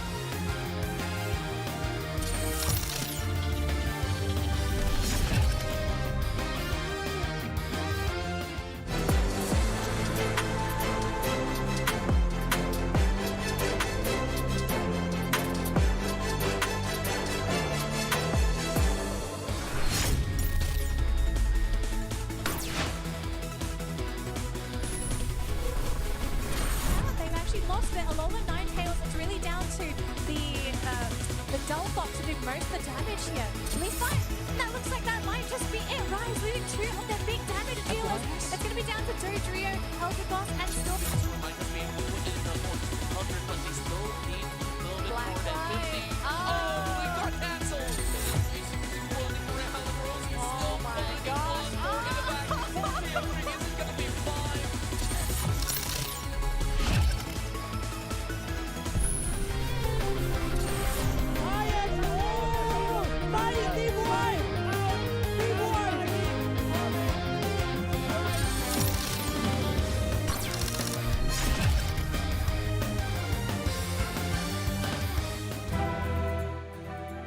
Welcome back, trainers, and we are now on board in Group B of the Pokémon UNITE Asia Champions League Finals. My name's Contra. Here along with me is Husky, and we've already witnessed a lot of all these great plays coming in from Group A, but now it's Group B's turn to shine, and we're starting off here with Revenant taking on Team MYS. So this is where things get really heated up because this whole group is so stacked. Yeah, from the time we looked at the group draws and how the groups are paired, the teams are paired together, we can already expect Group B to be an absolute banger. But coming into the first best of 3, I think it's very exciting seeing how these two teams got to the spot, right? We have Team MIS who were defeated by Team Rise in the ACL Open groups 1 and 2 in the finals, and you have Revenant Esports kind of coming in as the first seed of the India region. But overall, the team dynamics is actually pretty similar in certain sense. Where you look at both Revenant and Team MYS, it's a democratic team, right? They communicate, they make calls by listening to everyone in the team, and then they decide on which is the best decision to make. And I think in this sense, you are looking at two teams who are very keen on communicating with one another instead of just having that one big shot caller.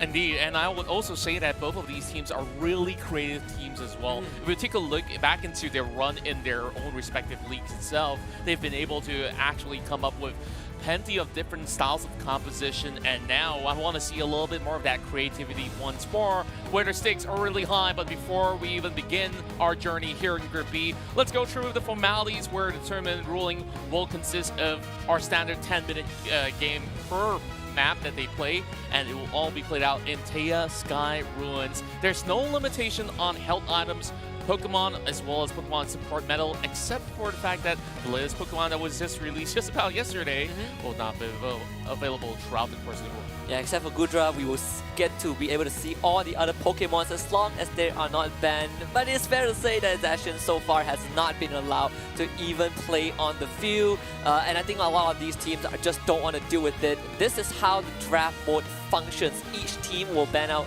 one Pokemon of their choice, and afterwards, the team on the first team will get that first pick, and we will go out all the way, rinse and repeat until the very end, where the second team gets the last pick.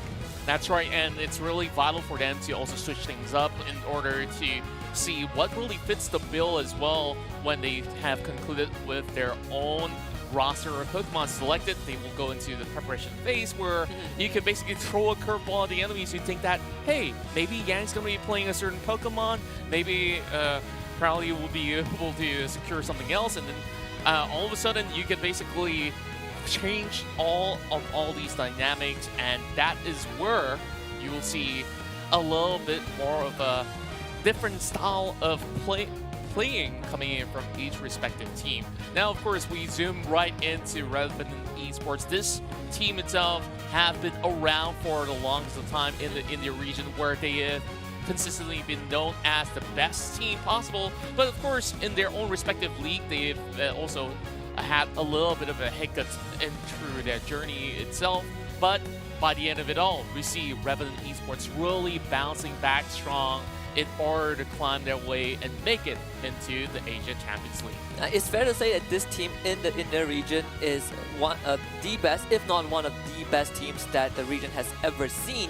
And of course, throughout time, they have been really dominant, really high average win rate. And then when you look at them coming into the ACL finals, there's going to be a different hurdle that they need to get through, right? Team MOS on your screens right now, the second seed of the SEA region. no slouches at all. They did take down big teams, big names like Renaissance in their groups. They took the RNS down 2-0. They got into the finals.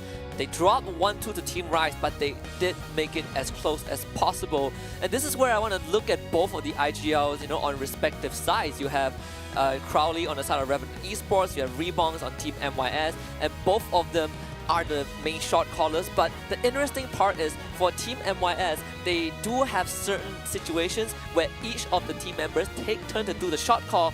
Whereas for Revenant Esports, it is more about collective info. Let's take a look at Team MYS's stats for the Pokemon picks.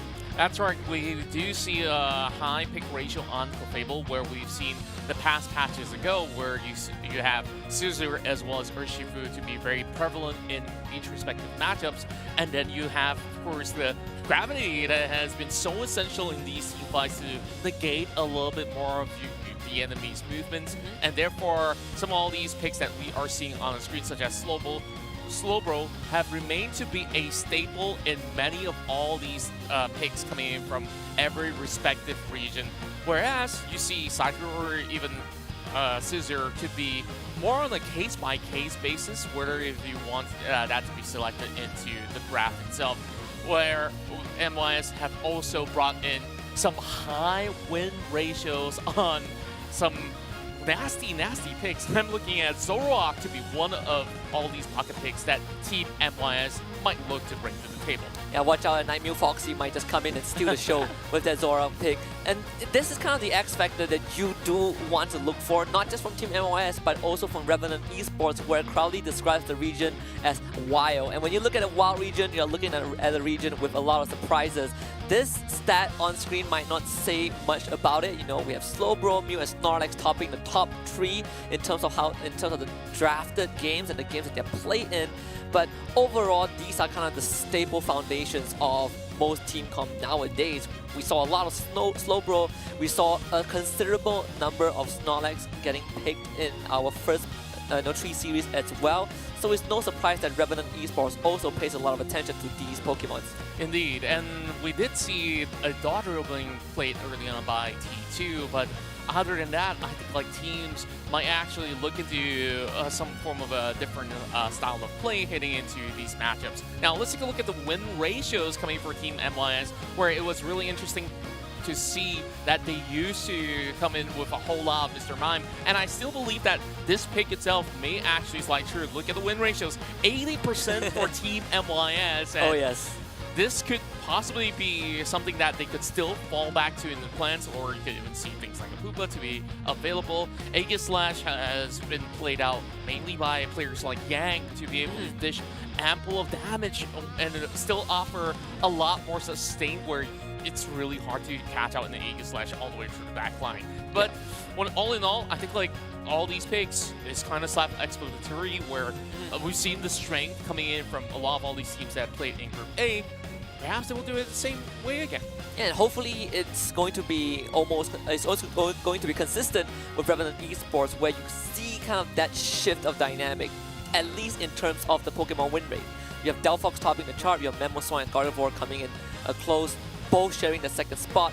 But you also see that Dodrio, which was picked by T2 in that last game against Marcos Gaming. So there is definitely that difference, that different and unique identity for these two teams. But most importantly, it's how Revenant Esports really take this Delphox to the next level, because Marcos Gaming really loved Delphox. We saw Volk play it in both games when they took on Rise. And it says a lot about India as a region, right? Delphox is just really, really important to their draft.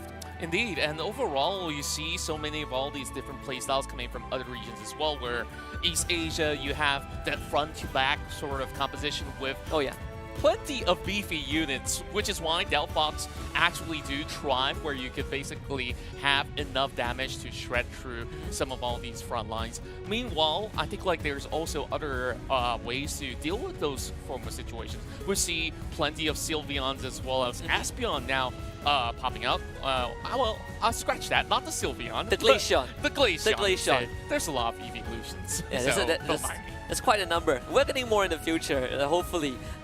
And the best thing about this is that, so we got to talk to Revenant Esports earlier today, and I want to see how much of that is true. Not only is the region to them a very wild and crazy and wacky region, but they also made some pretty interesting remarks. Our signature playstyle is that we're gonna flip Rayquaza and see if we win the game. If we don't flip the Rayquaza, we would try and flip it anyways.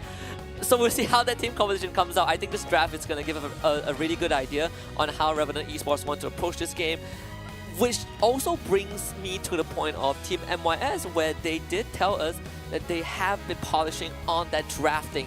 You don't have much time to really think too much in the game, so they've been polishing out of the game, coming up with ideas, coming up with compositions that they think are effective, and really applying it throughout the groups of ACL. And this is the first testing ground to see how far they've come. Wow, immediately we see Aspeon as well as, of course, the staple band that we will expect coming out of the second phase of the bands will just come true. And then Night Mew Foxy instantly locks in his favorite Mew, and perhaps this could be something that Revenant Esports might have actually suspected. They come in with something that's a little bit more tanky on the front lines, having them their hands onto the Urshifu as well as Trevenant, and now considering the Hoopa. So Team MYS really has to find a way to also deal with that tempo, but instead they switch out the Hoopa. I think perhaps this Elder Gods could give us ample more sustain, and Thatcha removes any possibility that MYS would go in for a Gardevoir. And I do like how Revenant Esports are approaching this, because you look at Trevenant, who has been very prevalent in our first 3 series, is really great sustain, so much crowd control, virtually unknockoutable. I don't know if that is a proper term, but it's very hard to take him out. And then you have the Elder Gods, you have the Urshifu, you have a very, very robust front line that can kind of run interference, and that Tyranitar might be a juicy lock-in, and it will for Revenant Esports. I just love that these two teams have very different approaches of how they really want to play a game. Revenant says, I want to take you on 5 versus 5, and I'm going to overwhelm you so long as this Tyranitar can get the hands into the thick of these team fights. Meanwhile, for the rest of Team MYS to say, you know what, we're not going to battle you straightforward in that form of 5v5. We're just going to look for those picks, look for openings, and we're looking for the back cap with this Dodrio in the hands of rebounds, and you have Froggy to do exactly the same. So this is going to be pretty dicey to see which style actually will be the better in this very first match itself. So 5 seconds on the clock, and we're ready to see what will happen into Sky Ruins. But my, this is definitely going to be explosive. Yeah, we are in for an exciting Game 1 to kind of kick off Group B. This clash, however the result is, regardless of how you look at it afterwards, they will have to take on High Five, which is, I would say, the tournament favorites to take the entire ACL final. So obviously you gotta make a statement. You gotta send the message, show that dominance, and really shake High Five up a bit if they are watching.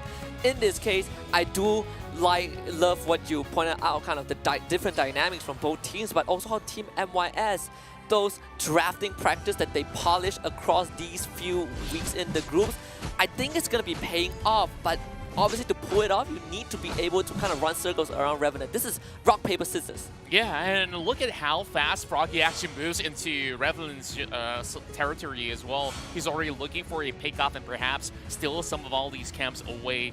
MYS, if you look into their composition, it has a lot of high-impact early game type of skirmishes, and they already score in 13 from the get-go. Now, one of the questions is, how fast can Team MYS go? How fast can you push the tempo and really put Revenant Esports on that back foot, right? You kind of want to leave them in the dust so that they spend a lot of time catching up.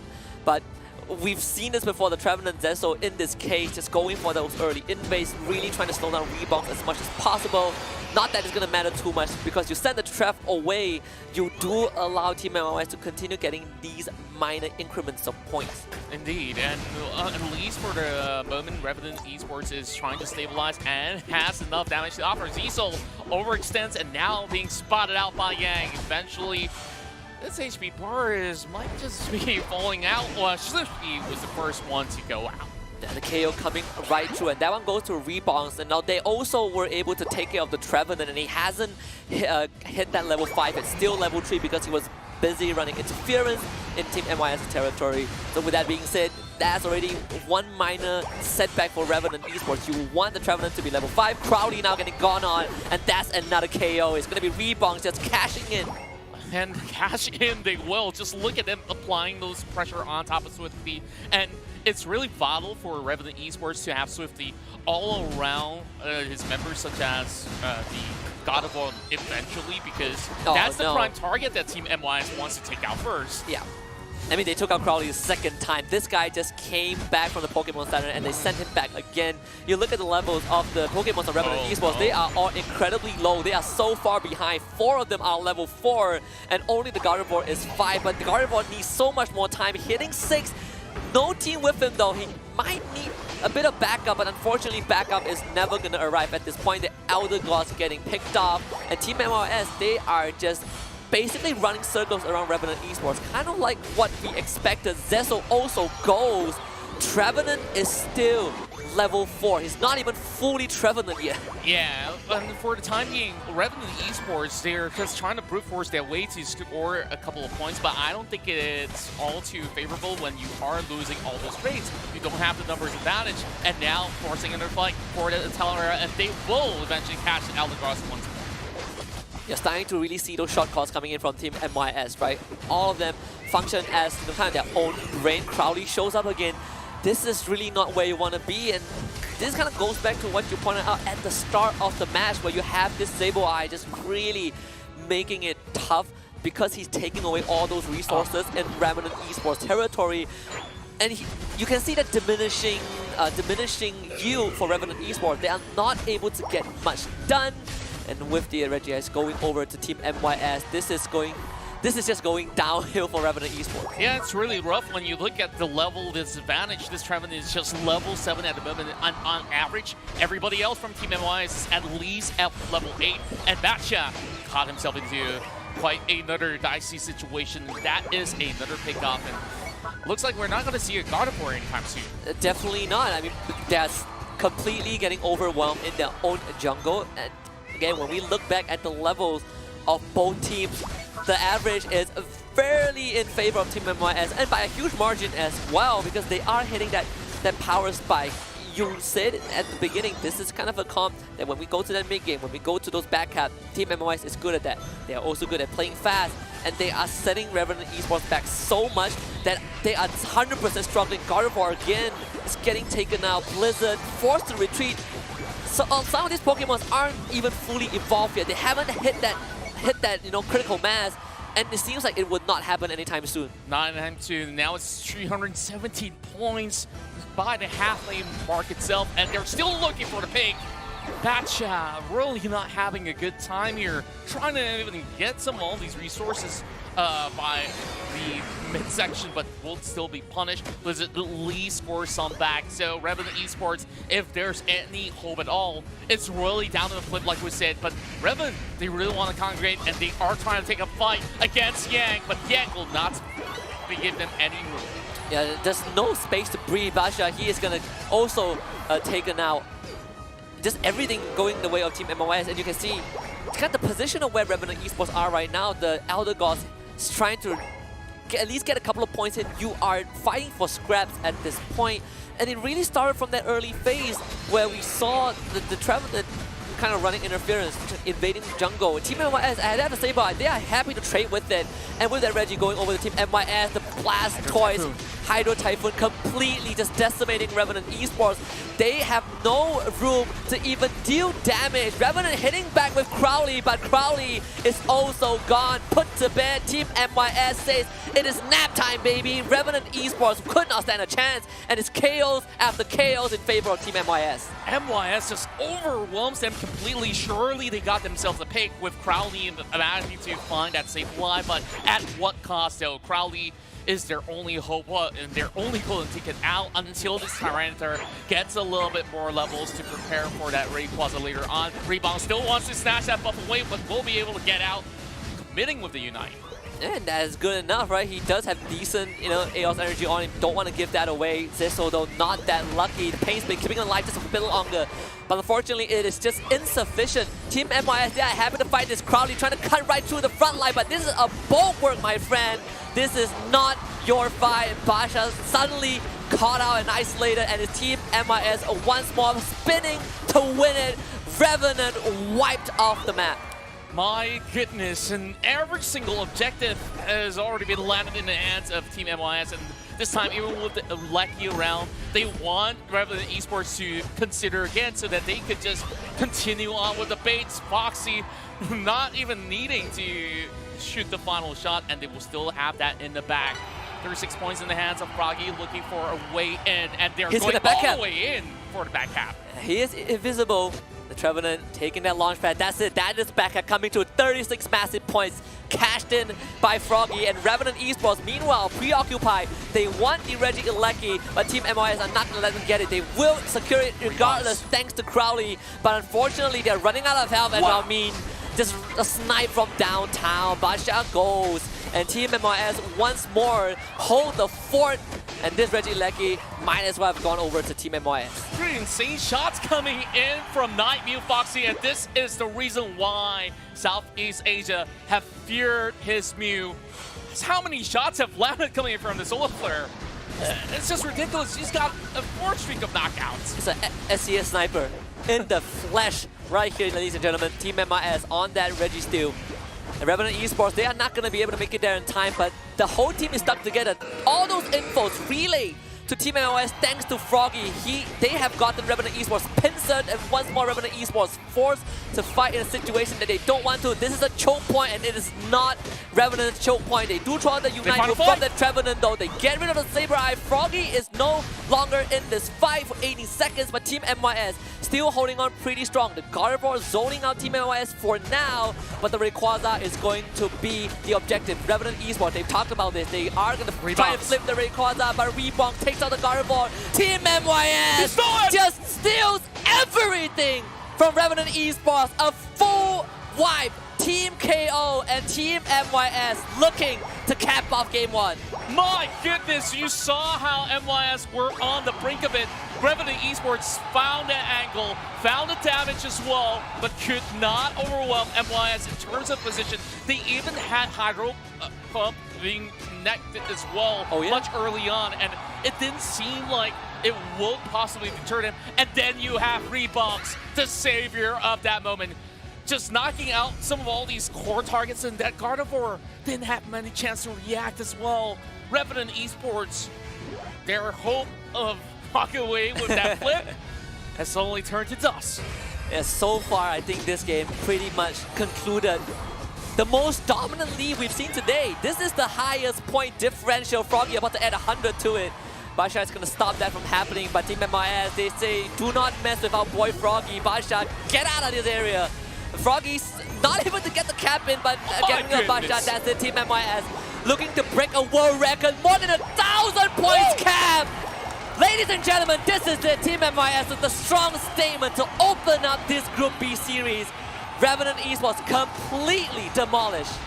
The local heroes, Team MYS, here putting on a show in game 1.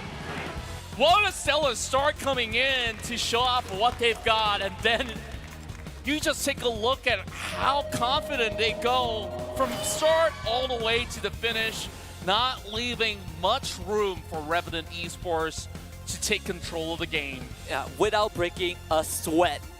This match-off, this face-off between both the IGLs, heavily favoring Rebongs at this point, right? The flex player of the teams can play support, can play jungle.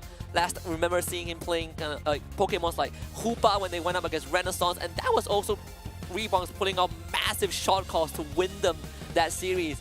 But overall, if you look at game 1, you really gotta think to yourself, how is this gap so huge, and how does Revenant Esports come back?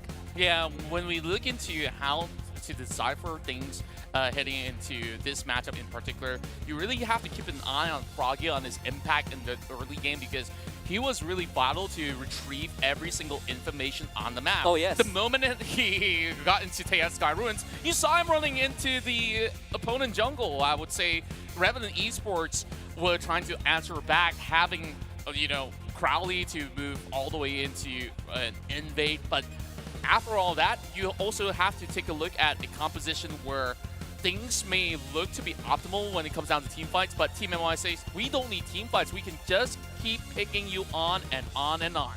I just want you guys to lay eyes on this graph a bit. For a full 4 minutes, Revenant Esports got absolutely nothing towards the tail end. It's, you know, you can say that this is a highlight reel for Team MYS, but again, we don't want to take anything away from Revenant Esports. There's definitely an ideology coming into this match. We're running the Trevenant. We see how strong this Pokemon is. We have the Urshifu, which is something that Marcos Gaming from that same region also prioritized a lot. I would say the surprise is the more odd one is definitely the Tyranitar, but Team MYS basically just outpaced them. Yeah, overall, it really takes time for you to scale into a Tyranitar, especially on that early game.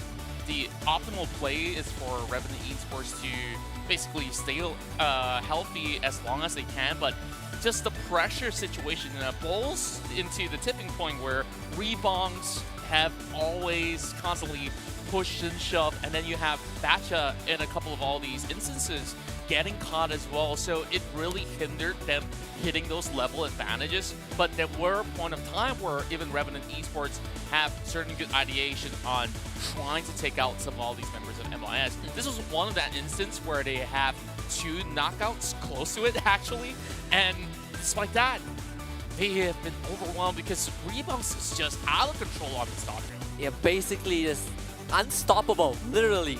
And Revenant Esports also, you know, aside from the fact that you take time to get this competition online, we saw how every time Team MYS gets rid of I believe the Trevenant, suddenly your entire backline is exposed, and look at how Basha just gets absolutely ran at by the Blastoise, getting, you know, ran at by the Sableye.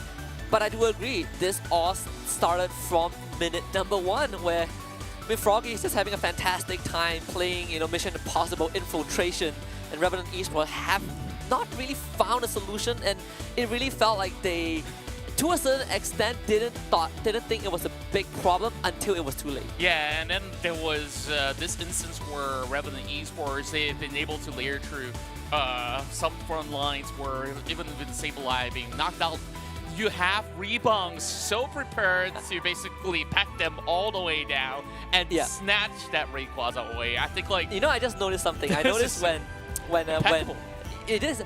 So I want to talk about Rebounds, right? And we will have his stats on the screen, but I want to quickly talk about it. So in the replay, I noticed when Rebounds stole the Rayquaza, you see that smile appear on his face.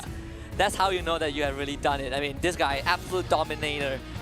Rebounds, the IGL, Team MYS, the Meister of everything. You can see the frequently used Pokemon completely different. One is Clefable, one is Dodrio. He is the support, he is the jungler, he's everything. He is everything. He's Rebounds. Yeah, Rebounds overall having such a great start to this run here in the finals, along with the team. Like, we even did not basically highlight during the moment where Night Mew Foxy on this Mew was so effective. Oh yes. Even got himself that for KO in that instance, but overall it's more of Rebound's presence that made things really, really difficult for Revenant Esports to even get to play their own game, because ideally you want that 5v5 setup.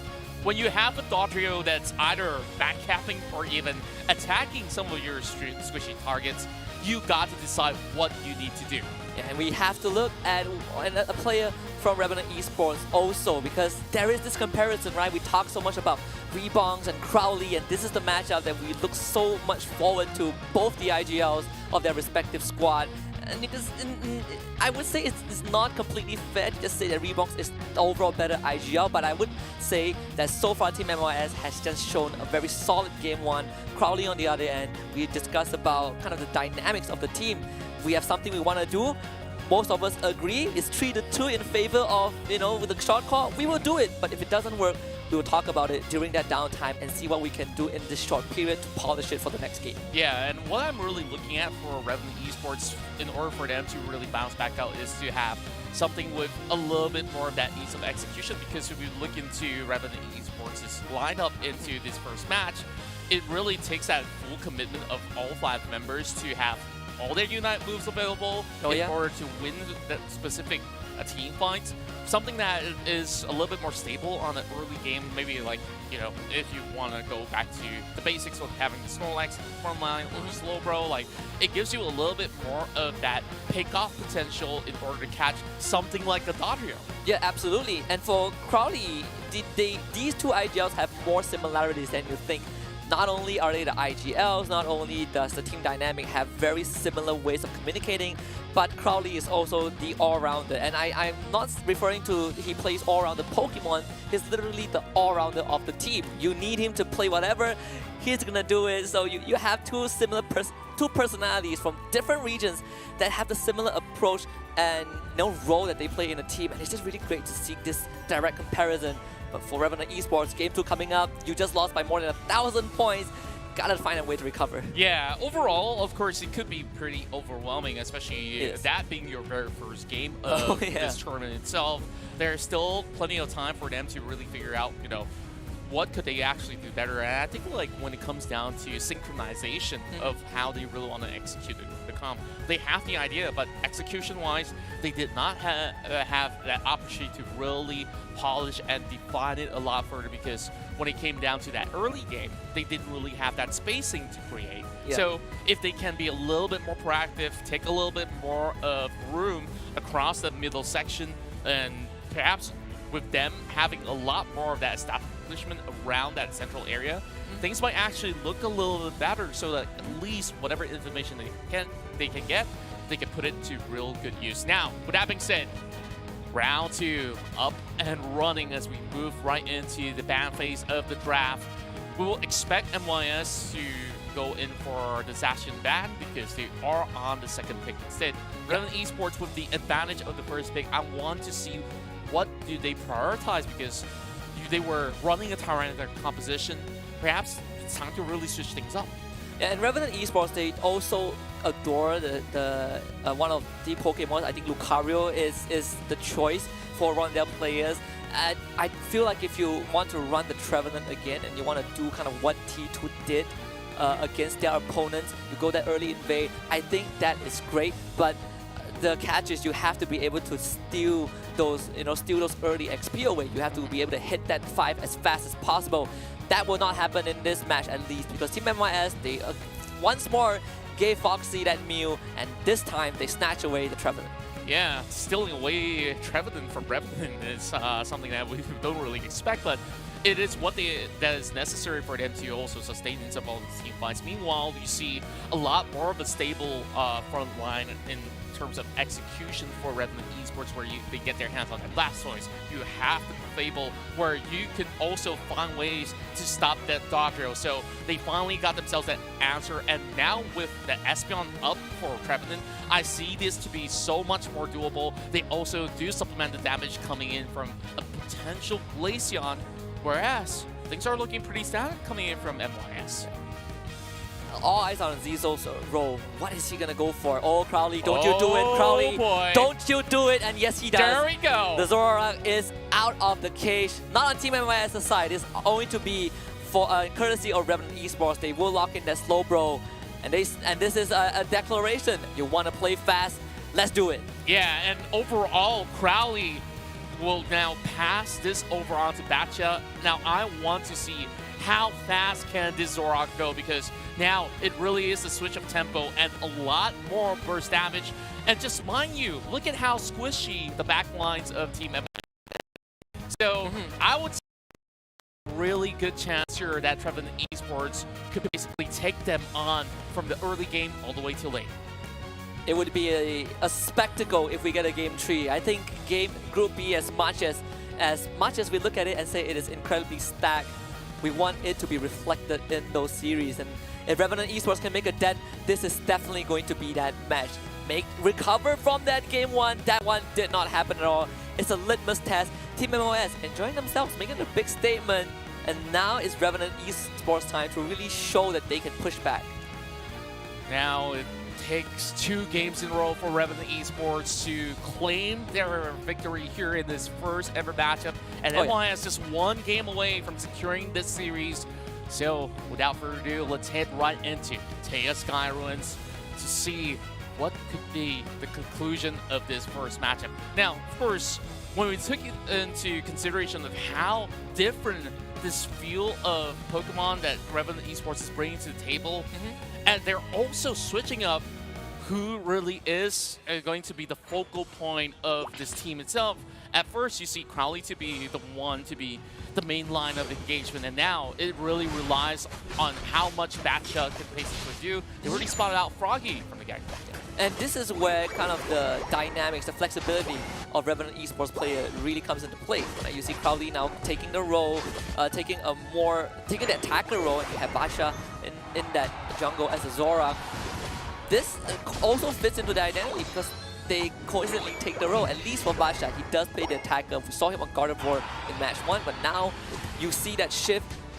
But overall for Revenant, the fact that they function in by being collective in terms of relaying info, I think it will not affect those shot calls too much, but it's more of how much can you take away, because Froggy, he is sneaking some of those jungle Pokemon away. Oh boy, yeah, being cheeky as always, and then you also do have Night Mew Foxy that has been able to withstand all that sort of damage where Batcha have always been applying upon him, and still having a very forehead, and Revenant Esports secures the first knockout.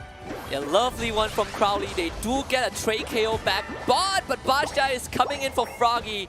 Don't want to let this Sableye run amok. That's Froggy just trying to waste a bit of time. Not going to be able to do it. The Revenant Esports already off to a better start, and unfortunately for Foxy, not able to get the snipe from afar, and also has to surrender that one. Revenant Esports, perfect. This is a power spike that they've been looking for. All the early game picks that they could possibly get, they've been able to do so. And that pressure is starting to crack the rest of MYS. But Yemu has been able to sneak a couple of points. They're trying to neutralize all these initiatives that Revenant Esports have brought to the table. And Reeboks goes ahead to spot the Zorak out. A good way to really step on the brakes. You don't want him to start running amok and becoming unstoppable as the Team MYS. They have Yemu forcing Blizzard away from that top side, and they also got rid of Crowley and Rebunks. Foxy, they both catch in a couple of points. Basha shows back up though, getting that KO, looking for those chain KOs. That's a double if I've seen one. And Revenant Esports are just striking back as hard as possible. Team MYS, you cannot stay here. It doesn't matter if they're Sweet Fucks or not. Like, the damage output coming in from Batcha is just looking to be sublime. And they will continue on to go on that streak with MYS. They found a leeway to actually put some pointers back. Night Mew Foxy takes one now. And he's straight into the backline. Foxy, where are you going? Nowhere. Back to the Pokemon Center is the answer. And Rebongs is going to show back up. Basha getting away, but Rebongs able to cash in a couple, and his turn to shine.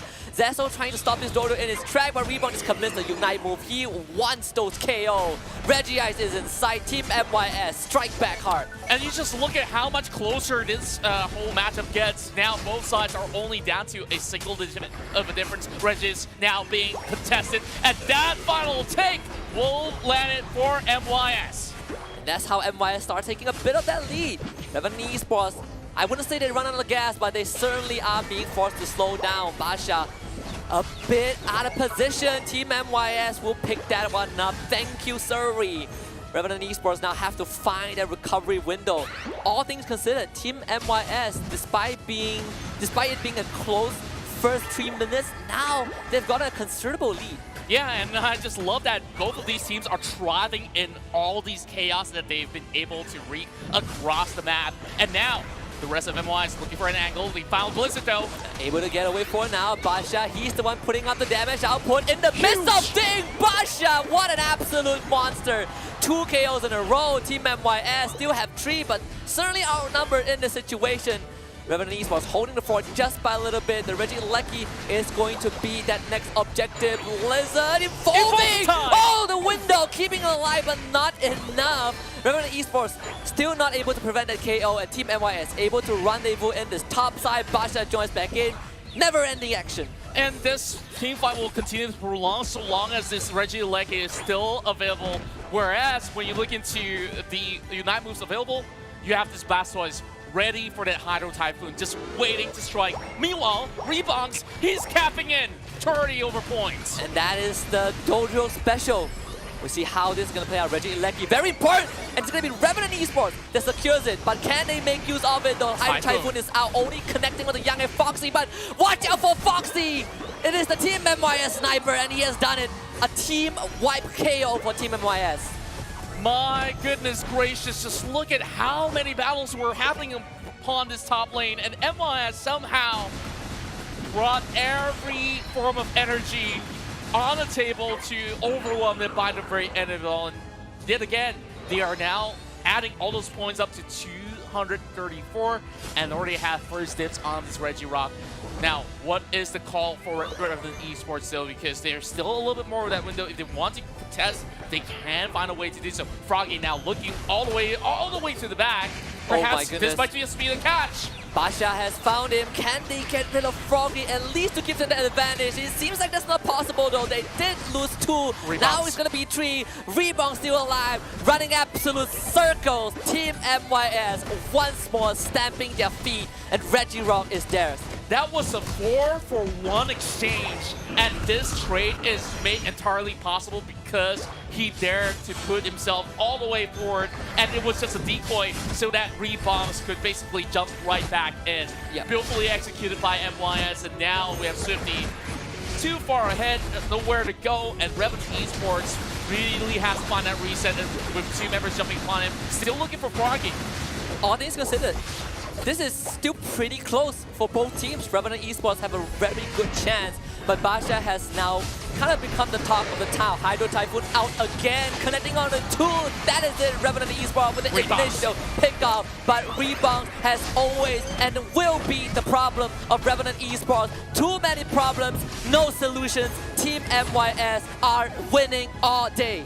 My word, MYS, they just know how to come in with multiple angles to commit into these fights. And Revenant Esports, we saw them trying to clump up. They have found a few of all these potential picks, but they will not have enough of that commitment to be able to complete Rebounds in particular.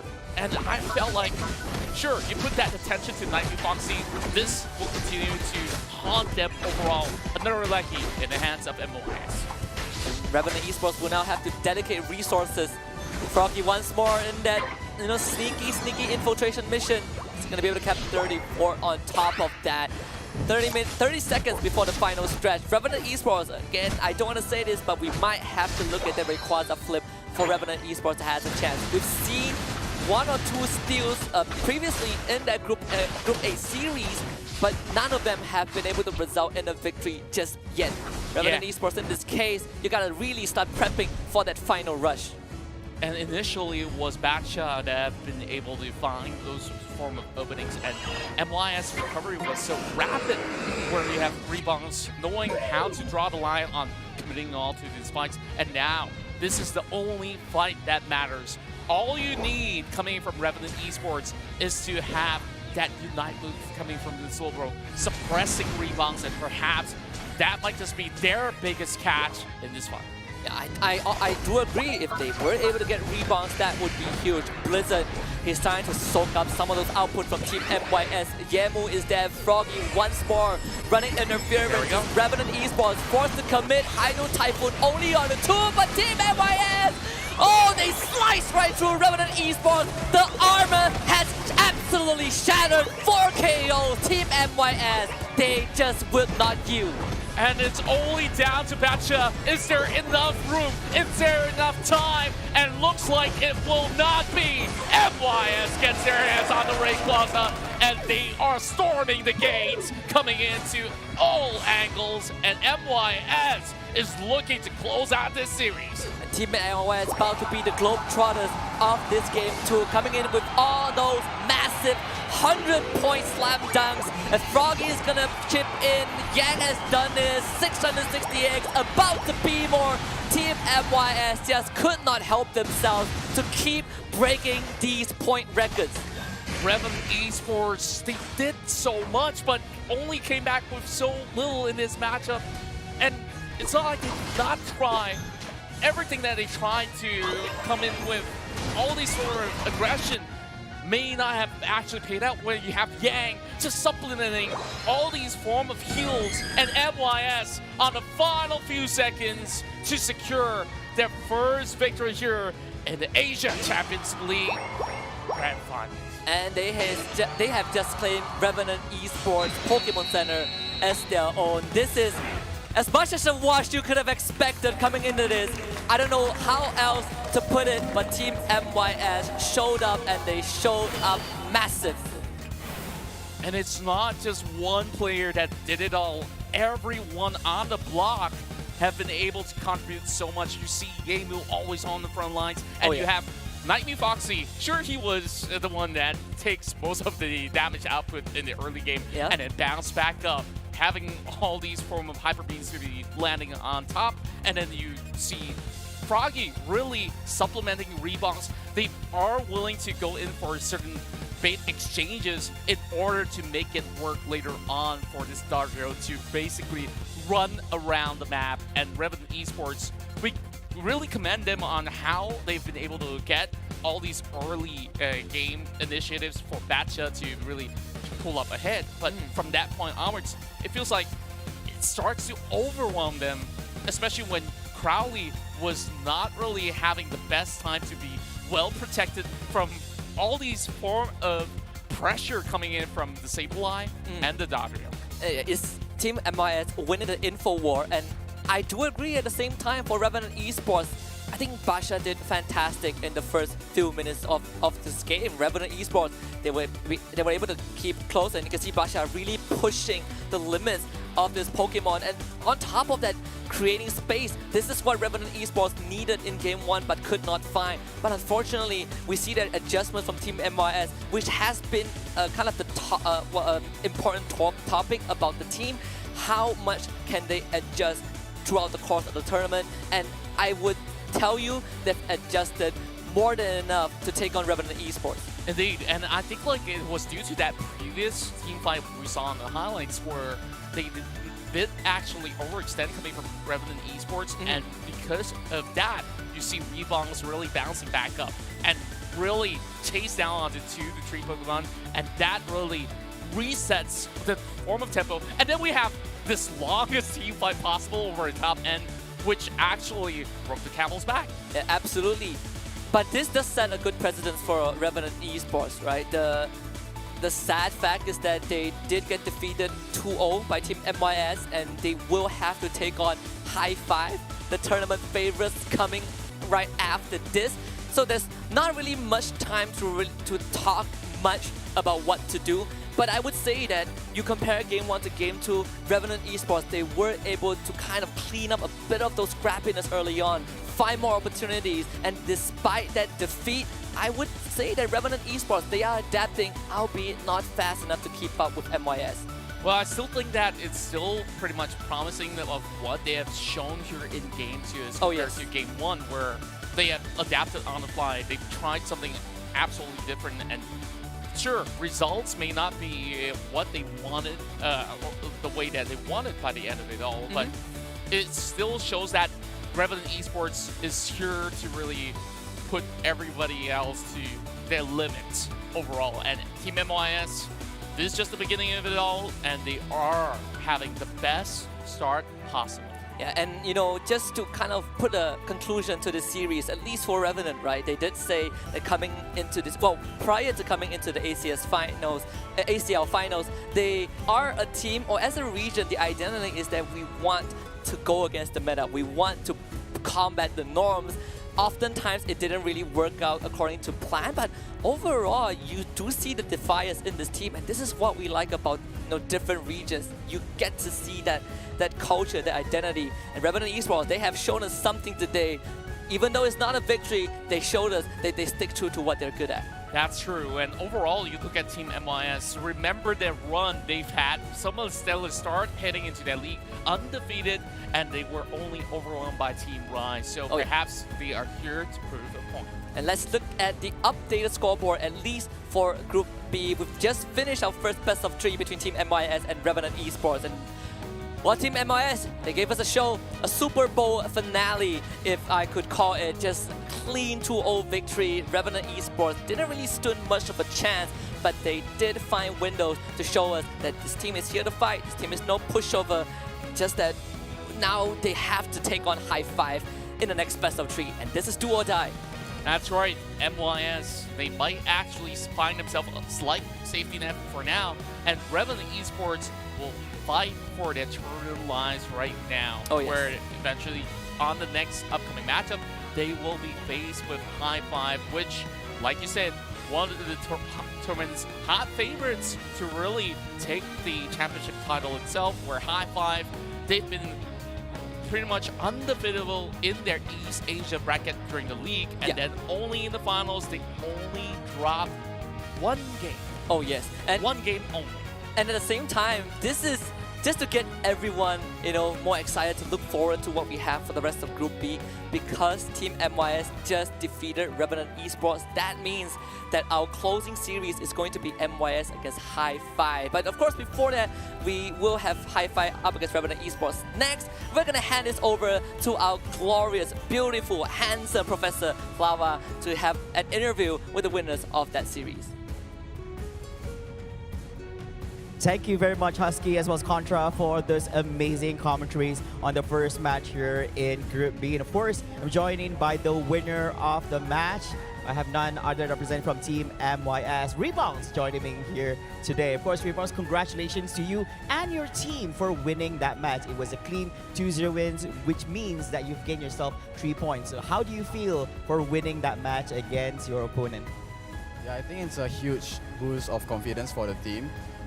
It's always good to have a clean win, because like even in the qualifiers we were like going 2-1 all the way.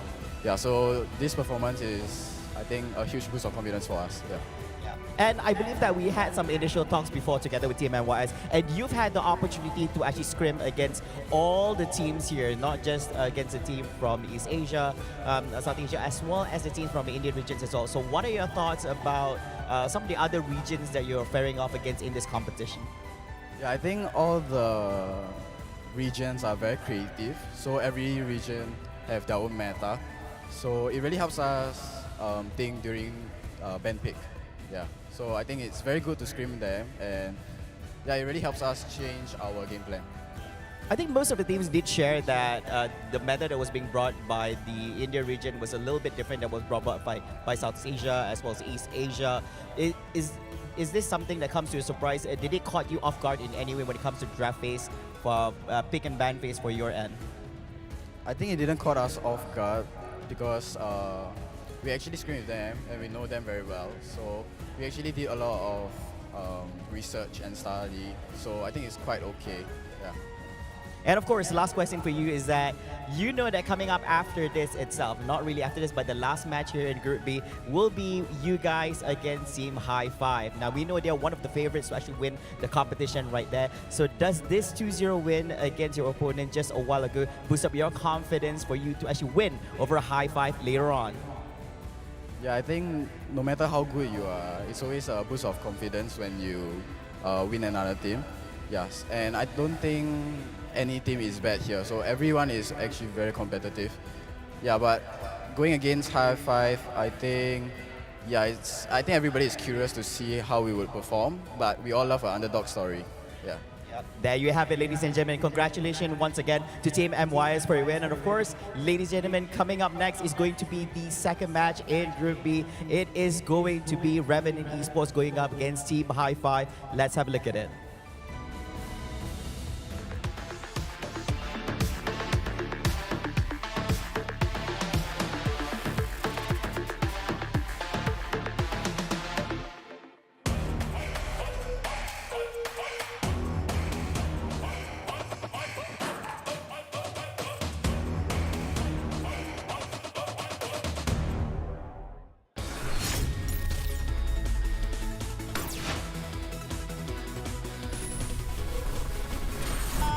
티처 메탈 나갔는데요, 그냥. 약간 그 스바라스하던 경기력 지금 어디 갔어요? 갑자기 我就跟你讲，那个火狐一定来神行了，大家都在看那条路杀，他超 C 的。刚刚不得不说像考稳猪一样，好猛啊！真的换出了金福弹给倒，金福弹护驾成功哇，太神啦！直接把他救回来了。上面呢，这边呢，双方拉开金福弹也没有顶住，看起来这3个人是一定会被越的，伤害一定完全扛不住了，哇，爆炸！哎，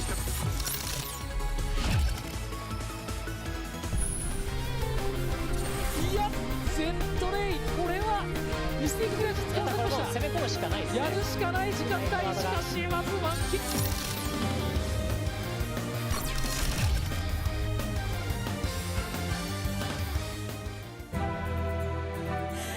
Pokemon trainers, and welcome back to the Pokemon UNITE Asia Champions League offline final. My name is Danalee, and of course joining me is the wonderful JJ Kun, and we're going to be joining the crowd today because we got these two!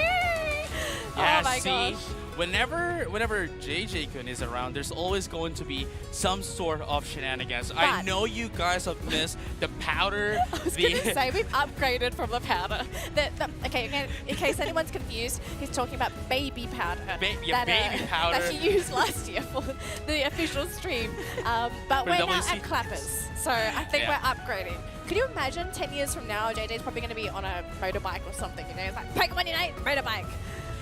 It most probably will happen. It probably would be the legendaries. Oh my gosh. Miraidon? But 10 years from now. When's Miraidon coming in Pokemon Unite, right? Yeah, Miraidon, both of them. Because the colors match. Almost. Almost. Okay, Scarlet and Orange are similar.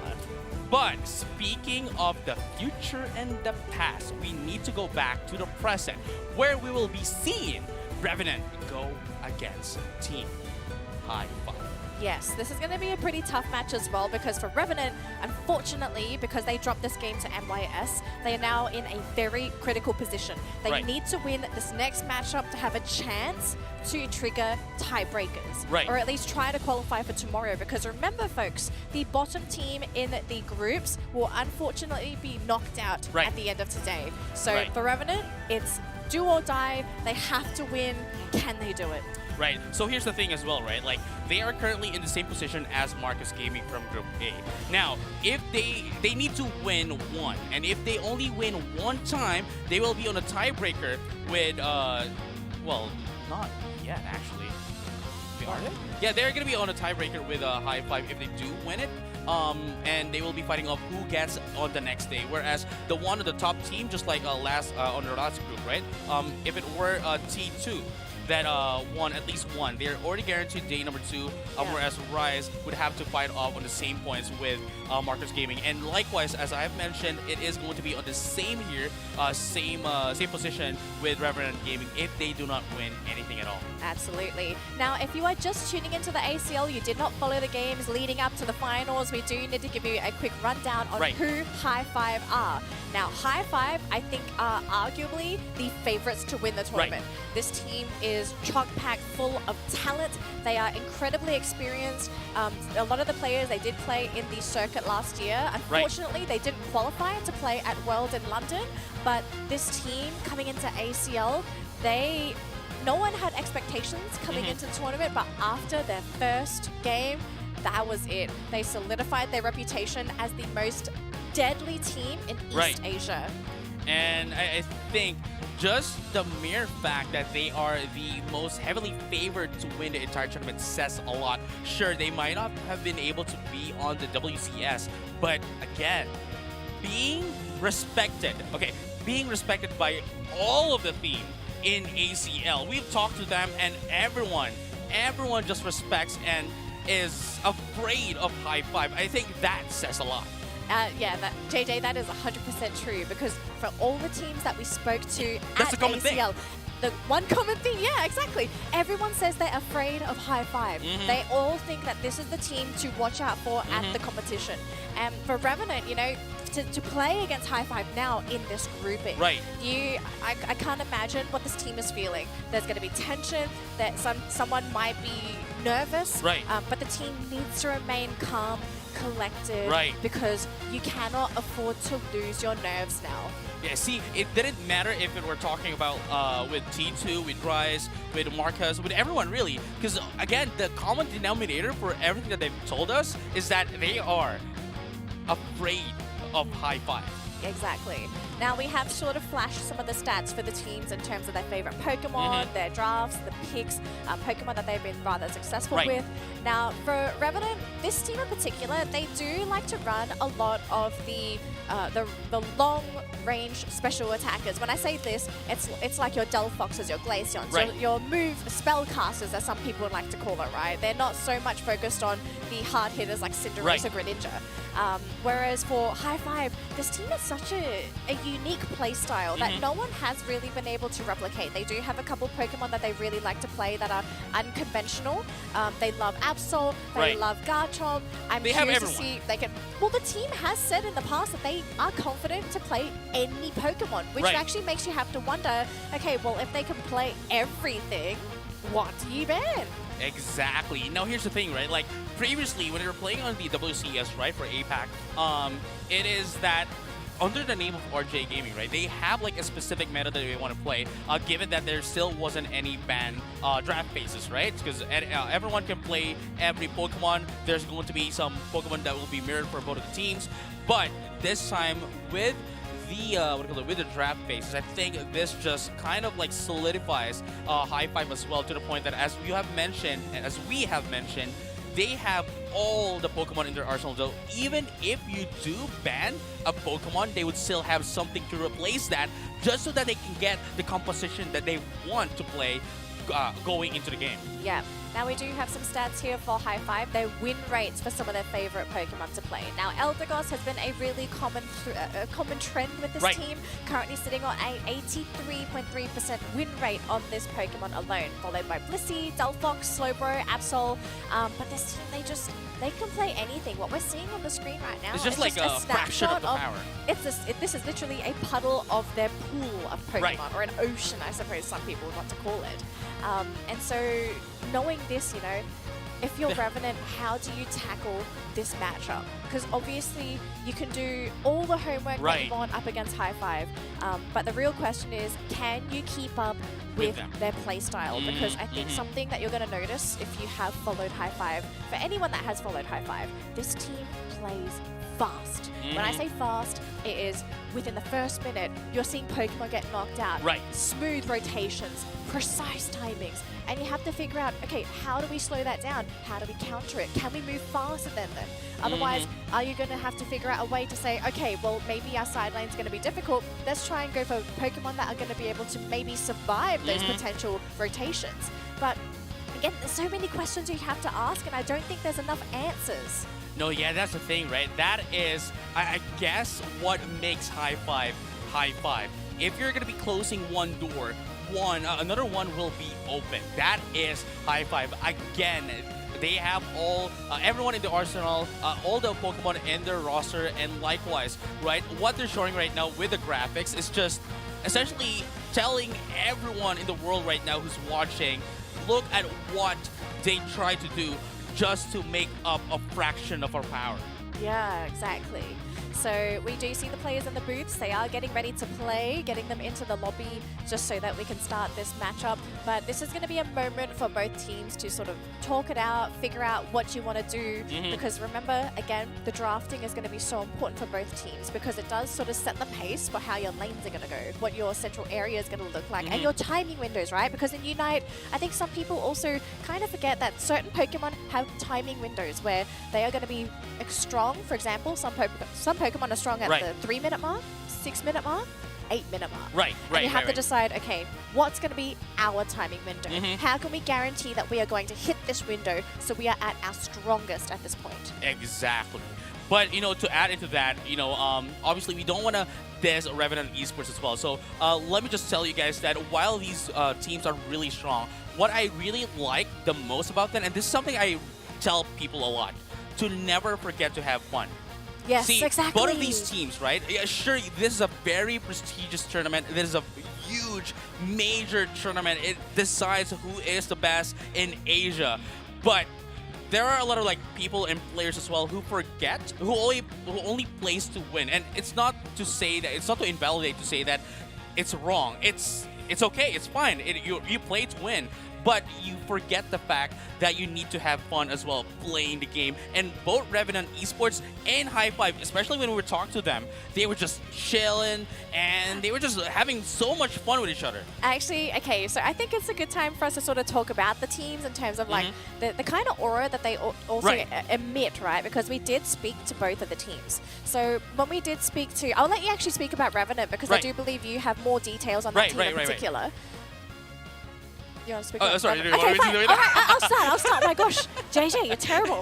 Okay, so we did interview High Five first. Technically, we did do High Five first. And one of the things that was really interesting about the team, right? You assume that this team that is like such a powerhouse, they're so strong, to be super serious, super in the game, maybe to be just, you know, a bit scary to be around.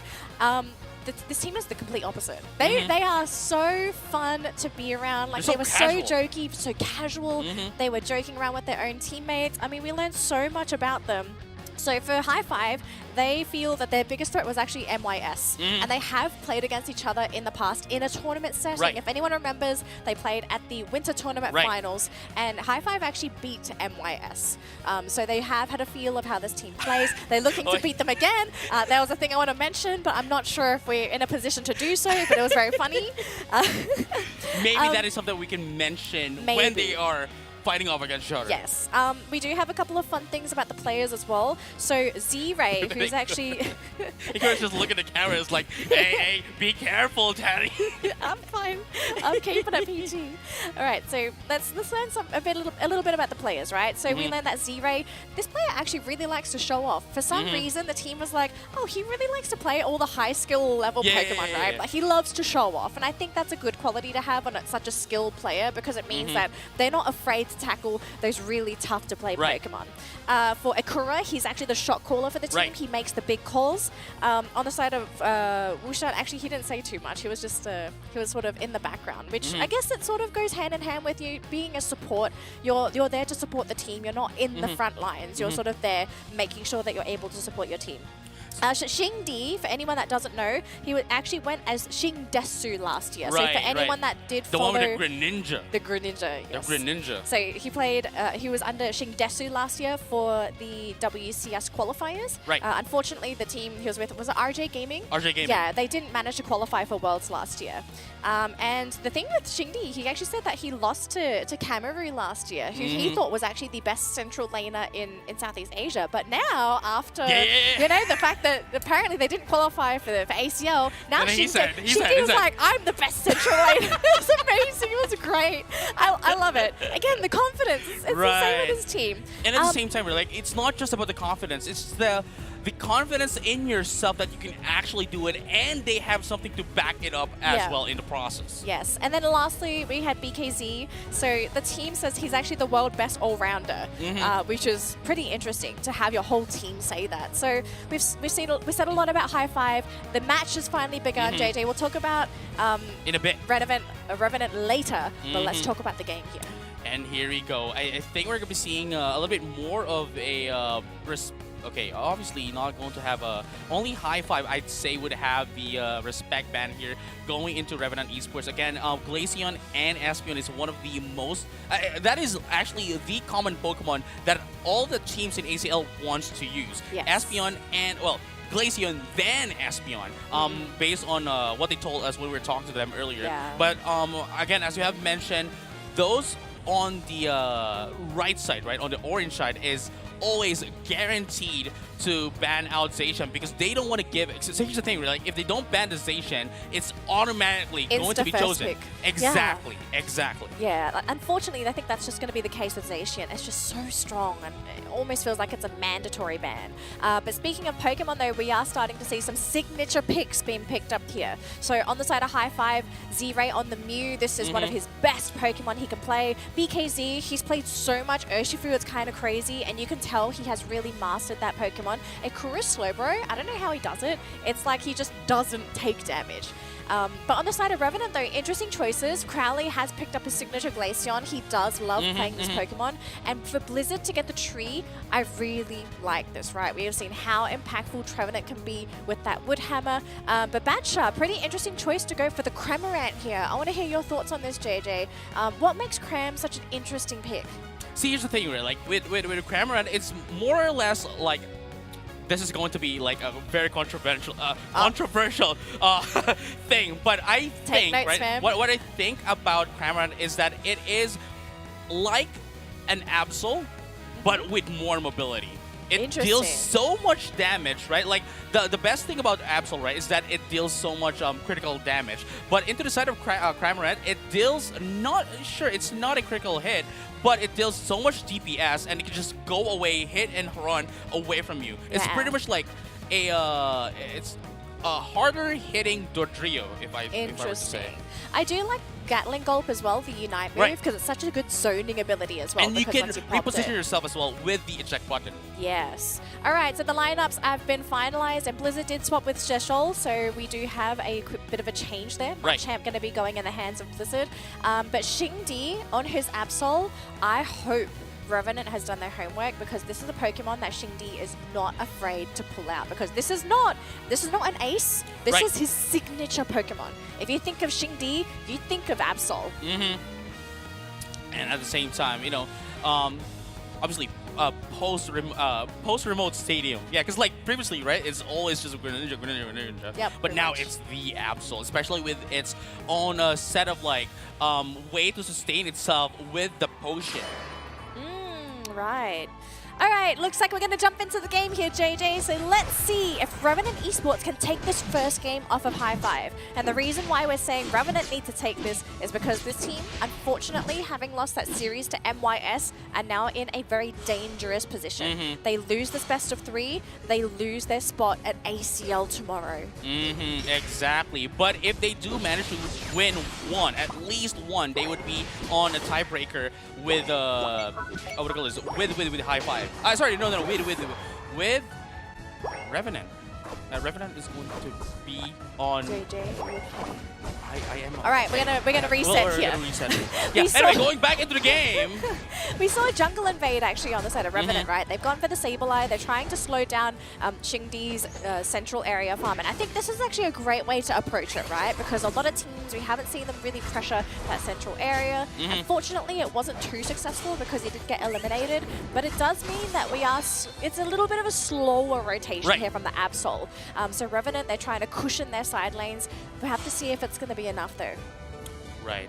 Sorry, I was thinking about the other thing. It would have been on the next game, not this one. So if Revenant wins here, right? If Revenant doesn't win here, they still have one more. At least a chance to actually get Buck. But that is all that depends on MYS. But here you go. Revenant Esports coming back again. Swifty trying to get in some scores, but this is so risky for them to get in. Oh, and they actually got the KO, so it's going to be the Trevenant. First one to go down. Xingdi looking to go for this chase, losing a lot of health, though. They're going to turn around. And the healing on Xingdi. It's not going to be enough. The Absol is down. Revenant coming in, but look at this. The Mew from downtown actually getting that final hit, but Blizzard's actually going to get the knockout onto the Mew as well. So constant brawling in this top lane, JJ. No, yeah, for sure. But here comes another thing, you know, for both of these teams. At the very least, Revenant Esports is trying to do their best right now to try to catch up into High Five. You know, right now they're still on equal footing, right? Yes. There's still no one being on top, but I think we're going to be seeing that in just quite a bit, especially after the second set of Bs on lane. Yeah, possibly, right? Trying to make sure you get that second big boost of experience. But for now, looks like a High Five are going to have a slight experience advantage. But I have to say, I think Revenant are doing a pretty good job in their side lanes. We're so used to seeing teams being dismantled from the get-go, from the first rotation from the Absol. And look at this, the pressure actually continues. Swifty being a nuisance. Yes, he might not get the KO, but he is slowing Xingdi down from farming that central area. Right, but here you go. At the very least, right? Again, still they're trying to pick up the pace here, going against High Five and Revenant Esports. They already mentioned this before, that they are kind of a team where they they let everyone else just decide what to do, and they just respond into that. Swifty's gone in. Absol's very low. Shingdi looks like it is going to go down. Absol out of the picture. But who's actually going to get the objective? It's Zero. The Mew picks up the Registeel. That means the buff goes in their favor, and they could possibly turn on to Revenant now because of this. They're still there. They're still seeing the Sableye being a pest, and so far they're doing really well. At the very least, right? Like, even though they lost objectives, they did not let High-Five take advantage of that. They did not let them capitalize on that. Yeah, they didn't capitalize on it at all, and I think the fact that this Absol pick for Swifty is doing wonders for Revenant, right? Because it's giving vision, the fact that he's able to stun as well. His Unite will come in handy, especially for those big objectives, if you can get the recalls in. Right. Up top, though, another objective is being taken. Reggie Alecki, but is it going to go in favor of High-Five? No. It will go in favor, so they will get it. They will lose the Absol in the process, but is it going to be a costly one, JJ? Blizzard still has Barrage Blow, unfortunately not going to make use of the final hurrah of hits coming in from that Machamp. But here comes High-Five still preventing High-Five from doing anything to capitalize on their wins. He actually got the Mew! Oh, really big knockout there for Crowley. I have to say, Revenant, they're doing such a fantastic job this game. Oh, even Fist taking the Machamp. They do get the Machamp, and the Reggie Alecki will be going into that top goal zone. So 53 points minimum going in favor of High-Five if they want to break this. And clearly you can see this team looking to really overcap this. Look at Urshifu just, trying to get all as much stacks as possible, capitalizing on that Reggie Alecki pick into that of the first tier score goal. But with that being said, the score is still, the gap is not that wide, but looking over the XPs, it's also not that wide, but the mechanical, it is a pretty close game, and quite admirably as well coming in from Revenant Esports going against High-Five. I really want to see these teams go 5v5 against each other, because I think that's going to be the true test to see how these compositions go against each other, who has the control advantage, who gets the burst, right? And I think a big factor is going to be the Sableye. Again, Regice is going to be the main objective in that bottom lane. Zeshul doing a pretty good job here, actually being a pest. Maybe he can get the steal. Not going to be the case though. It's going to be BKZ to lock in that Regice. So an experience boost, a health boost as well. Looks like High-Five, they're just going to focus on objectives. They say, well, we kind of don't want to fight into you if we don't have to, but positioning-wise, if they can, they will. And Zero, this Mew almost going down. He is going to eject away into his team. Gatling Gold gets used, but it's an immediate knockout onto the Cramorant. And the constant Pokemon on Revenant are going down. I think this might just be it. Blizzard, the last Pokemon alive, and they don't even get a knockout. That was a very beautiful, calculated team wipe coming in from High-Five, and that just gave them so much advantage right now against Revenant Esports. This is what we're talking about. Like, yeah, sure, they might have like the equal footing in terms of the XP and the points, but we were closing in into that of the equilibrium, right? The catalyst of the equilibrium of both of these teams. Yeah, absolutely right, JJ. And we are at the 3.5 minute mark, so a minute to go here for that Rayquaza. But who's going to take this Reggie Alecki? It's going to be a quick knockout there onto the Eldegoss. So you've lost your support Pokemon for High-Five, but they're sticking around. Ooh, Swifty right now trying to get away, but unfortunately going to get hit by the Electro Ball from the Mew. But here comes Mystical Mirage as well to try to get in some sustain. And just like that, they're going to be able to take down the Reggie Alecki, taking down 4 in the process. And Gatling Gold got used as well, so that's not going to be ready until the next Rayquaza. So High-Five, they have picked up the most recent objectives, but are they going to stick around? BKZ did get caught with the 2 stuns from the jump pad, and it actually does connect BKZ, best player to go down on the side of High-Five, but Revenant, they do need to hold off the Reggie Alecki. Don't overextend, play it cool, play it patient. Played patient indeed should be the play here, especially for Revenant, because they've at least already used Glacial Stage as well at the 3-minute mark, and I don't think that Glacial Stage is going to be ready before the Rayquaza comes out. Yeah, we'll have to see first, right, like who they decide to prioritize for those wild Pokemon. If you want to try and get the reset timer, or if you're looking to just focus on that experience. Bottom objective, Registeel going in favor of High-Five. That's going to be a big boost for them going into this upcoming fight, because that's That's an Right. attack boost. I think what they're going to try to do here is just do a split push option select for If that they of do high five, so that they can just like Swifty, get in some points, dunk it Swifty. in. Are you As the Swift mother enough? of dragons, Rayquaza, comes out, giving it away to high five as they score in. But unfortunately, that's not what's going to happen. They want to take away this Rayquaza from high five, That was but are they big. going to be able to do it? So that is the big question. And look at this, the zoning coming in from Revenant. They're actually backstabbing with the Absol. I think this might just be it. They're right on top of Zeshul on this Revenant, who is at half health, but now high five turning their attention onto that Rayquaza. Can they burn it before Revenant come in? They do. BKZ with the final hit, getting the boost for the team, the shield. This is going to make it so much easier for them to fight into Revenant, clean them up, score the points, and I think this might just be it. High five are about to take this first game up against Revenant. Yeah, but then again, you know, there's still, okay, I was going to say there's still a minute left, but at the same time, you know, everyone else is the just barrage has been responding. used. Barrage has already been used, but still not enough to take out the shield from high five. Yeah, they're really lacking in the damage, and I think one of the big issues was the fact that they lost their Sableye in the top lane, right? He actually went down to the slow bros. They had no vision to work with, a numbers disadvantage. But look at this though, Revenant, they are slowly pushing back onto high five, but high five are not too wounded. They could possibly turn it around, but Xingdi actually getting caught, and so is BKZ. That's two of the big damage dealers down on the side of high five. And JJ, with a 300-point difference, maybe they could turn it around, but they're starting to lose Pokemon. Right, but as you say that, they just got 4 KO in the process. Now, the question is, but this is 100 would this points. 35, 70, and 45, 70 and 90, that's 150 points going to be enough to catch up? I don't think that's the case because there's still Ikura with another 100 points. They needed to have at least 1 or 2 more Pokemon up as well to possibly contest for those points. But the fact that high five, they got those crucial knockouts whilst being chased by Revenant, they got the necessary Pokemon. They locked in their victory. It's going to be their game.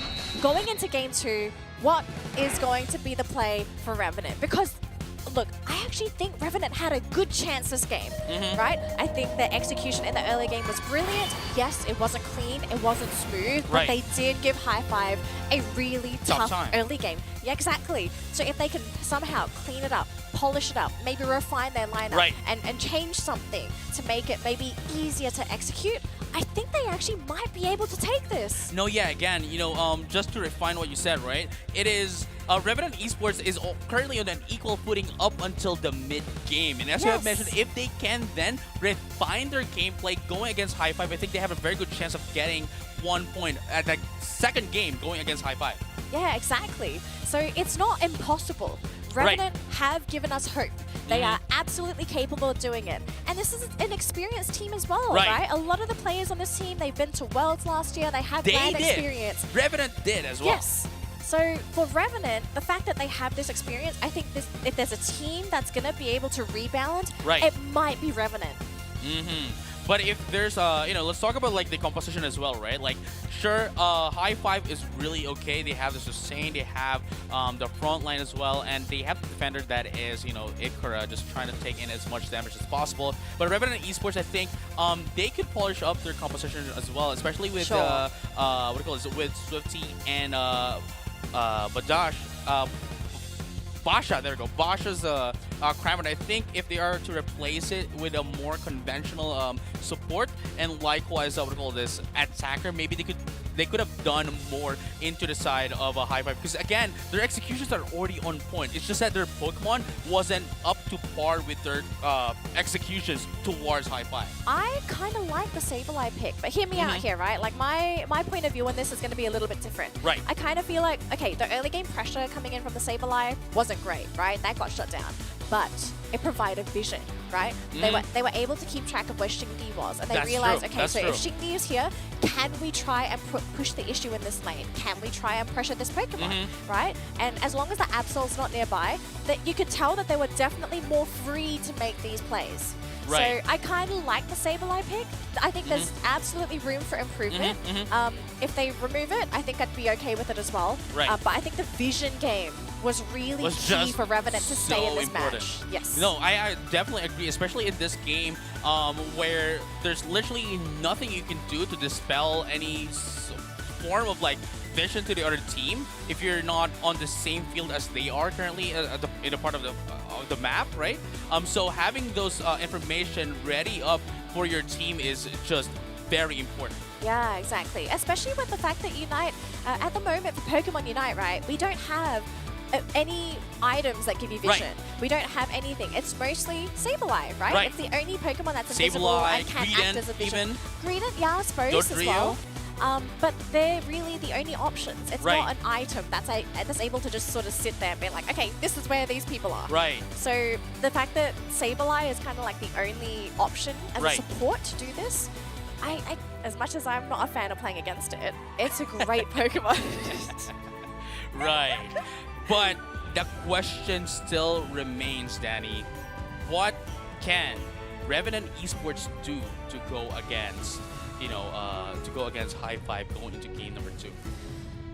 I have to say, probably just sort of fixing up maybe their lanes. Right. Because I thought the lanes were good.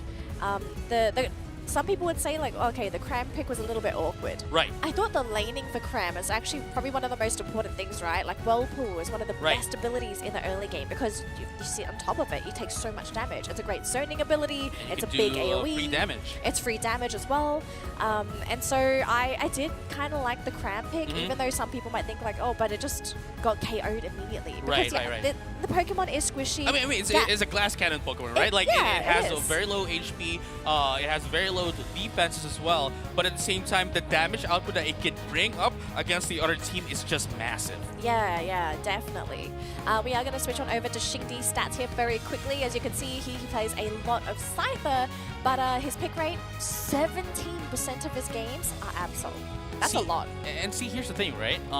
They, though it is like very huge, the pick rate for Scyther, I believe this is Scyther instead of Scissor, but like, we only have like Scissor. I think this is mostly from the group stage. Right. Because he played a lot of Scyther in group stage. Right. But I think coming into the East Asia playoffs, he sort of shifted away from Scyther, but they decided to prioritize other Pokemon, which is pretty interesting. But Scyther back then was really strong. No, to say the least. Oh my goodness. This is, again, for High Five, it doesn't matter which Pokemon they're going to be holding. They still have the mechanics. They still have like the executions to play what they want. So it just goes back to your question again. What can Revenant Esports do to disable them or at least prevent them, right? Or denying them of doing what they want to do? Because like, here's the thing, right? With High Five, so what I observed with High Five is that they are playing mostly just 2 compositions. Yes. Playing just only 2 compositions. But with since their roster of Pokemon is literally the entire roster, they can just like substitute what needs to be substitute for them to be able to do that composition and gameplay. Yeah, TLDR, they play everything, and it's kind of hard to ban against them. So sorry. Thanks, JJ, for the insight. We're gonna look at Badger's stats here, right? So you can see he really loves to play those ranged spellcasters, as people like to say, right? He likes playing Noob, likes playing Gardevoir, playing from range, big Unite moves, big damage from range. And so I think his Cram last game, I think he did the best that he possibly could. Because in the case of that game, it was just really hard to stop everything from getting on top of you, right? That was an Absol. I mean, sure, you could stop like 1, 2, but like not everything. Especially when everyone goes in on you at the same time. Yeah, so I mean, I could feel, for him in that last game, it must have been really tough because no matter where he was like, all right, guys, I have a big fat target on my forehead. I'm ready to get chopped up. So what are we going to do about it? How are we going to protect me? I'd love to see him either get onto that Gardevoir or Mew, though, right? Deal out some really big damage for his team, special attack damage, have a big Unite move. Gardevoir wasn't banned, Delphox wasn't banned. I'm not 100% sure if he does play the Delphox. I mean, assuming his pool of Pokemon, I think he does. And these Pokemon, they're still viable, right? They're not bad. They're not out of the meta. It's just like right now, we're not really seeing everything being played. There are much more Pokemon that is, I guess, viable. who've caught up with, more viable to use than what they've already used to. But again, as you have mentioned, these Pokemon that they have previously aren't Pokemon that actually fell off. Yeah, yeah. Well, they did sort of mention, so when I spoke to them in a little, I mean, I didn't speak to them, I wrote to them. It was an online interview. And I asked them, you know, like how they feel about the new patch.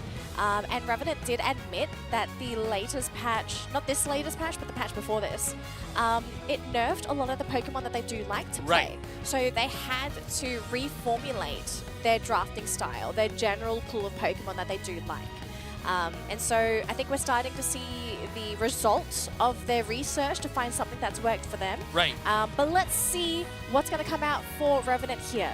What's going to be the strategy that pushes this to a Game 3, and it's going to be Batcha picking up that Mew. I think this is a great choice. Right, and here you go. You know, Revenant definitely getting in that first pick gives them some sort of advantage. For Shindy. This advantage that Revenant Esports got, being the first pick, just may have been countered once again by Hi-Fi immediately after. You think so? Like right away? I think you know it is Vashus and Shengdi is going to be the head-to-head here. Given that they are the core counterparts. Yeah, the counterparts for these games. So like especially giving Shindy this Glaceon, I think they have been able to utilize this quite a lot, and we're going to be seeing more of the glacial stage as well being popped up more and more, especially with the energy amp. Crowley, are you really going to play Dodrio? Oh, okay, he was messing with us. All right. I was going to be like, this is a very interesting team composition. You know, No. He was messing with you by making you think that he's not going to pick that, but he did. With me. He was probably thinking about it, so... Right. But I do like this draft though coming out from Revenant. I think maybe the little X factor here is maybe the Lucario pick, right? Like what's the main objective for Lucario? Because firstly, Crowley, you've got that Pokemon that's going to be scoring your goals. That's going to be roaming the map. You've got Swifty as your support. You can reset during those fights. You have your frontline defender, Trevenant.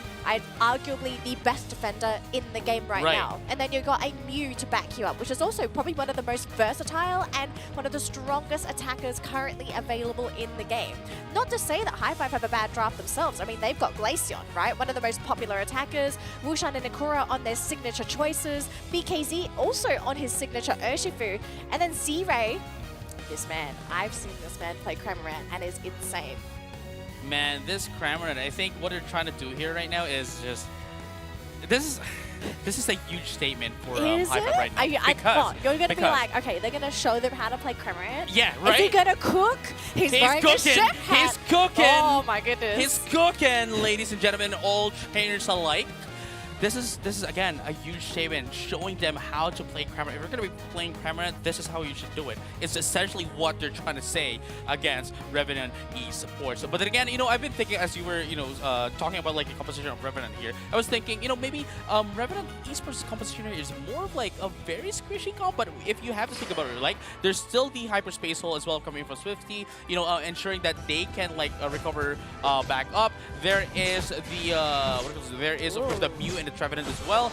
But what I'm thinking here of would be, you know, the X factor here is not actually the Lucario, but rather the Dodrio, because the Dodrio is like the what I found the most odd pick in this composition, because they have all the damage, they have the sustain, but then what is Dodrio going to do aside from obviously, you know, the scoring in? Well, here's the thing. If you look at High Five's lineup, they don't have anyone that can actually chase a Dodrio, right? They're not running the Absol this time, so you don't really have anyone with that high ability to chase the Dodrio. So maybe the play here for Revenant is that, okay, we're just going to constantly backcap you. Even though maybe you're winning the fights, at the end of the day, you win based on scores. But Lucario going down here, bit of a questionable play. Yeah, especially that they went in too much, right? Going inside of the the speed reflux zone as well, you know, getting punished for it. But here you go, High Five currently 3-man into that of the top path. So this is going to be quite a hard lane for Revenant Esports to take about, but they have 3 Pokemon as well up top. So let's find out what they're going to be able to do here into that of the top path, as that is like, I guess, this game right now, whoever controls the top path then controls the entire game. Yeah, we're also going to be seeing a air cutter Cramorant on the side of Z-Ray, so likely just going to be the standard build dive air cutter, but wow, Blizzard putting out some big damage there. Oh, Solar Beam clapping onto the Glaceon as well, almost going down, but of course with with the healing. There's going to be able to get back up with that Citrus Berry as well as with the help of Wushan. But BKZ, though, going to be caught out. And with the Solar Beam New, almost, the damage is almost there. They do get it, though. Urshifu going down. And now it looks like Revenant, they're looking to score. But with Wushan here, it's going to be a little difficult. Maybe they're going to try and turn, but Cramoran is here. Z-Ray coming in with the assistance, and that's going to be a double KO. Swifty saving themselves. Unfortunately, it wasn't timed well, you know, in order for them to like save up the Rio and Puerto Lucario, and just instead then save themselves. But here you go, Revenant Esports still has a lot to work out here on. They may not have the lead in terms of the XP and of course the mechanical skills of a team against High Five, but at the very least they are still in the lead in terms of points. Yeah, for now though, it's a little bit early to say, right? That's what happened as well in game 1. Z-Ray getting caught out here by the Dodrio. No, he actually got him! He got Crowley! Z-Ray! Apparently one hit is better than 3, but he does get knocked out in the meantime. But that's a big knockout. That was the central laner for Revenant. Right. See, that's what I'm telling you, right? Like, High Five is showing them how to play the Cramoran. He's cooking. He's cooking. He's cooking. Definitely have the chef clothes on. Yeah. Yes, sirree. The gloves, you mean boots? He doesn't have hands. JJ, come on. Oh my goodness. But speaking of cooking, here's for breakfast, as we now have seen the first major objective. That is a Regice. Yes, indeed. BKZ is going to be picked up. No, not quite yet. As they're able to take down the Rodrio and W as well. But Z-Ray are going to be able to go back up. No, you will not. That's going to be 2-on-2 straight. They'll make that 3 as the Trevenant is going to be taken out as well in the process, making sure that High Five does have the positional advantage into that of the objective. Oh no, Swifty going to be caught out all on his own. He will actually get onto the hyperspace hole. He will survive though. Dodrio has come back into the fight. Regice is actually at more than half health, but here we go. BKZ trying to look for the big hit. He will get it. He focused on the objective. High Five focusing on that experience, denying it away from Revenant. That's going to give them a big boost in experience. But look at this though, the fight continues here on the side of Revenant, but are they overextending, JJ? I'm a little bit worried here. They are. Look at that. Blizzard gets picked off because of that mistake as well. The punishment is just too great for Revenant Esports. Again, I have to mention your damage dealer here is going to be that Mew and the Lucario, and taking them all out, what can the other teams do? Sure, this Trevenant can survive hits, but without any follow-ups, there's no damage that will be dealt against High Five. Alright, looks like we're going to be seeing a big fight happening in that bottom lane. That's going to be 2 versus 3 so far for Revenant. Can they hold on to this though? It's going to be tough. Gatling goal. Yep, commit the Unite, get the double KO, take the bottom goal zone. That's huge, especially when the bottom Reggie respawns again.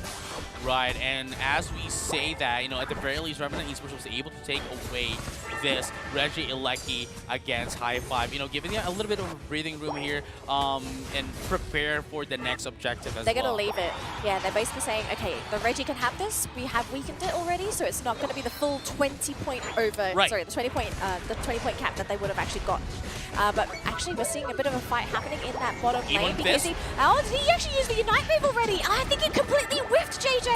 But the fight continues. High Five is coming in from that top zone. Big Phantom Forest coming in from the tree, but is it going to be enough for Revenant to turn this fight around? I think it's a successful defense here from High Five. They're looking rather healthy, but they're still going. I'm surprised Revenant, they have the courage to do this, but they lose the Lucario and the Mew. See, again, High Five knows which Pokemon to target, targeting the attackers from Revenant, allowing to essentially just allowing them to sustain themselves by receiving the less of a damage as possible, you know, going against Revenant Esports. Removing that Lucario and the Mew essentially removes all the damage coming in from Revenant. Yeah, and I think what makes it really difficult as well fighting there is the fact that High Five still have their goal zone, right? So they're constantly getting that heal. They're also getting the shielding that's constantly going to be applied, right? And so Revenant have to burn through extra health, extra shielding, which means they need more damage than they normally would to be able to get those knockouts. But Swifty, he's going to actually get knocked out there. He tried the hyperspace hold, but it was just too quick.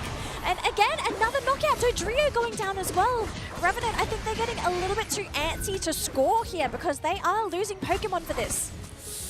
My goodness, the wall that High Five has put up against Revenant Esports, sure, I believe Revenant Esports is doing their best to score in, right? Yes. Well, that's the whole point of their composition. No, yeah. That's the whole point of their composition. But the thing is, it would, I think, would work more if we were in remote stadium. Yes. That's the thing. Whereas High Five, though Revenant Esports wants to pull in some scores, High Five is forcing the issue against Revenant Esports. As we can see right now, they're going to be able to take down one. So 1-for-1 trade here for both of the teams. But is Revenant Esports going to be able? Oh no! Oh, no, that Crowley! was quite greedy. They weren't able to isolate the Pokemon and instead got blocked off and picked off in the process. Crowley was really far ahead as well, so there was no way that his team could have actually come in and helped him at all as well. Yeah, so I think a little bit of mismanagement there for that team fight there for Revenant. I think it could have gone a lot better, but they also are feeling, you can see from them, right? They are really feeling pressured to force these fights into High Five, because if they just leave the game as is, late game, I think High Five just win outright. Oh yeah, for sure. But here you go, High Five. But look at the point difference, JJ. 205 to 175. This is what Revenant want. They are ahead in points. 20 seconds to go. It's going to come down to the Rayquaza defense. That is true. Now, High Five. Here's the thing. High Five has 40, 50, 50, 40. Sure, Glacian has 8. They can just give it away to Revenant Esports and try to still have more points. And I say this because they have the advantage of the team fights, so they can always just take them all out. Give away the Rayquaza and still win. Are they burning Ray? I think they are slowly burning it away. They're actually trying to force Revenant into this team fight, but Zeshol, he is all alone, half health. His team is there to support if necessary. They actually managed to get the slow beam onto Lucario. So they're actually going to be going in with a number disadvantage, and even Dodrio getting burnt down. That's going to be 3 versus 5, and I don't know how they're going to defend this Rayquaza because Ikura is single-handedly zoning away the Mew. The Bad Shot is there. He's going to be surfing on top, but no, he's taken down as well, which means it's all down to the Trevenant. Can he would have, but he can't. It's going to be the Glaceon to secure the Rayquaza, which means High Five can finally score. Right, but with that being said, right, this is what I'm talking about earlier. High Five may not have the advantage in terms of the score, but they can always have gave away that Rayquaza and can still score against Revenant and take them out if they manage to take away the Rayquaza from High Five. It was so difficult because we saw time and time again Revenant, they were already struggling to win these fights against High Five to begin with. And so even if you had the numbers advantage going into the Rayquaza pit, you have to figure out how to sustain these fights, how to actually score it in once you take in the Rayquaza. But unfortunately for Revenant Esports, they weren't able to take away that from High Five. Yeah, it was just a really tough game. We could see what they were trying to execute with this, essentially a score comp. And they did manage to get the advantage at some point. It was just, the follow through during the last 2 minutes, right? But High Five just already saw it from a while away, knowing the fact that what they need to do here is just, what they need to do here is just enforce the issue against them, force all the team fights so that Revenant Esports won't be able to do a thing against them.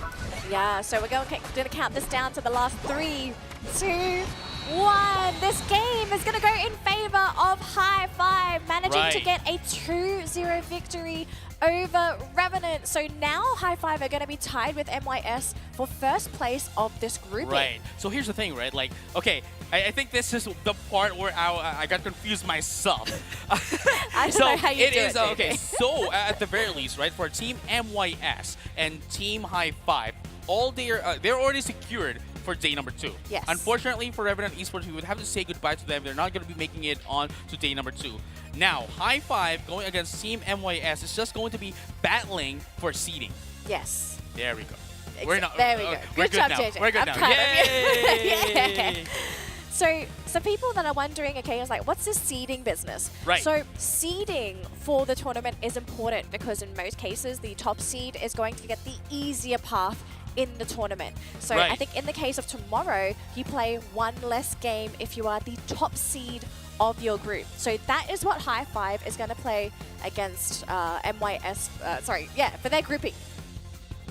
What are you showing me? Yeah, that is right. So it depends on the ranking, right? So okay. Oh, you wrote it down. All right, here we go. Professor JJ, take it away.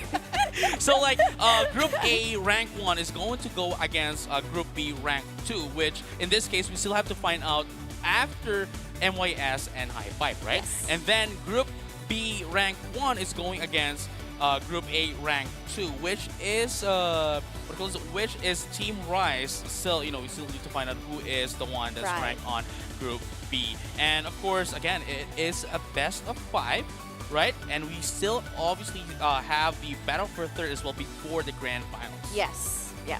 So tomorrow is going to be action-packed. All the games are best of 5s, meaning that they're going to possibly be really long, drawn-out games. Right. It's going to be a test of both teams' hero pool, essentially the 4 remaining teams' hero pools, their strategy, their thinking, what they've learned, what they've researched. But of course, I think for us, the first thing we should answer is who is the top seed for Group B? Is it High Five? Is it MYS? And this next matchup, it is going to be so hype because essentially It actually is. It's going to be a rematch, really, between these two teams. Because okay, wait, I don't know if I should. I mean, they told us this, right? I think we can tell them. Okay, so during the High Five interview session that we had with the team, right? So when they played up against MYS in the Winter Tournament, right? Maybe you can explain it better. Right, so like they said that they won against MYS, right? And they want to make them MYS again in this tournament, but despite them saying that they, MYS is the team that they're looking forward the most to play against again, because they said that they are going to, mind you, and I quote, make you sad again. Well, we'll have to see if that's going to be the truth, right? Because at this point, is it cap? Is it fact? We'll only find out when that game happens. Bussin' or cap, right? So here's the thing. Here's the thing. High Five, the stakes are high for High Five right now. Just because of the fact that they haven't lost. Wait a minute. I think it's also for MYS because MYS are trying to go for their own redemption arc. Right, Because at this point, it's High Five have beaten MYS, right? So it's a 1-0. Can they 1-1? One more, right? Again, against a High Five. Yes. But at the same time, right, High Five hasn't dropped a single game, a single series throughout the first stage and the second stage of the regular series, and now going into the finals. It's insane. I'm actually wondering, is it possible for them actually to win the entire, win the entire tournament without losing a game? Yeah, well, that or maybe a team to actually beat High Five. Right. Because I'm also trying to figure out, like in my brain, like what's the secret recipe? What's the formula? What's the answer to High Five? Because I don't think anyone has been able to figure it out thus far. And this is probably the best opportunity to find out what that is.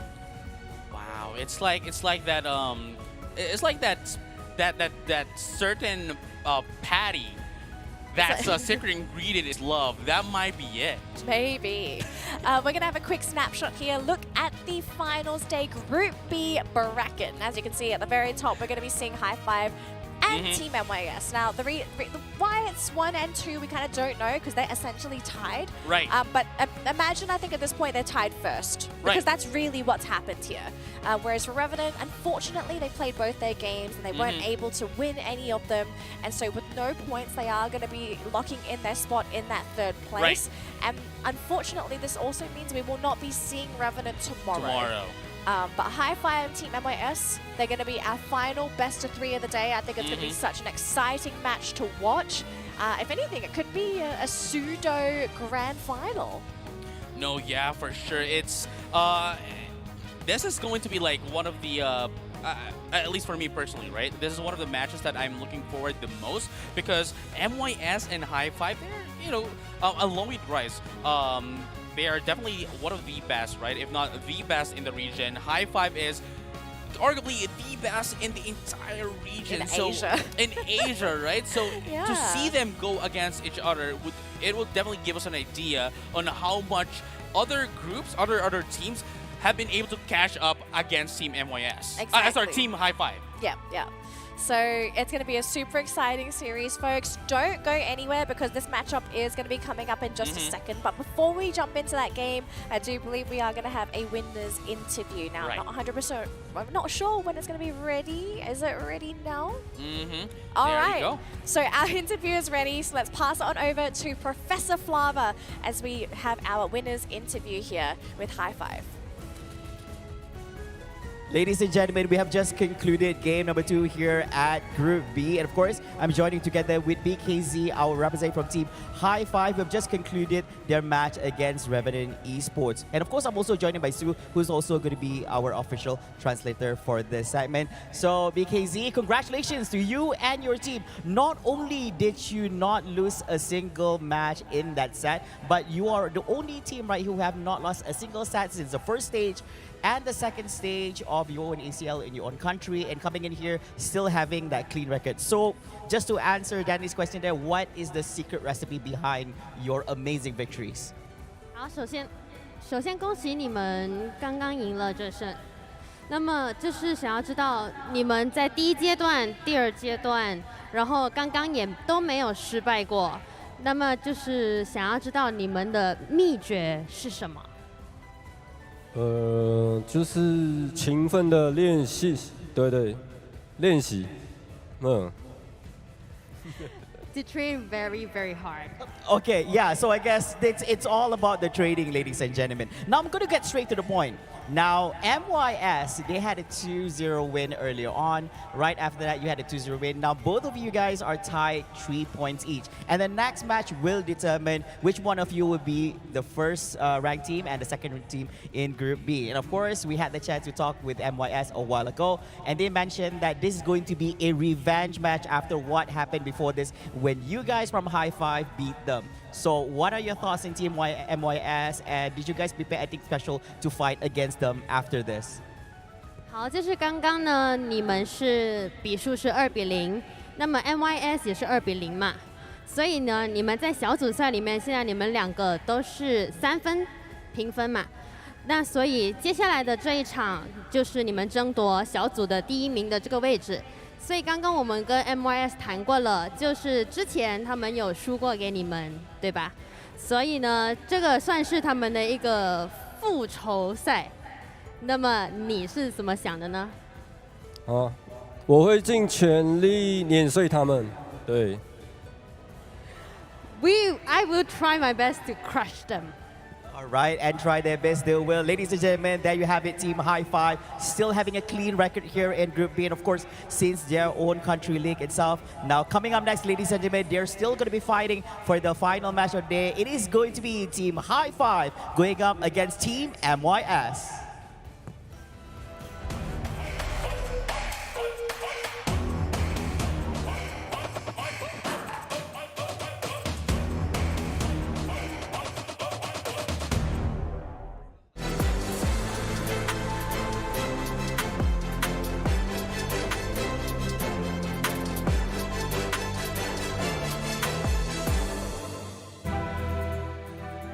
This is it, ladies and gentlemen, the crescendo of day number 1 and the crescendo of the ACL finals for Group B is Team MYS up against High Five next. We are your commentators to bring you this very exciting and explosive best of 3. I'm Husky, and alongside me is Contra. This has been the most anticipated series throughout this whole group itself, where we've seen the power level of East Asia versus Southeast Asia. And of course, unfortunately, both teams from the Indian region have been knocked out by the course of the entirety of day 1. But of course, they did put up a good fight, and Revenant Esports at least have brought the series pretty closely against High Five. Speaking of High Five, they are still on the stage, and now they will have to take on Team MYS. There are a couple of angles you can go into this series and look at it, right? On one hand, these two teams are friends. They know each other, could be a friendly match. But sometimes when it comes to a friendly match, you still want to win. And for High Five, it is all about crushing MYS. It's all about making them MYS, make you sad again for the second time. That's the goal for High Five. And for Team MYS, it is to get that sweet, sweet revenge over High Five. Indeed, and overall, when we look at the performance of Team MYS against Revenant, they have potentially the highest score possible of any match being played out throughout the course of the day. And early on, we still see the prowess being displayed by High Five, still being one of the hot favorites out there. But Team MYS, this team here, hailing from the Southeast Asia region and also representing, the home country of Malaysia, they have a lot of things to prove here to the crowd and, of course, to the rest of the world. And it's very interesting because we managed to talk to both teams, and both teams think that each other are the strongest enemies in this tournament. High Five think that MYS is the strongest, and Team MYS thinks the same as well, that High Five is the strongest team that they have. But MYS didn't, specifically say that they fear High Five the most. They think that they themselves are the biggest enemy, though we all know that when we come into this best of 3, all gloves will be off. That's right, and that's what we really want to see when it comes down to what they bring to the table. They do have very similar ways of playing, but of course, we've seen something of a different stats being shown by Team MYS today. Oh, yeah? They brought out the Dodrio, which we have not seen for a very long time throughout the course of the ACL, especially during the playoffs. It was absolutely absent in Southeast Asia, and then lo and behold, we'll go into Group A, but that was being displayed by East Asia finest teams like T2. And we know High Five themselves do play it from time to time. But when we talk about picks as well as bans, these are the top picks coming in from High Five. Of course, these are the champions of the Taiwan Open 2022, and now heading to this, we still see the popularity of Urshifu and even Eldegoss to be popping on the radar from time to time. And just now, we did see the Eldegoss and the Slowbro being picked up by High Five against Revenant Esports. So overall, there are still some similarities. Urshifu has been banned in a couple of games throughout the entire day. So I wouldn't be surprised if we see Team MYS prioritize taking out the Urshifu, but I think we can also expect some shifts in that ban. We saw a bit of Espion being taken out as well. And when you look at Team MYS, we've gone through it earlier, but now we're going to look at it again. The Fable, the Mew, the Slowbro, and both teams have their signature. For Team MYS, at least, it's going to be Foxy's Mew. Exactly, and this is the only team with the high win ratios on the Mew, where we're looking at 43% out of 7 games to be played out in total. Though, of course, with all the 7 games played, why is the percentages not as high as we deem it to be? Because in certain series that they played back in Southeast Asia throughout the league, Team MYS, despite them having pretty much a good clean streak coming in, they still have dropped few games in their own series, but despite that, making it 2-1. Yeah, absolutely. Let's take a look at the win rates for each teams and their Pokemons. For High Five, it's the Snorlax. So Snorlax reminds me of something. 100% win rate, that's one thing. So one of the players on High Five, Z-Ray, he did say, so we talked to them, and then his teammates were joking around. They were like, his name is called Z-Ray because he says that he can beat his enemies even while he's asleep, hence for the triple Z. No wonder. We'll see if that is the case later on. He wants to be able to continue dominating his opponents, but of course, aside from Snorlax, you have the Eldegoss, you have the Blissey, Delphox, and Slowbro. The question is, do you want to wake that Snorlax up? Because we've seen how much High Five could possibly offer on the table, especially when you give this Pokemon to the hands of players like Ikura. No, absolutely. I mean, Ikura at the same time is also kind of like the IGL of the team, right? So you're looking at the core of High Five, which when you compare to Team MYS, when we talk about rebounds as the shot caller, there is a bit of a difference in the dynamics. Team MYS is everyone makes shot calls every now and then, but for High Five, there's a clear hierarchy. Ikura is the head, Ikura is the voice.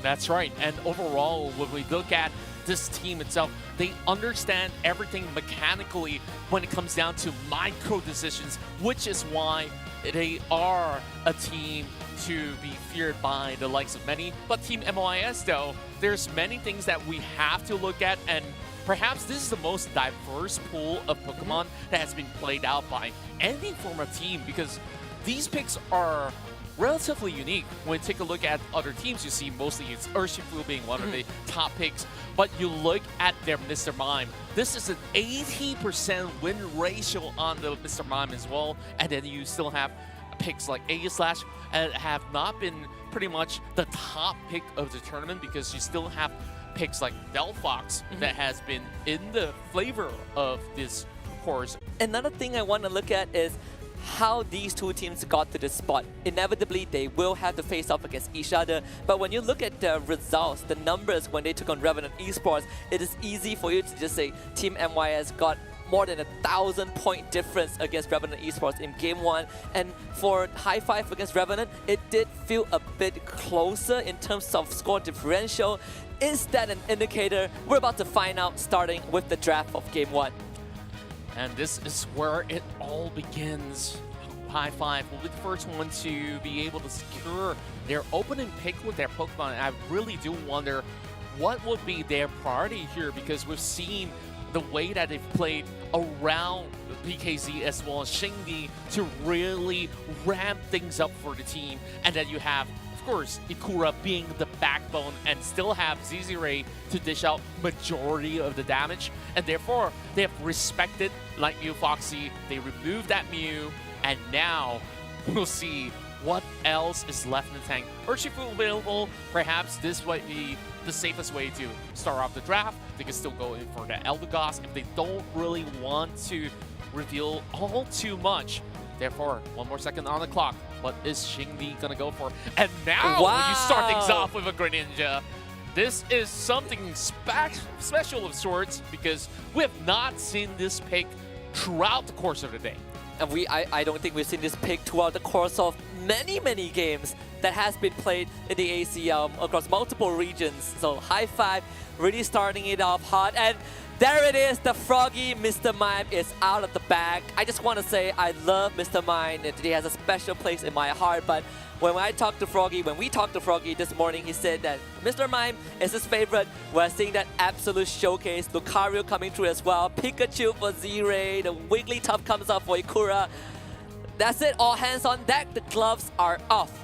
Yeah, and we're looking at the battle of the speedsters, right? When we match up against Lucario and also Pikachu, who really gets a shot hitting into the mid-game, who skills even better. And now, even with the Gengar, I feel like this is like a blast to the past, where we're moving into a very different sort of draft. And now that the cameras are back on this, we're waiting for confirmation if this draft is even real. Yeah, it's a heartbreaker. Yeah. A part of me feels like it isn't real. We're gonna wait for the update, but it did get me happy for a while. That's what's most important. MYS knows how to tug on my heartstrings, and with that being said, I am on the MYS hype train. Let's go. All right. We do it. So I wonder, like, if there's ever gonna be any Pokemon that was already being confirmed on that list. Could it actually be either 2 or 3 of these Pokemons that probably will still go Wigglytuff, through? right? That's the closest that we can get to, at least in terms of what we've seen today. But overall, I like that's a bit of a teaser. You get everyone really hyped up. But yeah, so Team High Five against MYS. We kind of went through how the IGL functioned and the team dynamics, and the rich history behind these two teams is, I think, what makes this series one of the best ones we have. You could even argue that this is probably grand final material already. I absolutely agree. And of course, when we take a look into the wealth of experience some of all these players have, you have to also credit some of the members of Team MYS that have been playing in the international stages back then in WCS when they were still under the banner of Renaissance, right? So even with changes heading into this brand new season, we still see their tenacity to evolve every step out of the way, and they have now garnered a whole lot of attention from all over the world that they are one of the best teams out there. And then you have High Five, where they had been able to shut down so many of all these great teams of East Asia, where, it's already home to some of the best teams of Asia. So they themselves have already built their own repertoire, per se. Yeah, High Five is a team that a lot of the Titans are looking to take out. It's kind of like the John Wick of ACL right now. T2 wants to take out High Five. Team Rise wants to take out High Five, and MYS they become the second team to get a taste of what High Five is all about. And the wealth of history behind the players makes it even more interesting. They are friends. High Five wants to crush them again. Team MYS want to kind of get their revenge. So there's a lot of intertwining storyline that makes it so much more exciting. Exactly, and of course, what's going on right now is that we are remaking the lobby, and we're gonna go back into the draft shortly. So, with that being said, you know, like I also want to go back to those points where, you know, we take a look at High Five. Why is this team a hot favorite? Because they have never lost back in East Asia, and with all these teams being so stacked in East Asia, you start to wonder like how strong this team actually is. And then when they were facing off against Revenant, you see Revenant even put up really, really good fight. But, you know, even though despite certain struggles that they had, well, I think like early on they managed to have a little chat with Natalie as well as JJ Kun at the side. And I'm like, oh, okay. Guys, warm-up's done, and now this is the real deal. I honestly think it is. That's what High Five say to them, is they were able to kind of, you know, warm up their hands a bit. You know, they're ready to, you know, get down and dirty against Team MYS, and that, you know, makes it even more interesting because Team MYS got to see what High Five had to bring to the table against Revenant Esports, and you could say maybe Team High Five haven't shown their true strength yet, but the fact that you get that window to kind of sit there and watch your upcoming opponents and how they approach the game in this tournament, I think that's a minor advantage for Team MYS. Yeah, I would say so, especially now with, you know, some support out of the crowd that have been able to also cheer them on. I believe that there's also quite a number of fans of High Five that's also in the crowd. So I feel both are coming in with pretty equal footing when it comes down to the strength of their mentality, where I think like after checking on them, they definitely show a whole lot of confidence on how they have played because they have been able to have their own respective play style, and so far it has garnered them great results. Of course, if we look back into MYS record, it was only tainted by one team and one team only, and that was Team Rise on the grand final. And even that, it was close, right? It was like very, 1 and 2, close. 1 and 2 in the grand final, so it is not like kind of a wash. But I think this also, you know, this also brings us to how they draft in this upcoming series. We saw how Team MYS draft against Revenant Esports. The Sableye has been a big part of Froggy in this team, and he kind of the function that he brings against Revenant. And we saw, you know, Rebounds playing Dodrill for both games. But when you look at Team High Five and how they took on Revenant Esports, they kind of flexed the Absol a bit. We got to see just a lot of flashiness that is very, you know, character of High Five, especially Z-Ray. This guy likes to be flashy. He likes those mechanics. I wonder if they can still show that same flair against Team MYS. Yeah, and of course now let's hit right into the draft yet again to see what will be on the table before we get there. Of course, let's take a look at some of all these draft stats that we do have from the top 6 here in the ACL final. So far, we've been looking at plenty of Snorlax that has been picked up in terms of the draft. Same goes to Slowbro because like these are your strongest possible front line of engagements, and then you will be accompanied by Delphox, Clefable, as well as Blissey, and everything else is more of like a variable, though we did see a number of Blastoise being played out. Yeah, I also want to add on that if we just look at which Pokemon is banned the most, take a guess. With a 100% win rate in the ACL finals. 100% win rate. Sorry, ban rate. 100% ban rate. Zacian. Absolutely. 100 points for trainer Contra.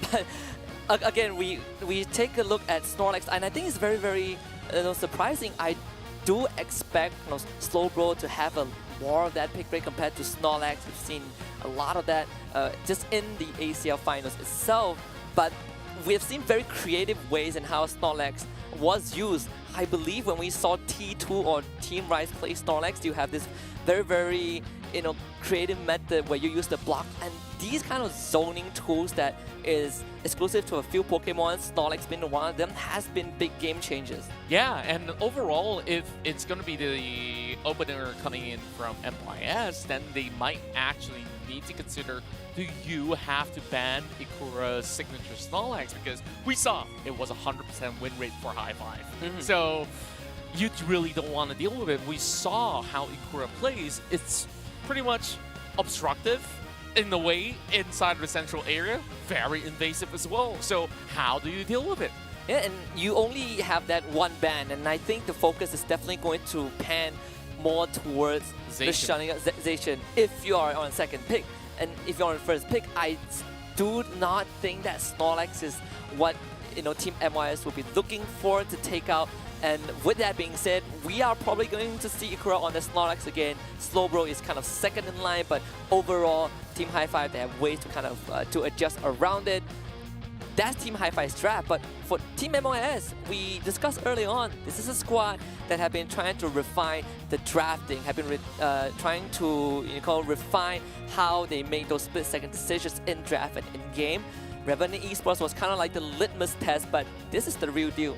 That's right. Let's also take a look at the win ratios so far heading into most of all these matchups out of the top 6 teams that have played out. And surprisingly enough, though we did not get as much Hoopa gameplay today, it still remains to have the highest win ratios available, 80%, and that's 8 wins out of 10 games being played.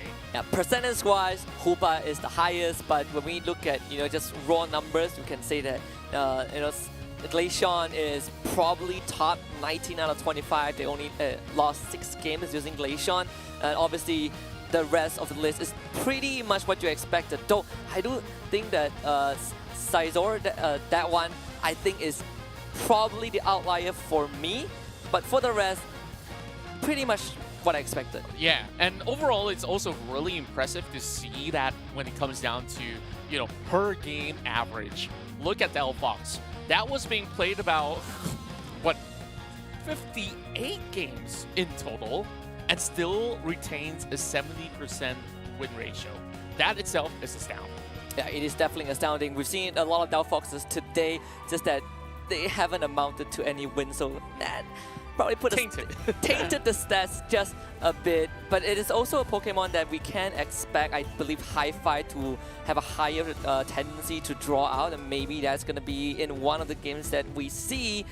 But for Team MYS, I want to find out if they would continue the same archetype that they show us against Revenant Esports, because so far it has worked out pretty well, and if it doesn't break, why not continue to use it? Yeah, and overall, you could basically utilize it in so many different types of compositions as well. So I think what it really contributes to is the amount of flexibility once you secure this Pokemon.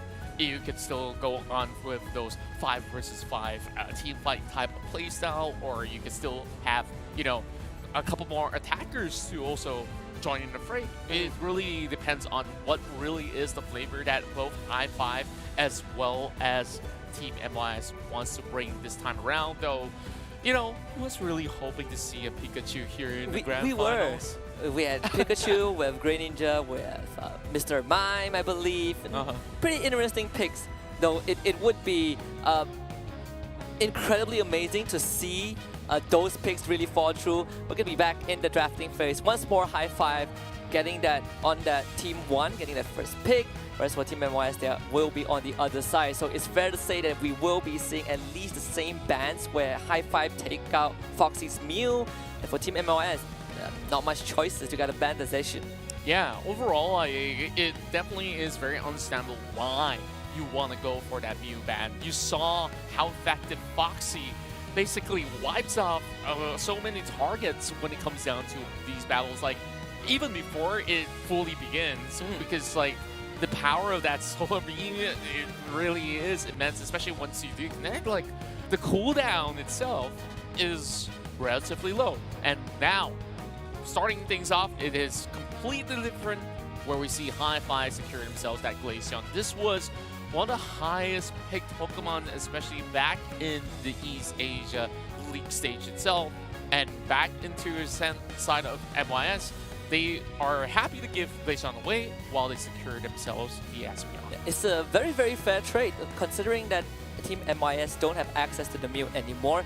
For Team High Five, you get the Urshifu, you get the Slowbro, that's Ikura special, and nothing out of the ordinary. But we've seen how Glaceon just does an absurd amount of damage, right? Even the Pokemons that generally can withstand and has a lot of resilience do struggle against Glaceon when we hit that that final stretch. And I think for High Five, same composition, same type of archetype at least, where you have the Elder Gods, but it seems like there's a tendency to move towards double attackers, and that's why we get the Cramorant and the Elder Gods.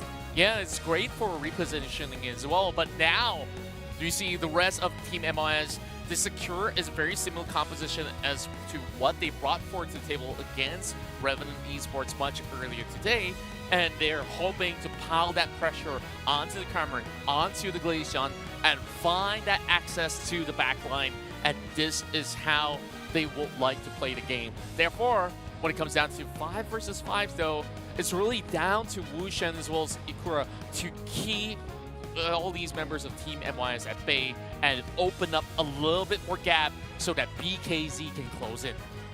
We've seen how Team MIS handle this composition against Revenant Esports, where Froggy is just gathering intel, he's on that spy mission, he's taking resources secretly from the enemy territory.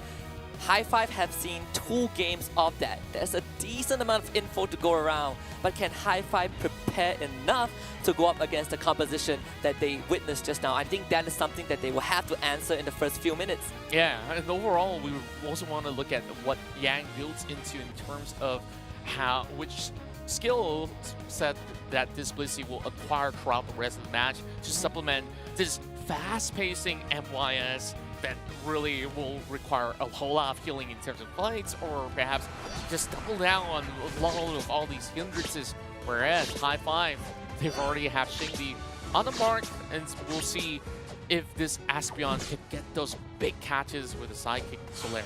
Just look at Froggy, he is already on a mission. This guy is the man, kind of the man of Team MIS right now, trying to contest, at least take away the buff, take away those XP.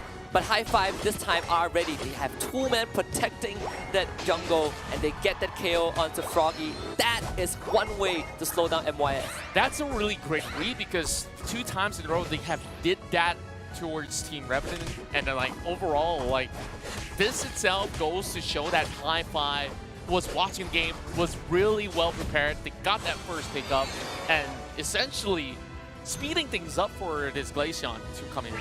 Yeah, and the longer Froggy spends in the jungle, the worse it is, but rebounds, almost getting that double KO. Team MYS not able to kind of get that minor space, so High Five not only defends that goal post, but at the same time also pushes Team MYS back. Yeah, and I also do like that MYS understand their own limitation. Now Froggy open things up, and they find one more in the bag. MYS knocks out that Elder Gods. Team MYS, 4-man strong at the top lane. They have the Wood Hammer. High Five, they want to hold on. Yang, the first one to get engaged on, but Yemu is just keeping High Five at bay. Rebongs also gets out. No forms of penetration from Team High Five. They cannot get through MYS. Yeah, and then they really have to play things slow until they stabilize themselves, and therefore MYS, they're taking this opening window in the early game. This is their power spike indeed, whereas BKZ having a little bit of difficulty going for their defense because of those low points. They will be able to score quite a few, and that stacks up to a 70-pointer. Meanwhile, mid side though, the central area will be blocked by High Five, and they find themselves under a knockout. Yeah, they stop Froggy for the 2nd time, and the best part for Team MYS is that BKZ was not able to trigger Yemu's passive, so he still has that extra cushion of defense. Team MYS sending rebounds down to that bot side, trying to look for Ikura, and that is going to be an easy KO. And meanwhile, in the top side, Team MYS continues to put on pressure. We've seen Urshifu plus Comfy, right now it's Urshifu plus Elder Gods, but into a Trevenant and a Blissey, the problem is the same. You find it very hard to cut through him. Yeah, and overall, High Five just have such a good read on where exactly this Sableye is going to be. And by having those former read, they not only avoid some of all these dicey situations, they really put Froggy behind, and now it really makes him second guess, when exactly am I supposed to call the shot to go in for a pickup? And Now with Regirock up online, let's see if High Five can contest. Rebounds did take a considerable amount of damage, but Yang is dead. Riemu already showed up. Team Memoir is trying to hold this. They want to get the objective for themselves. Z-Ray is there, but it will do go over to Team High Five. They take the Reggie for themselves. MYS at least needs to find some compensation. The Unite move from Foxy will be triggered, but High Five walks away unscathed. Yeah, all 5 members are still intact, though they are still holding on to this lead. So with a little bit buff, giving them a little more scaling, this is going to be benefiting the Urshifu heading into that late game itself. BKZ hoping to get hands on the Altara. That will be quickly snatched up. Meanwhile, dirty pointer coming in from MYS. Nightmare Foxy does it. Foxy being really sneaky, but might get K. Oh, it's the savior. Froggy shows up. Ikura cannot follow up in time, and Foxy, he saved rebounds as well, dodging a bullet in the top side. Team MYS now probably shifting their attention, looking at the Reggie Lucky. Obviously, Team High Five, they have the numbers first, but Team MYS, they are prepared to take this. Yemu is around. This Traveler will always be a problem. Froggy again trying to go for a sneaky cap and gets 21 in the process. Great disruption coming from Ikura as well, buying so much more time so that they can basically remove a little bit more of that pressure. And now, a lot of all these attention is given over on to Reggie Lecky, and BKZ hoping to open up, but is holding himself back, knowing that there's going to be retaliation, and Froggy was eyeing on him later on.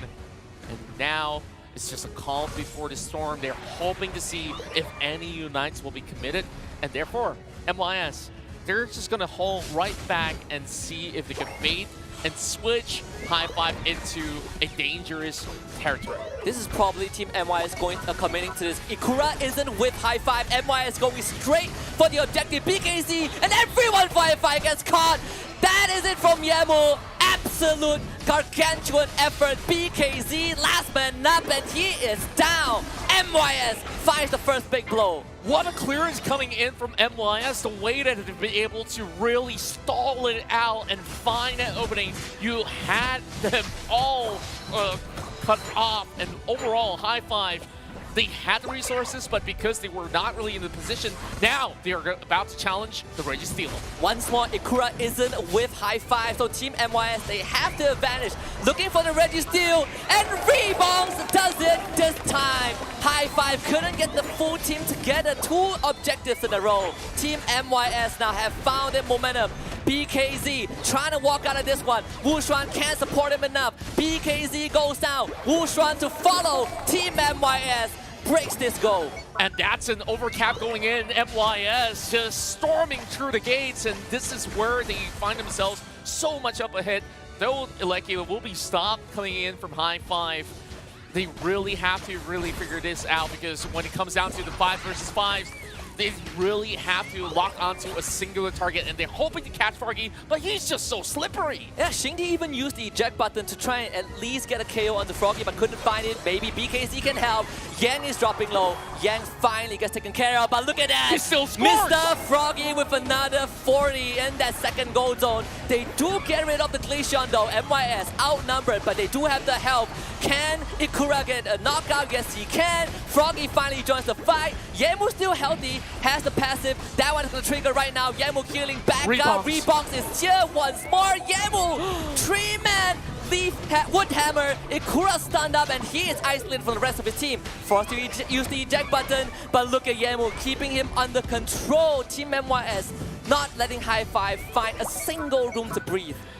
It's just such an impeccable move coming in, and there's so many connections of the hammer throughout the course of the match. Rebounds looking really great on this tournament, and it's really great to see that this Pokemon is coming back in popularity of recent time. Now, down to the Lucky before we get our hands onto the Rayquaza that's about to spawn. Froggy might go for a cap for 40. Team MYS, they're not able to steal the Reggie Lecky, but I don't think it matters too much. Look at that, Froggy doing it again. The thief in the night from the shadows caps the 40. He's gonna get taken out, but his job is done. Team MYS, they have the first goal zone on the top side getting crashed, but it doesn't matter.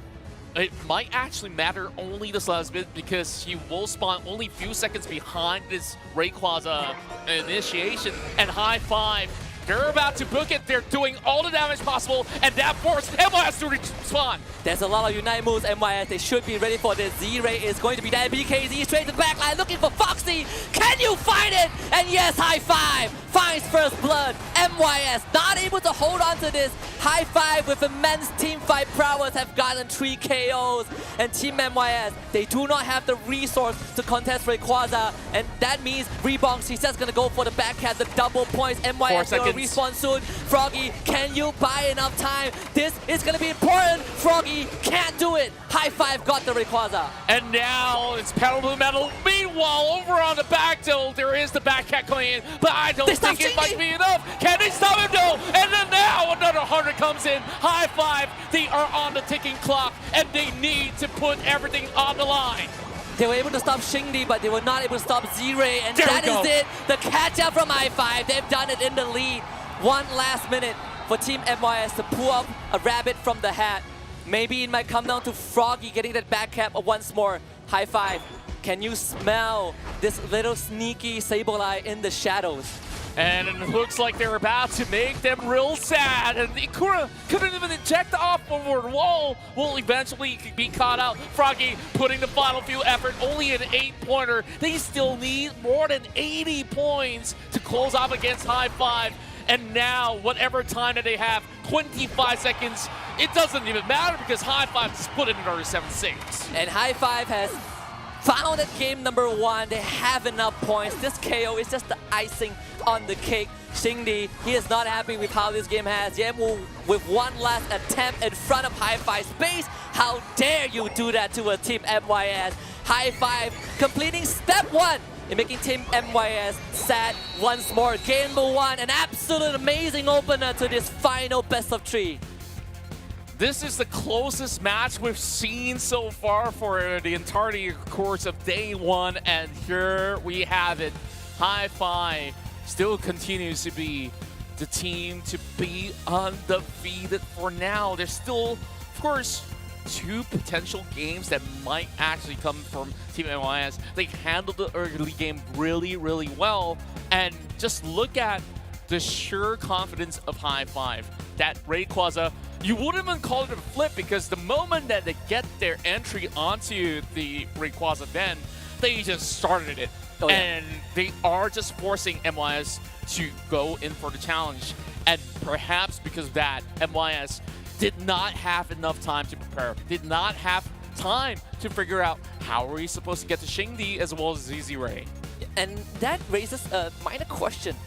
Because Team MYS, they do have different members doing short calls at different time. What was the communication? And it's not anything negative. I think Team MYS, they do have an idea that we want to contest, we want to stop High Five from being able to take Rayquaza while having Froggy to go for that back cap. And I think it would have worked out if they didn't have 2 of their Pokemons KO from the get-go. But overall, Team MYS, if we kind of look back at Froggy's total point scored, he scored, I think, 117. This Sableye has a lot of value for Team MYS just from being able to score these points undetected. Yeah, and for Team MYS, it's really boiling down to the final touches of execution. Whereas, when it comes down to team fight, evidently from this replay itself, they've been able to clean up team fights time and time again. And this is another beautiful instance where they've been able to bring forward BKZ, overstepping the line, and then you have Yemu as well as Rebongs to go in for the punishment. And I think the best part is the beauty of some of these decision-making for Team MYS, because we saw the first Reggie Lecky, and I believe the first Reggie was Reggie Rock, if I remember correctly, how Team MYS kind of exploited the fact that Ikura was not with High Five, and yet High Five wanted to contest, and it got Team MYS to be a big team fight.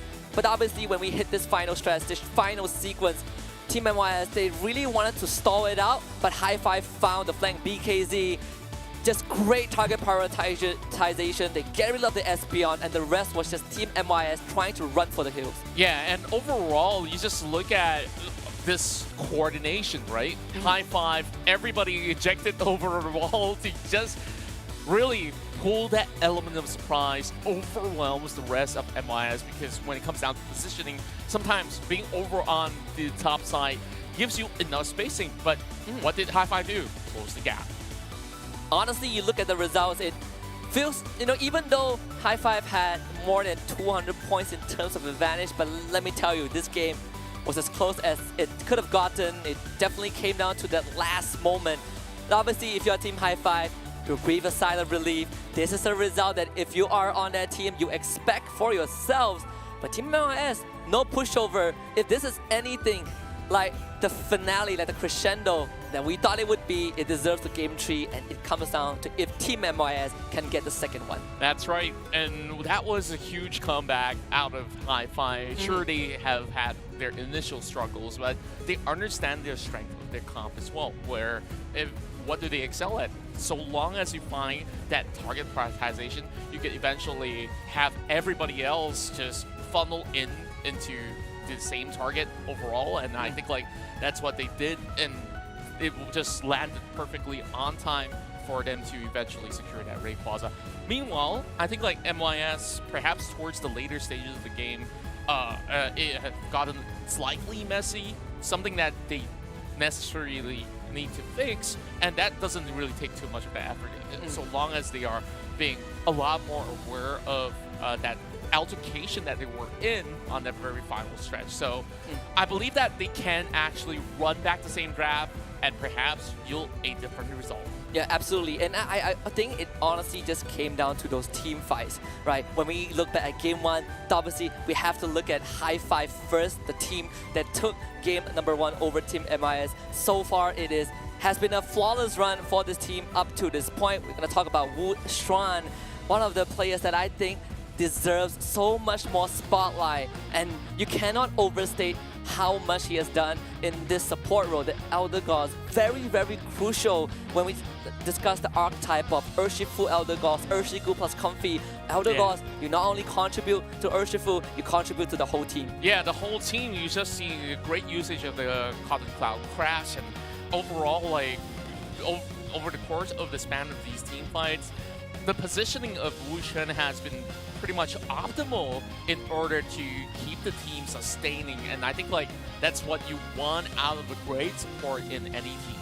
Yeah, absolutely. And I think for High Five, it's just how solid Wu Xuan's performance was when we look back, and I think the first 2 to 3 minutes in that top side, Yemu was consistently putting on pressure onto BZK alongside Yang, but you just have this Elder Gods, this undying fealty to the Urshifu, and making sure that if we cannot get the KO, we don't let Team MYS score, and that's kind of the brick wall you are looking for, something that Revenant Esports tried to do but couldn't achieve.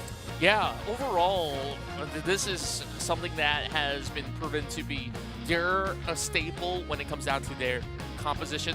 Meanwhile, when we talk about supports, we also want to look into the side of Team MYS, where Yemu has been pretty much on the flex role as well, where his contribution into this matchup, we see him really dishing out plenty of damage as well, and still having a lot of high impactful plays throughout the course of that battle.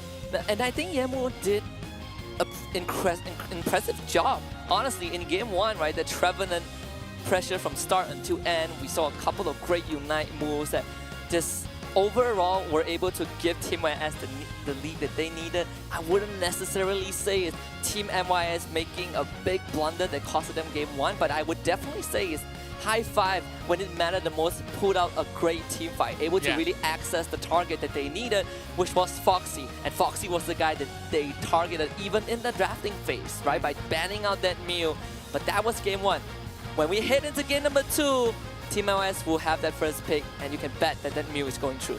Yeah, and this is where they get a little bit more of that comfort when it comes down to the draft itself, but you may not want to be fully reliant on to just the Mew. Like, what else supplements this Mew? Because now that there is a target on the back for Night Mew Foxy, like, there needs to be a little bit more effort to keep this Mew pretty much safe, at least from the mid-game onwards, if it's not their core game. So, High Five, I think like they have gotten great ideation on how they needed to close the game. They got what they wanted. Now, it's time for MIS to also find the angle. And what exactly is this angle? Because when you look at the effectiveness of High Five's whole composition, a lot was relying on BKZ to really crack things open when it comes down to team fights, and then you have Xingdi and Zizure to tag along as well. So how are they supposed to basically capitalize on this? I think going into game 2, you are looking at, you're prepping to take on the Mew. I think that's most important for Team High Five, the way that they were able to deal with Foxy in that first game. But at the same time, when we look at the support picks themselves, Team MYS, they did opt for the Blizzy in game 1 instead of the Clefable, and Haifa had the Elder Gods, and we did see the Blizzy able to run a bit of that interference, stopping those scores from High Five. In this case, if you run that Mew, maybe we see the pivot towards Clefable, maybe we see the pivot towards a more robust front line. Though I don't see it happening if Team MYS are comfortable with running the same draft that they have the whole day, because honestly, it has been effective. And now the Mew has been led through. Let's see if Team MYS locks it in. Yeah, it really goes down to this, and when they do so, they still open up the Urshifu for BKZ if that's going to be the case, and there's still plenty of alternatives when it comes down to the front line. They see Trevin too good to pass, and now back towards High Five. Ikura teasing it a little bit with the Serena, but we have not seen much of Serena being played out today, and Slowbro is just really too good. And instead of having it on a ban, Zizure decides, you know what? As much as the Mew was open, you did not take your chance to secure it, so they'll stay away from Nightmare Foxy. And this really shows kind of the change of mindset for MYS, where that Trevenant is way more important to them. But there's also another angle that you can approach this from, right? Where, hey, we have the Mew, it's going to be 100% led through. Do we want that Mew first, or do we want to bank on the fact that Team High Five also likes the Mew? And if they take the Mew, how do we go up against it? And I think this is a very good response. You not only have the Trevenant, you have the Blissey, you have the Urshifu, which Team High Five themselves ran in game 1. Wow, well, just look at this entirety of the roster Pokemons that they're bringing to the table. You have the Espeon for a huge area effect channel, and then they're considering of having the Mamosai on bot, and they will lock it in. So how do we want to execute this is to go full-blown 5-5, out-sustain the rest of High Five in particular. Meanwhile, there's still very high potential of a single unit catch. So long as Ikura get that slow beam on, and they will be able to at least go ahead, pick one up, having the solar beam being blasted coming in from C-Series. And are we seeing this? We're seeing a Buzzwole. Here we go. Game 2 about to kick off, and the draft is already looking very, very interesting. And I do recall that we got to talk a bit about the Memo Swine when we looked at the statistics and the numbers. Here we see it in for Team MYS, and I think it's a pretty good response, considering the fact that you look at what the Hi-Fi have. You have a Buzzwole, you have the Scissor, you want to kind of get into the thick of things, and MYS, they are built for team fight. Trevenant and Momo Swine, I don't know how you're gonna move. Yeah, and I think like this is very, very disruptive overall coming in from Team MYS. So this whole banking in on Night Mew Foxy's Espeon to deal the damage needs to work out, and therefore it really boils down to, can Xingdi dive all the way in to find this crucial Pokemon that they need to remove out of picture, send it to the Pokemon Center.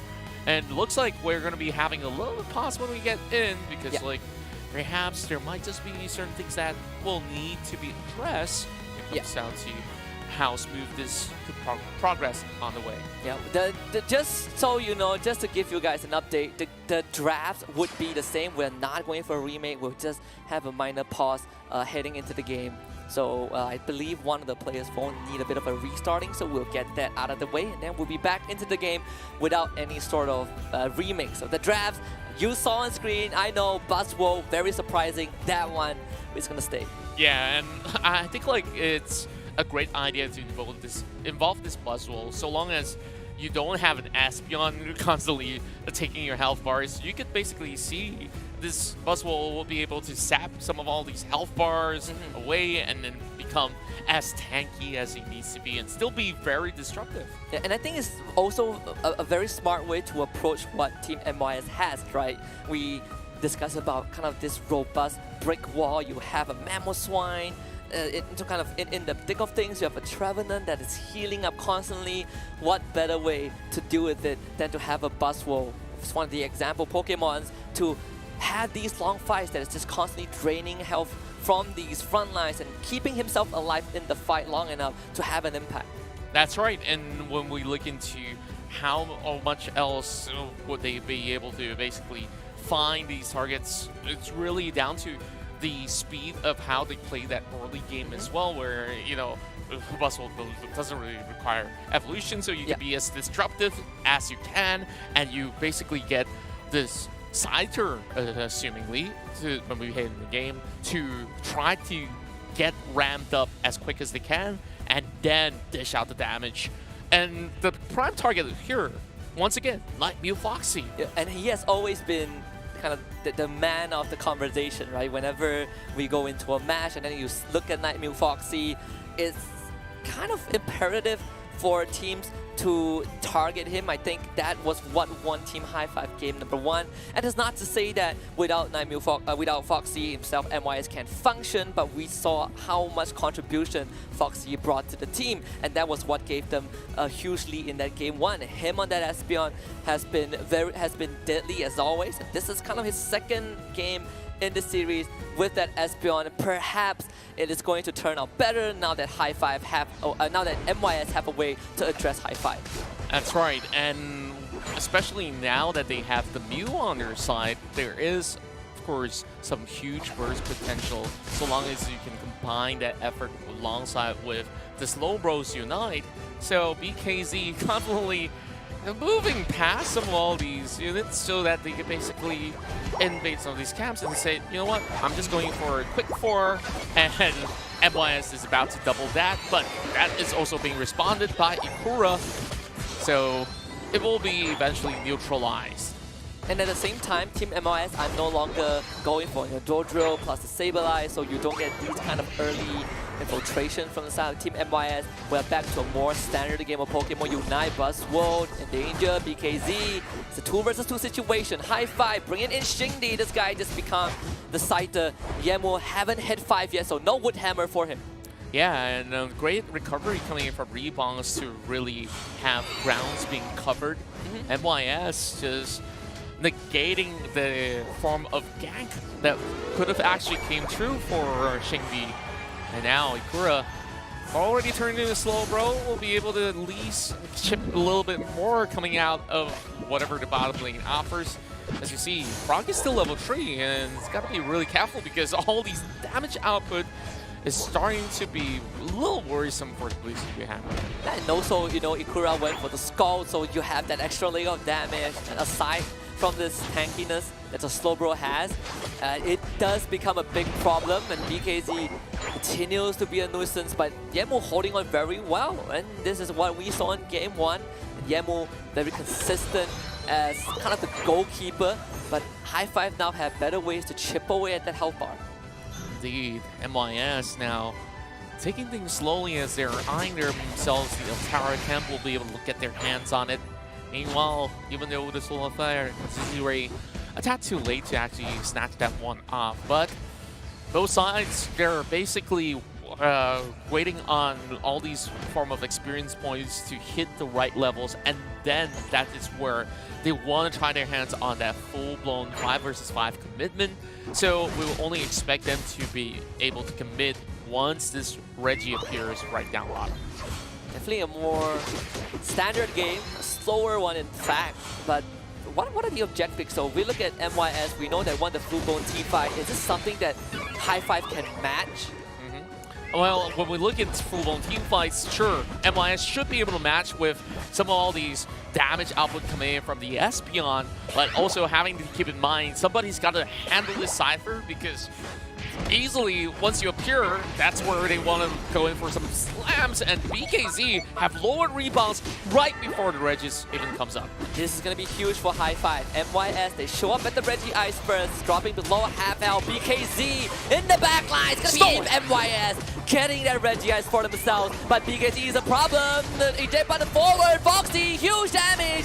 trading his KO for 1, and Team MYS able to basically freeze High Five, getting 3 KOs for themselves. That's quite the collateral. You just look at the layers of crowd control. It's pretty huge coming in from Yemu as well as Rebongs in that course of the fight, and they find their way to open up the gates, and that is where the first goal zone disappears and MYS is in the lead. And so far, that early game management from MYS has been clean. They've been able to win this very important team fights and get the objective, but not for Foxy this time though. He does go down. The Yemo commits that Unite move going straight in! Oh my goodness, the damage from Team MYS! How could you expect that if you're High Five? Not at all, and it seems like it's coming from everybody on board that has been able to just shut him out. And High Five, they don't have the numbers to even try to defend this. 2 goal zones already gone. MYS, they're here to prove a point, and they're about to find their angle to perhaps put this into our 3rd game of the series. And remember, if you get hit by the Traveler Unite move, you are taking extra damage, and we saw all 3 members of High Five and Reggie Lecky getting hit by it. It just amplifies. It's amplified. They vaporize, basically, right? Vaporize and packed up and sent back to the Pokemon Center. And Team MYS, this is the situation that they found themselves in Game 1, having a substantial lead. But we need to also, look at the fact and be realistic. How is that late game management? That's where High Five shined through in Game 1. Indeed, and Ikura really has to take charge right here. Froggy spots him now. And now it's going to be a little bit more dicey as the rest of MYS. They need to deal with this as Elagos already have the contact crash. They had the memo sign into the back line. It's actually going to Team MYS securing the objective. High Five, they're trying their best, but their best is not even close to being enough. That's our first team wipe in favor of Team MYS. And nobody goes out from Team MYS. That's how much sustain they actually have in the course of that battle. And what could High Five possibly do? They are now just holding themselves into the goal zone, hoping that they don't lose too much resource. Surf comes through, ZZ Ray, hoping to find a connection, and here comes BKZ. Straight into the back line, Solar Beam. Actually, here's some 3 members of MYS, but High Five don't have a follow-up. BKZ wants to try, but Yemu keeps him at bay. That is with the function of the Wood Hammer. The Trevenant, it is an impenetrable wall. And MYS, they not only took away half that High Five jungle, now they're looking at Reggie Ilecki.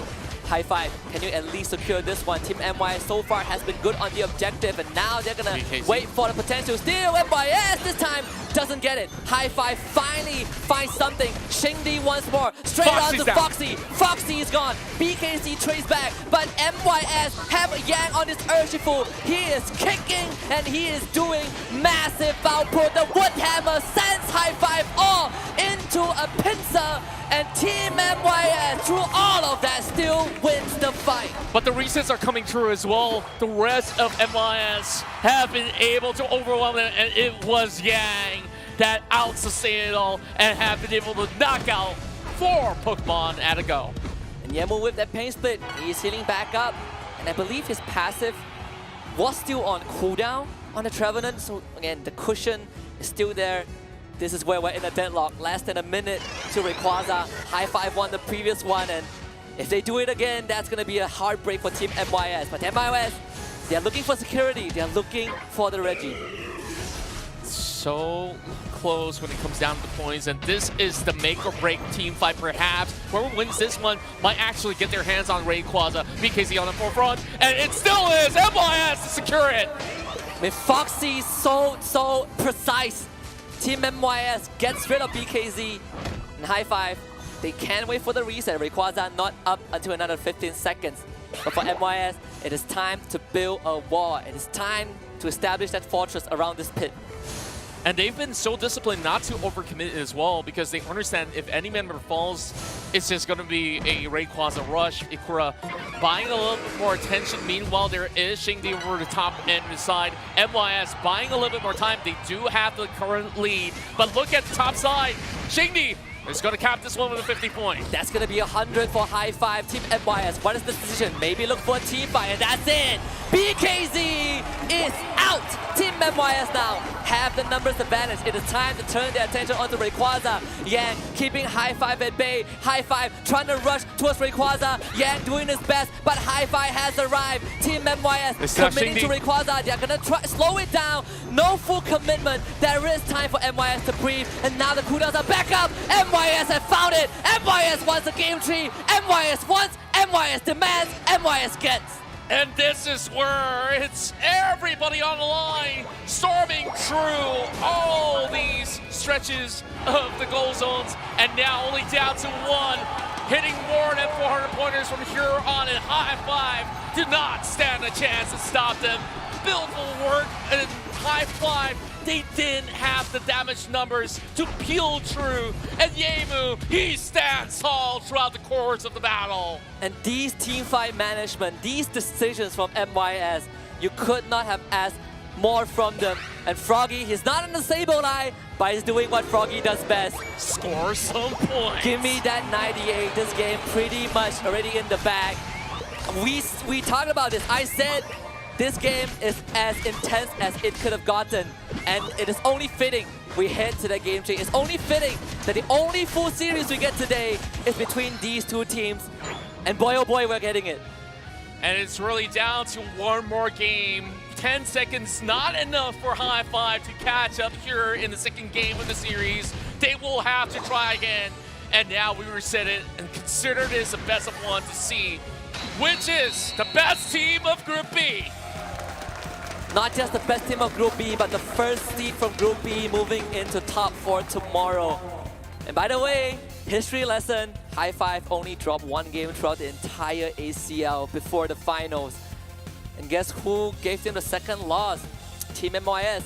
We drew some from High Five. Yeah, and you consider them on their level of performance. Earlier today, they have been able to also dominate the course of the competition against Revenant with 1,000 over points. Oh, yes. And now, met with High Five, they still have found ways to come up ahead, to hold the advantage, and eventually bounce back on top.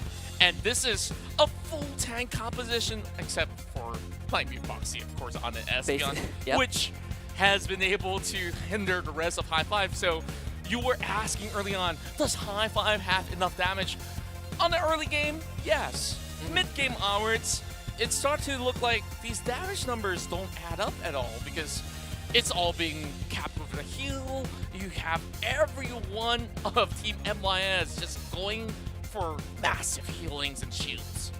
A part of me does think that maybe High Five wanted to go for the back cap. We do have the Scyther, we do have High Five. You know, being able to read the movements of MYS in game 1, and we saw that Buzz will pick. It is very clear what the objective was. You want to hit the back line. You want to be able to stay in the fight long enough to be kind of that nuisance. But just when you look through this replay and you see how Team MYS handle High Five, especially this BKZ pick, it is incredible. It's either they focus fire him down or they look towards the rest of High Five. They're like, you want to be in our backline? We're going to run straight at you. We have Memo Shrine, we have Trevenant, we have Urshifu. We take you out first with the KO, and then we deal with you. Oh, there's just so much that has been working out for Team MYS, especially in this fight where we see early commitment of a Concrete Crash, where eventually MYS has seen, okay, they've already used a couple of all their Unites, it's time to make a move. They even secured majority of all these Reggie that was being spawned up, and that really supplements them into that late game where they have enough durability to work out. And Team MYS only lost that one Reggie Ilecki, but it is, I would say, to a certain extent, an inconsequential one. Right? Team High Five, they got it, but in the end, they still get pseudo wipe. You get the stagger in the respawn. Team MYS just found a reset faster. It's this cascading effect that has given Team MYS all this lead. They're always first to the objective. They're always first to pull the trigger. And High Five has some good moves. You see BZK really trying to kind of hit that backline, but Team MYS, they just group up and say, no, you gotta go through our front line first. Yeah, and they have already lost, or the Urshifu early on, or should I say, the Buzzwole, and it does actually contribute to a lot of all these openings when it comes down to the Rayquaza take. Oh, and yes. then when it came down to having enough of all these layers of defense to work it out. Like, just take a look at how MYS have done it. You just basically propel forward, slowly close it in on the decider, and it's going to be difficult for him to even find ways to get into the Espeon. So yeah, I think like the way that MYS have been able to answer here in Game 2 have been really commendable on how fast they've adapted to the course of this. So are they going to run it back once again? Because Game 3, perhaps this is easily spotted out by the rest of High Five, then perhaps they could just go and double down on those AoEs, and that itself could be a little more overwhelming. Yeah, this is a game where, this is a series where so far Mew has been banned, has gone through, but hasn't found success. Of course, Team MYS, the winner of game number 2. We gotta talk about Yang, this guy.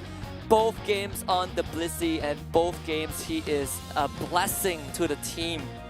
Yeah, like overall, like because of the Blissey, this whole team really gets to work around her itself, where when you clump up, there's just too much for the rest of Hi-Fi to handle, and then you need to deal with the Trevenant as well. Like, Wukong's doing an absolutely great job on that Pokemon too, but Yang really was the core, the foundation of this whole idea that MYS had.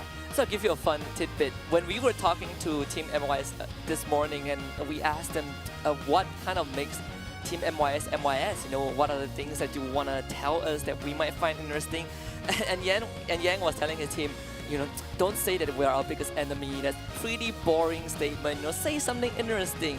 You know, just, he looks like a quiet guy, but behind the scenes, this guy does have that thought with him. And that's how, when we look at the first 2 games, whether rain or shine, whether it's defeat or victory, his Blissey has been really, really supporting that top lane really well, just giving Yam with so much more room to work with.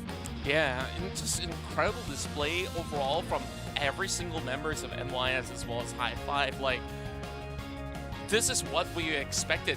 High quality gameplay from both ends of the spectrum. And now, speaking of High Five, we definitely have to see the main frontliner of High Five himself, BKZ. He was on that Buzzwole, and I think like this by far have been the most effective Buzzwole that has been played out, where not only was he doing the duty to keep disrupting the backline and having most of the damage being taken out, the damage that he put out in that matchup itself was also pretty much formidable. So I would say like that was one of the perfect scenarios where a Buzzwole can be very effective when you see so many of all these tanks, but I think like what was really lacking was just a little bit more burst coming in. Yeah, and also a lot of responsibility on BKZ alone to get the job done. And High Five, the intention was, you know, we have BKZ in that backline, we have BKZ running disruption, and we have the team follow up. But unfortunately, we go back to the concept of the brick wall. Team MYS didn't let High Five pass through without a fight, and they never really let High Five pass through without giving them that full team-wide experience. There's one Pokemon that I think could be the outlier. I don't think we will see it today, but at least for Team MYS, you know, Yamu, I don't know if he is, you know, joking with me or something, but he did say that Garchomp is one of the Pokemons on the list. Maybe not in the deciding match, but it's a food for thought. Yeah, I guess like there is a time and place for it, where if you want to effectively utilize a composition with Garchomp, you gotta think about how you want to keep this Garchomp running, right? So sometimes it's being paired with a Comfy, sometimes you want a Hoopa so that you can quickly go in for a quick reset when you go into a team fight. Plenty of ways in order to just get this set up for success. But could this be too risky for Team MYS to drop that Garchomp here, especially when this is the final game of day 1 here on Unite Asia Champions League? I would say no. I mean, I would lose my mind if they do. No, very similar bans from game 1, where Mew is banned out by High Five and Zacian banned out by any team who is on that right side. Glaceon comes through once more for Xingdi. This has been a very, very standard opening for High Five thus far.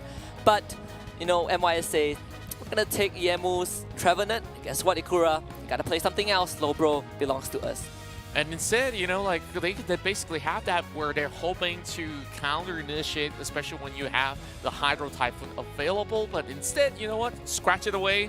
No Blastoise. We're just going to stick to this Eldegoss because we want to match in terms of sustain. So BKZ, we see a little bit more effectiveness, especially on the very first game where both the Glaceon as well as the Urshifu has been able to be the X factor of the team. Nightmare Foxy working really well with the SPL will go at it yet again.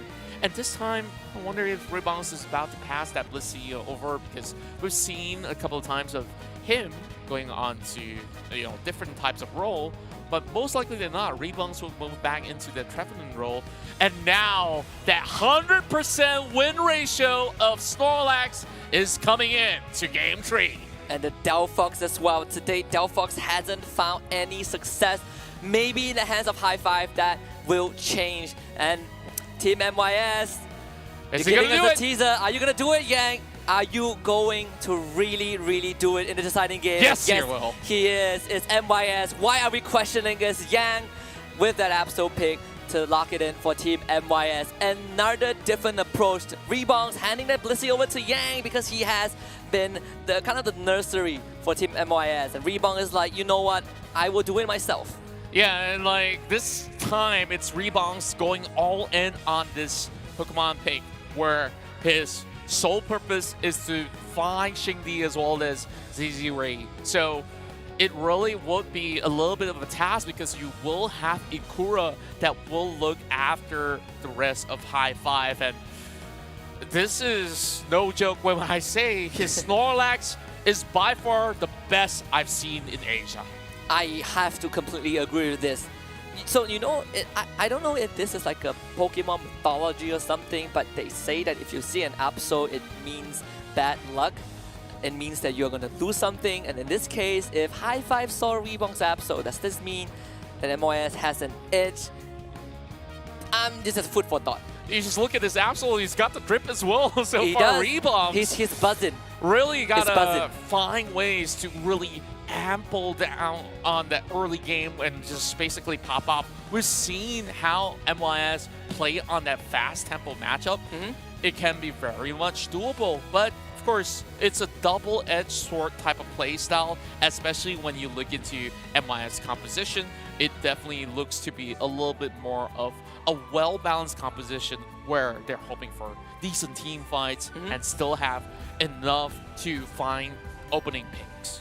And compared to Game 2, this composition for MYS definitely doesn't have that overabundance of hindrance that kind of disrupts you every single second of the skirmishes and team fights. But what they do have is not only sustainability, but they have those single target, target spells that can really give them a man advantage, right? It's all about isolation. And we kind of go back to the idea of Game 1, minus the Sableye, you keep Foxy alive in these skirmishes. Yeah, and overall, when you go back to High Five, we're looking at absolute comfort picks. You see the Glaceon, you see even ZZ Ray, I believe it was on the Delphox again. So this is where you see them on their best Pokemon for even Ikura. So it will be relatively difficult because this is what they've always been playing throughout the course of East Asia. And majority of the teams in East Asia have not been able to find answers to break through. So if there's anyone to do it right now, it has to be MYS. And really, all eyes on Rebounds right now. Definitely. I mean, does MYS have the Poke Flute to wake up the Snorlax? Well, it's not to wake up the Snorlax, you can put Snorlax to sleep because Snorlax loves to take a nap. I've run out of ideas. It's all on Team MYS. They have to find a solution to Ikura Snorlax. And I like the point that you brought up and how High Five is very comfortable because that can insinuate, can give us a hint that maybe the High Five that was defeated in Game 2 wasn't them at their full power. Yeah, like when you take a look at BKZ, we've rarely actually see him go on picks like Buzzwole. So I think this is more like a testing ground as well where, they're hoping to basically stretch the rest of MYS out. But of course, MYS weren't actually fooled by that and they basically doubled it down to put them to Game 3. Yeah, and that is how we got here. Ladies and gentlemen, it's the final 10 minutes of this series. What better way can we ask for to end the first day of the ACL finals with kind of the grand finals materials, right? Team High Five against NYS, friendly rivalries. Team High Five want to make NYS cry. NYS want to not cry and make High Five cry. It's a big circle, but all you gotta know is that this is the most anticipated one. And for High Five, I think them being on their comfort picks is just another level of confidence, telling Team NYS, hey, we're now at our full strength. Can you beat us at our best? Yeah, and then just look at NYS's playstyle. They immediately start the game, get whatever AOS energy they see, rush into the goal zone, and that gives them maybe a little bit more of that spacing, right? So now a little bit more of that tussle over on the bottom side of the lane, where we're going to be seeing rebounds eventually paying a visit. Meanwhile, over the top end, I believe that it's just going to be a stable laning phase coming from High Five overall, where resources are being brought in towards BKZ. So first, we're going to have a little bit of a pause. Don't worry, I believe like eventually we'll be able to actually have a smoother cruise overall, but since it's still early game, nothing too much has happened.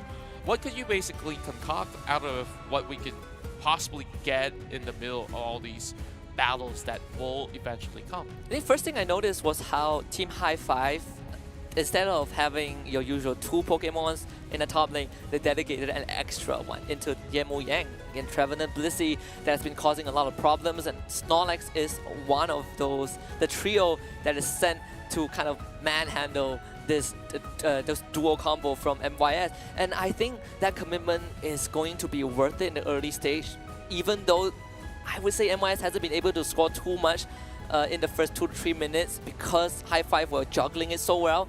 But now when you have an extra member, it's forcing MYS to funnel rebounds towards the bottom side. That's going to give High Five lesser things to focus on. Yeah, and I guess like eventually it will be seeked out. And so long as they find avenues to punish this Absol, they will have a better time for High Five. But for the time being, there's just a little bit more of a room for him to just get all these resources that they need. I think like instead of them trying to stop the Absol, what they're also hoping for is to really funnel every resources over onto the hands of BKZ in order for him to be able to maybe win 1v1s against the Absol even, you know? Yeah, there's a chance. I mean, both games we have seen Urshifu +1 and Urshifu has 1, right? Urshifu Elder Gods 1, Urshifu Blizzy 1. In this case, we're going back to Urshifu Elder Gods, which is a duo that High Five is more comfortable with. A part of me now suddenly was thinking about Zoroark for MYS is a Pokemon that they did mention. I think Absol also fits into that category. But you are definitely demanding Yang to be able to play fast and have those early impacts.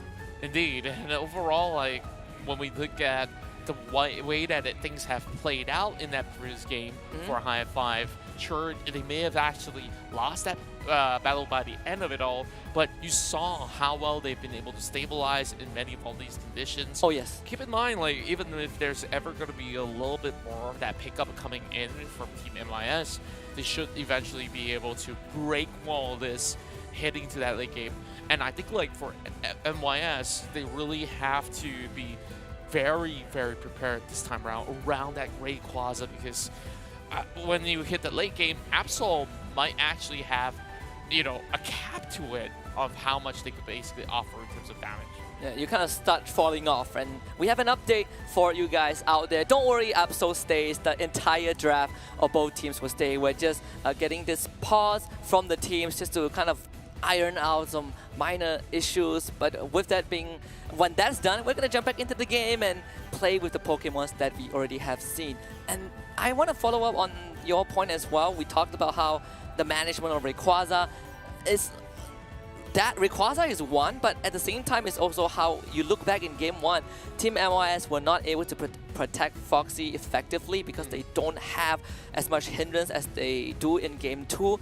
Game 3, we're kind of reverting back to a bit of Game 1's composition, and hopefully Team MYS has ironed out that aspect a bit. Yeah, and they also do understand for the past 2 games, Night Mew Foxy has been focused on. Now they are basically coming with a very different stance so that even Rebounds want to have a little bit more of that pressure being relieved from Night Mew Foxy. Oh, yes. And perhaps this itself could give them a little bit more of that spacing that's required so that, you know, they gotta think twice. Do you want the Absol more? Do you want to find Night Mew Foxy to punish him? So perhaps this will open up a little bit more of that room.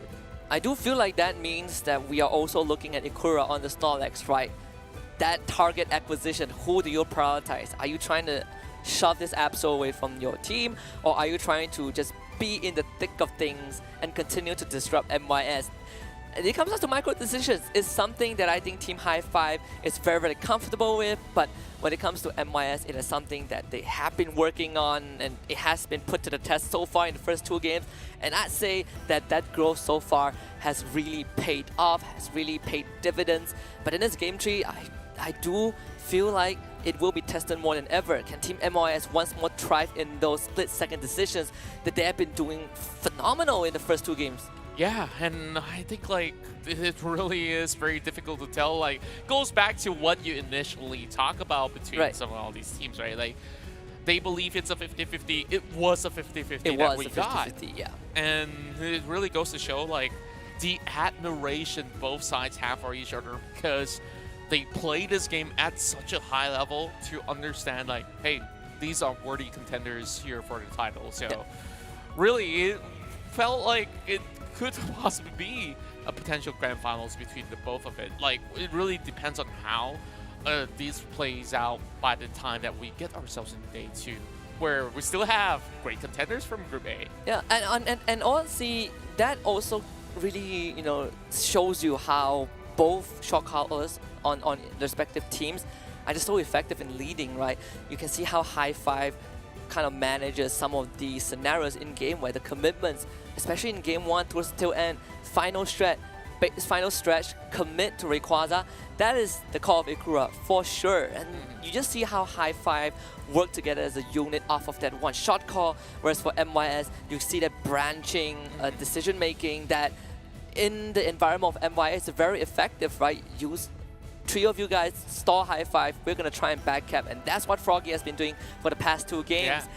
Putting these leaders to the test, you know, you love to see 2 masterminds at work. Yeah, and especially that, when you mentioned about that Rayquaza battle as well, it really reminds me of that moment where there was a split decision going on for High Five. And hopefully this does not happen again, because there was a call for the Rayquaza. And of course, with the rest, majority of MYS being there, they decided to send Xingdi to go in for that back cap. And I think like that moment, MYS kind of had a hunch that, hey, this is just going to be an advantage for us if we commit right now. And Xingdi arrived to the scene a tad too late. So even though with him scoring, you know, 50 to 100, it didn't matter because they just have that Rayquaza in hand by the end of it all. And I just love how Team MYS continues to be consistent with the decision making. Even in game 1, they saw Ikura on the slow bro, nodded around objectives, we take a fight here. Game 2, we don't see Xingdi, we take a fight here. And it is this efficiency and being able to punish the opponents that is keeping MYS in the lead.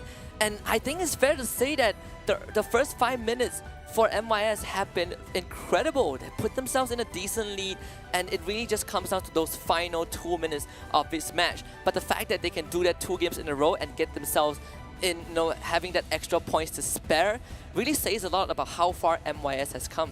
Yeah, and this team really has been able to really adapt on the fly, and I think like this is the biggest strength coming out of MYS. Like MYS dropping a single game within a series honestly wasn't anything new, right? Like we look back into Southeast Asia, majority of the games, if it doesn't go 2-0, like I think like close to half of it actually goes to 2-1. But when they do win, it's usually a very convincing win. And now I think like this team itself, High Five, really have challenged them all throughout. And of course, the other team being Team Rise that have been able to defeat MYS. during the grand finals of Southeast Asia. I think Team MYS definitely grew a lot across the entirety of the group stage up to this point. You can say the same for High Five, and you're looking at two slightly different identities. Whereas for High Five, for starters, they have been dominating. They have been winning every single series. You can even call it the undefeated kings. Whereas for Team MYS, they had to go to trials and tribulations. They had to get to teams like Renaissance. They had to put up a very rough fight against Team Rise in the finals, and that itself kind of gives you a perspective of where Team MYS stands as a squad against High Five. And you can even just look at the rankings, right? How the seedings for them coming into this. Team MYS is the second seed, Team High Five is the first, and yet they are so evenly matched. Yeah, and this is what I really love about it. Of course, I understand those of you guys who are around Battle Arena, Kuala Lumpur, or even you are watching online. We're gonna get this game underway eventually. Of course, apologies for the wait, but this is that match worth waiting for, I would say. You can get the channel point still. Let them cook. Yeah, let them cook. Let them cook. But my heart is beating really fast.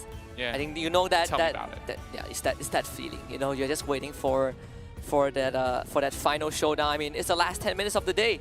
I can't believe I'm saying this. Last 10 minutes, we've covered kind of the team dynamics. We look at the shot callers. We look at the composition and how unique it is to see MYS pull off not a guard chomp but the upso in this game 3. And I just wonder what's the thought process, right? It's easy to say that maybe they want to play fast. We're looking at the speedster backcap. That's something that Team MYS has been able to do consistently in most scenarios. But for Team High Five, they have read MYS in both games. They just were not able to clean up those fights, those split-second decisions where Team MYS were able to kind of pull them apart.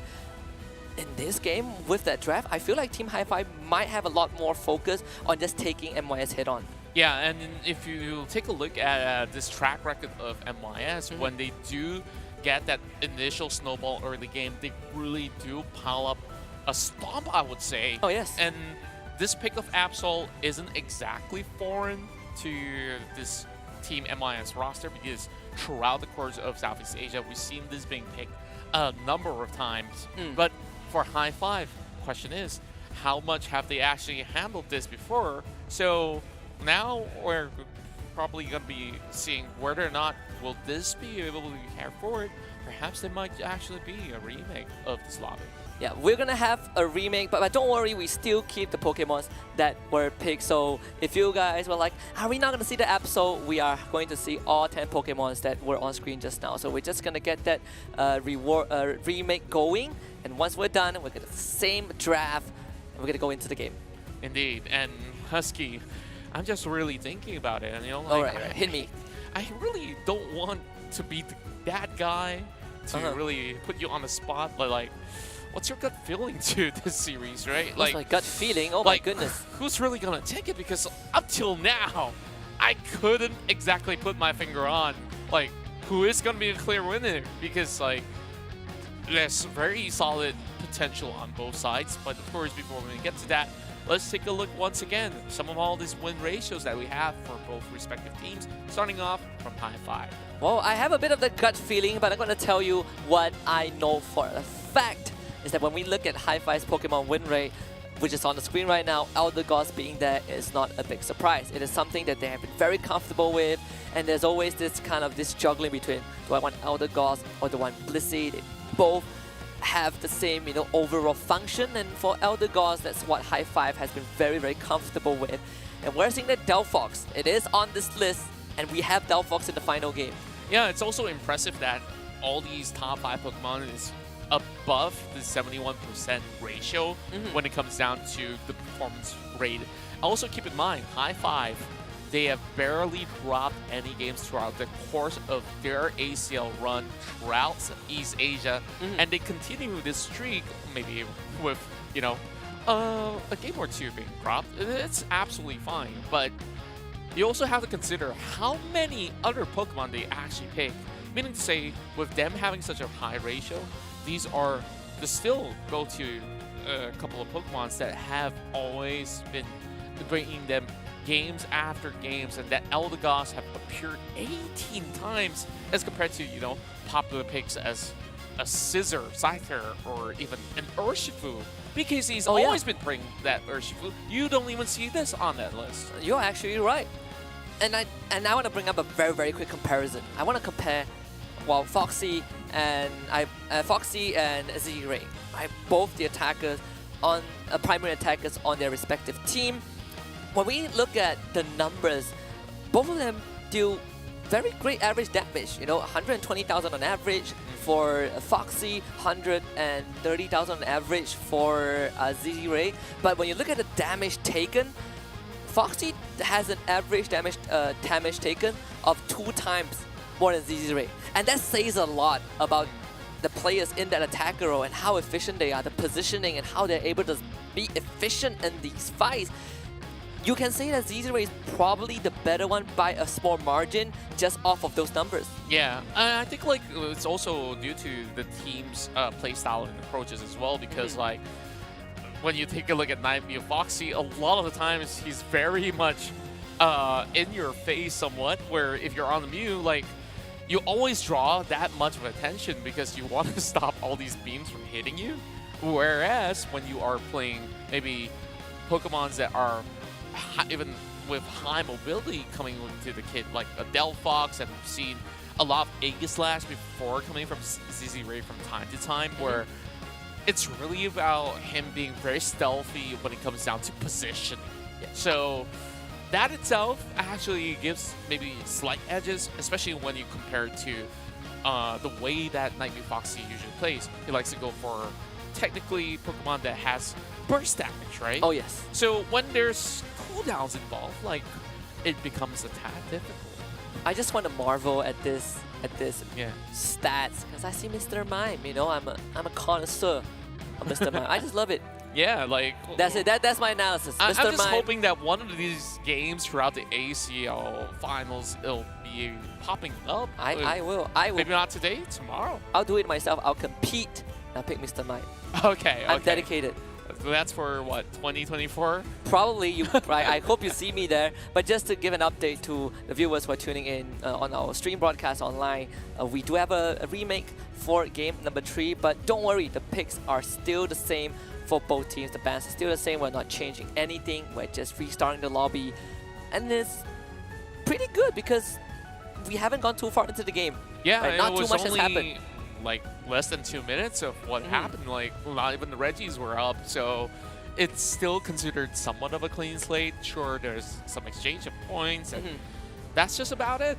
That's just about it. When we look into both sides really bringing their A game here, I guess once again, like we look into this app, so like I'm pretty sure Danley and JJ Kun have their reserved thoughts on like maybe certain Pokemons or certain composition, but I think like it really does offer a whole lot more when it comes down to how they really want to decipher some of all these team fights. And now finally we get ourselves back into the drafting phase where I believe same will be picked,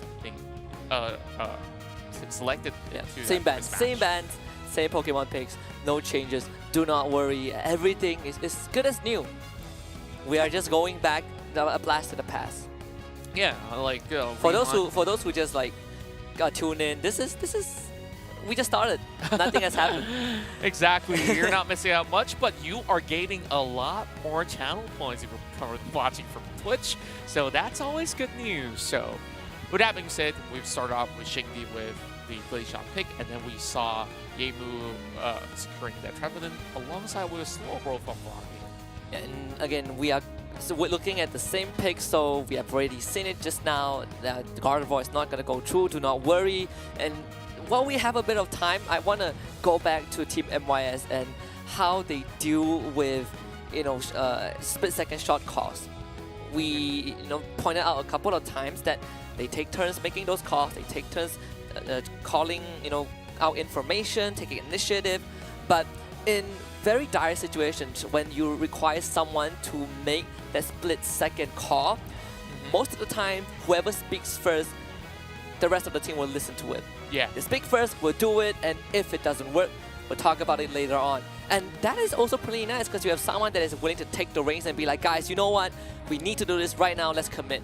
That's true. And you know what? Like, now it really goes back to the draft. I also do start to notice there's a few things that MYS really have to look out for when it comes down to that 5 versus 5. Festival firework as well as Shang Di's positioning, where if these two combined Unite moves hit, it hits like a truck. It does. Do they have enough resilience? I feel like this composition probably doesn't have what they used to possess in Game 2. I think it's fair to say that we are looking at a more similar archetype to Game 1 for Team MYS, right? Yeah. Where Foxy, now you need to be more intricate in just protecting him. He's a really delicate Espeon, and we saw him getting unleashed in Game 2 because of that bolt work from Team MYS, and the difference is pretty massive.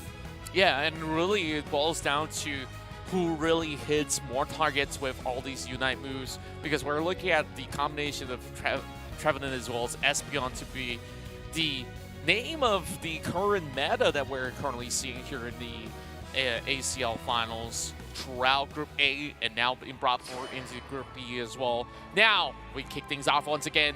Final game of the night, ladies and gentlemen, as we are going to be seeing who walks out to be the winners of Group B.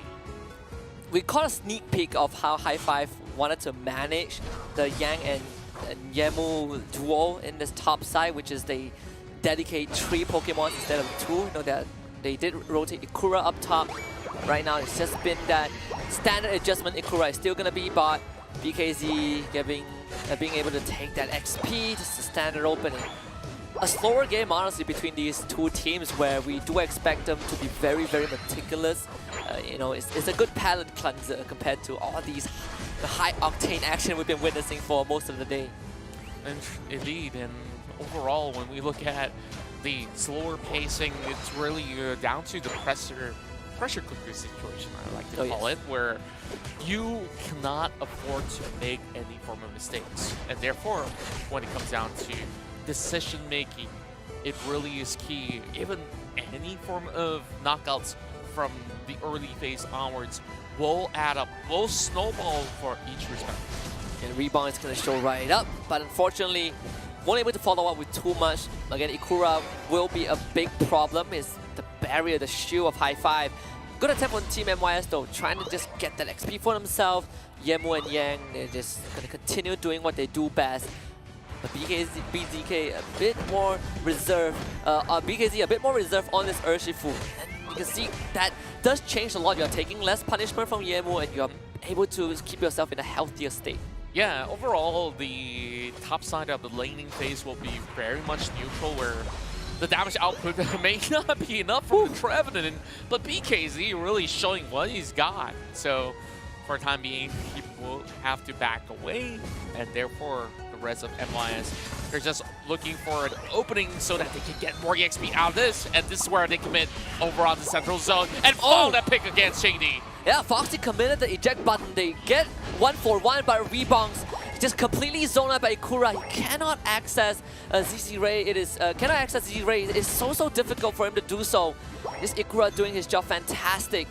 Team MYS, they do get that minor lead. It's inconsequential. It's not something that High Five can't recover from. And because Yang went to help that bot side, Yemu is left all alone, but he's setting up. Rebound, he's there. BKZ! Important target to get the knockout on.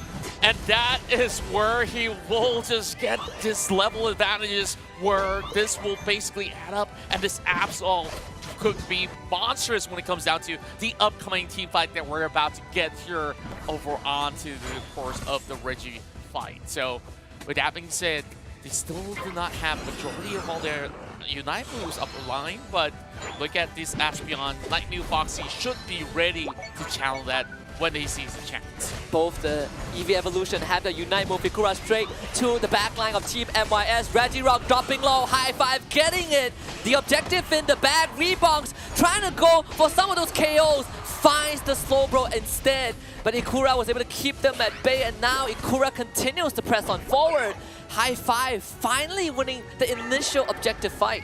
Yeah, and they've only dropped one member for it. It's really not too much of a big deal, where they have gotten himself a permanent buff, to say the very least. But once again, it was Rebounds that did pick up the knockout. So now he's currently level 9, ahead of majority of High-Five members, except for that Urshifu. So gotta be really careful about this. And Shingdi just goes in for the deletion.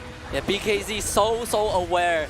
They kind of expected Rebounds to, they expected Yang to want to be kind of in the lead, want to be one step, Rebounds want to be one step ahead of them, and unfortunately, Rebounds just got caught out, and now Reggie Lecky, very important, it's going to be High-Five, winning that objective fight. Yang, can you top your team up enough? Man, the burst from Glacian is something else. MYS wanted to keep the Reggie Lecky away, but Ikura is not going to make it easy though. He is right there with the block, trying to separate the battle lines of MYS. BKZ has found Rebounds. Rebounds just showed up as High-Five are unrelenting as Rebounds gets sent back to the Pokemon Center. Yang is not exactly healthy. BKZ is there, and Ikura finally puts up that shield and pushes MYS away. And High-Five, they force MYS to tap out of this one. They see that Lecky crossing in. Every member of MYS was there.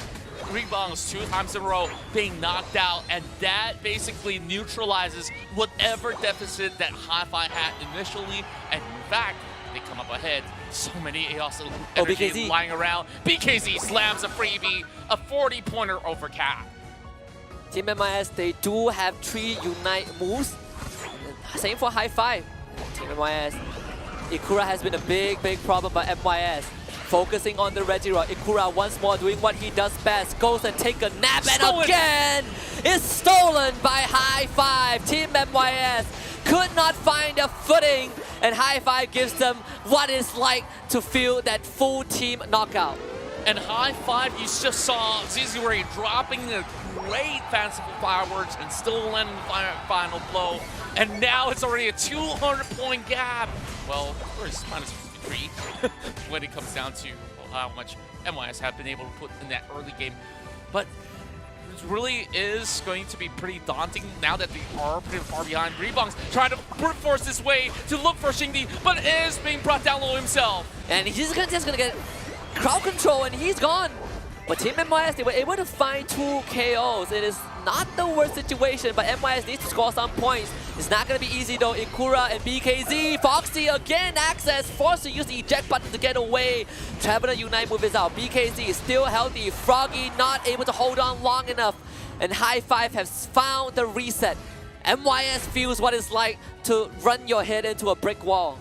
And this is just so difficult from here on because they were bagging on hopes that this Absol would pop off, and now everybody is getting so tanky, you cannot even get past Ikura. This is why I say he's been one of the best Snorlax around Asia in particular, because like, this is not just a Snorlax, this is like a giant Great Wall right in front of them. The Great Wall of Snorlax. The Great Wall of Ikura. High-Five getting the Reggie Lecky clean so far. MYS, they will have to mount this defense. Of course, thankfully, things cool down a bit. No big interaction. We get that pause. But you can kind of feel the pressure mounting up, especially if you're Team MYS. You do not want to kind of have this cool down period.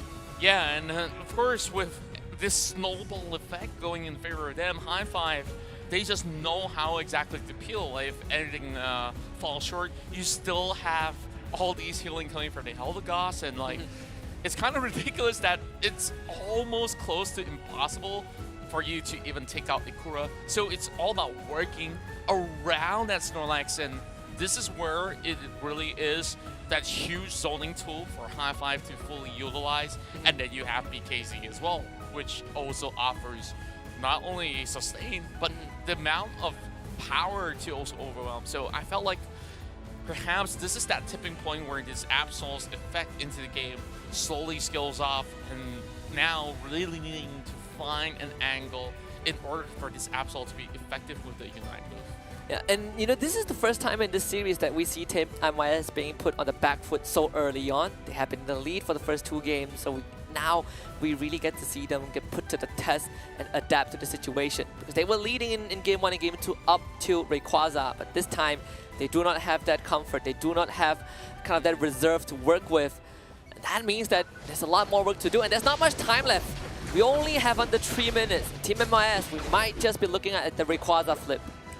Indeed, and it's also incredibly important for this Slowbro to find this Glaceon as well, and even so, you leave ZZ Ray open up. Ikura now being targeted for only this last bit, whereas High Five, they should have no issues defending while they have 2 members securing the Regirock. Another concern that you might have noticed is that Team MIS might start to run out of damage when Rebound starts to fall off in this, the final stretch. A lot of responsibility is going to be on Foxy, and Foxy has not been able to comfortably dish out those damage. It's going to be a Mexican standout right here, High Five, sending Ikura in, and he is completely fine. And again, this is not the Skull Slowbro that we normally see. We are seeing that Surf from Froggy. They want that extra layer of hindrance. High Five, what is the call?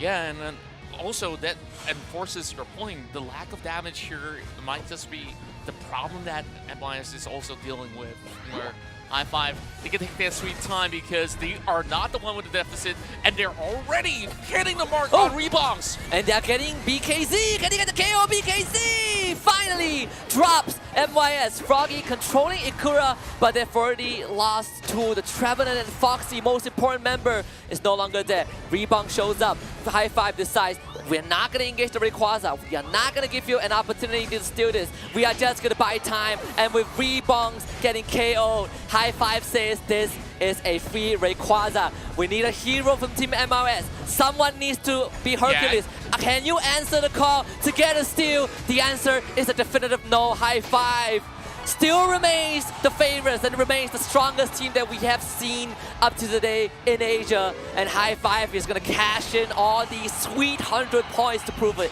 304 and more to come. MIS has got not much left in the tank this time around, and they could only buy as much time possible.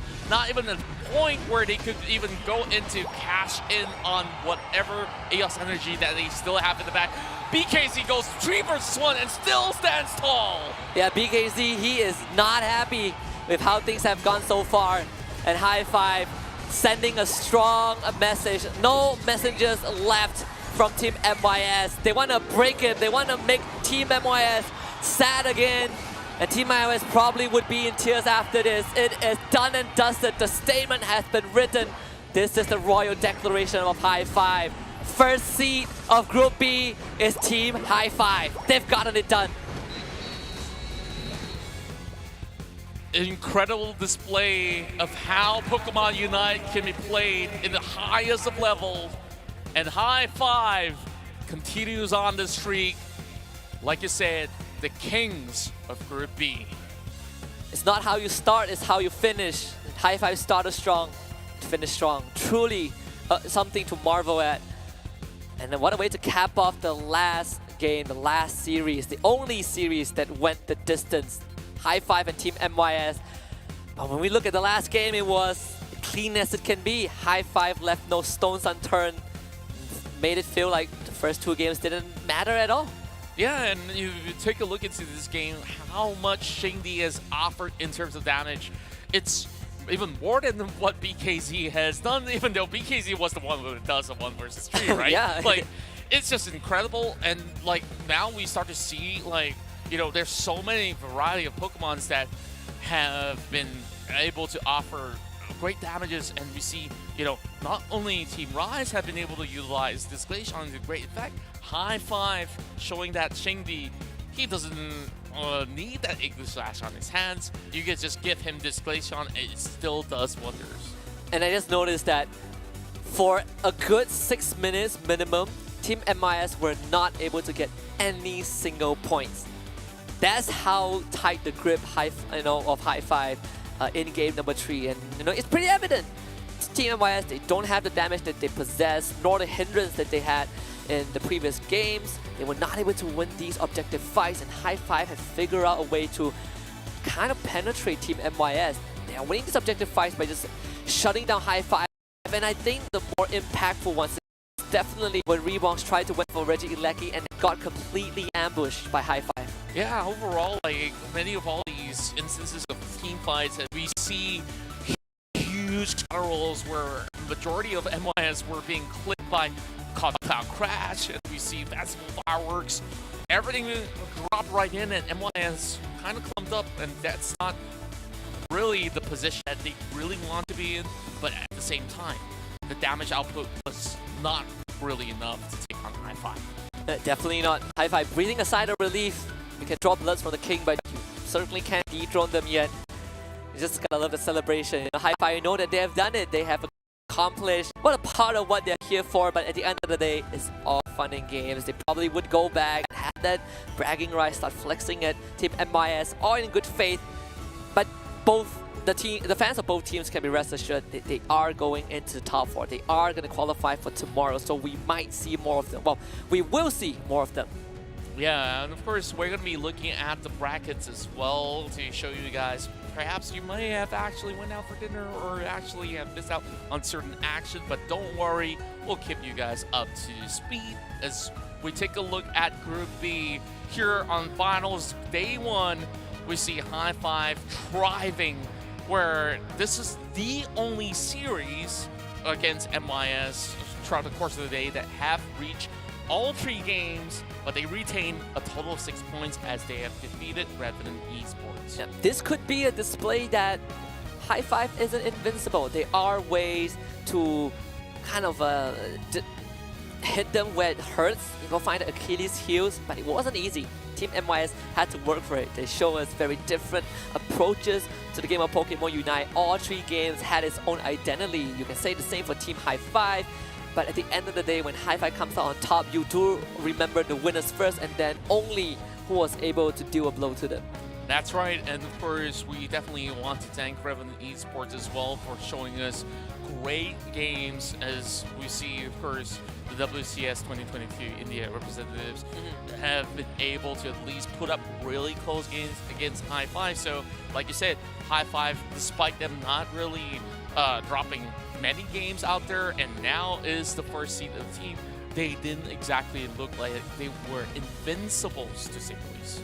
But it's one of those scenarios where if you want to punish them, you got to find those minor windows, which only Team MYS has been able to do so far, but not consistently enough. Again, but we don't take away anything for Team MYS. I think this team is a fantastic team, one of the favorites to have a chance to take down Hi-Fi. And at the end of the day, the conclusion of day 1 is that both of the teams from the India region unfortunately have been eliminated. Right? We gotta thank Marcos Gaming, we thank Revenant Esports for showing us how Pokemon UNITE is like from the India region. And it certainly is something interesting for us to kind of take back as a good piece of history and archive it for many, many months to come. That's right, and of course, with that being said, we've already got the full results as well. Later on, we'll also show you Group A in total, which team have been able to proceed, if you may have actually missed out on some of all this information out there. But looking at today, I think we've seen a variety of teams coming up with great ideation, and of course, now we have the finals bracket that has been formed after the conclusion of day 1. So tomorrow, we'll see T2 take on Team MYS, and of course, whoever wins will eventually face against each other. Hi-Fi will meet against Southeast Asia's Team Rise. And this is going to be the series of, I would say, a century, at least for a long time.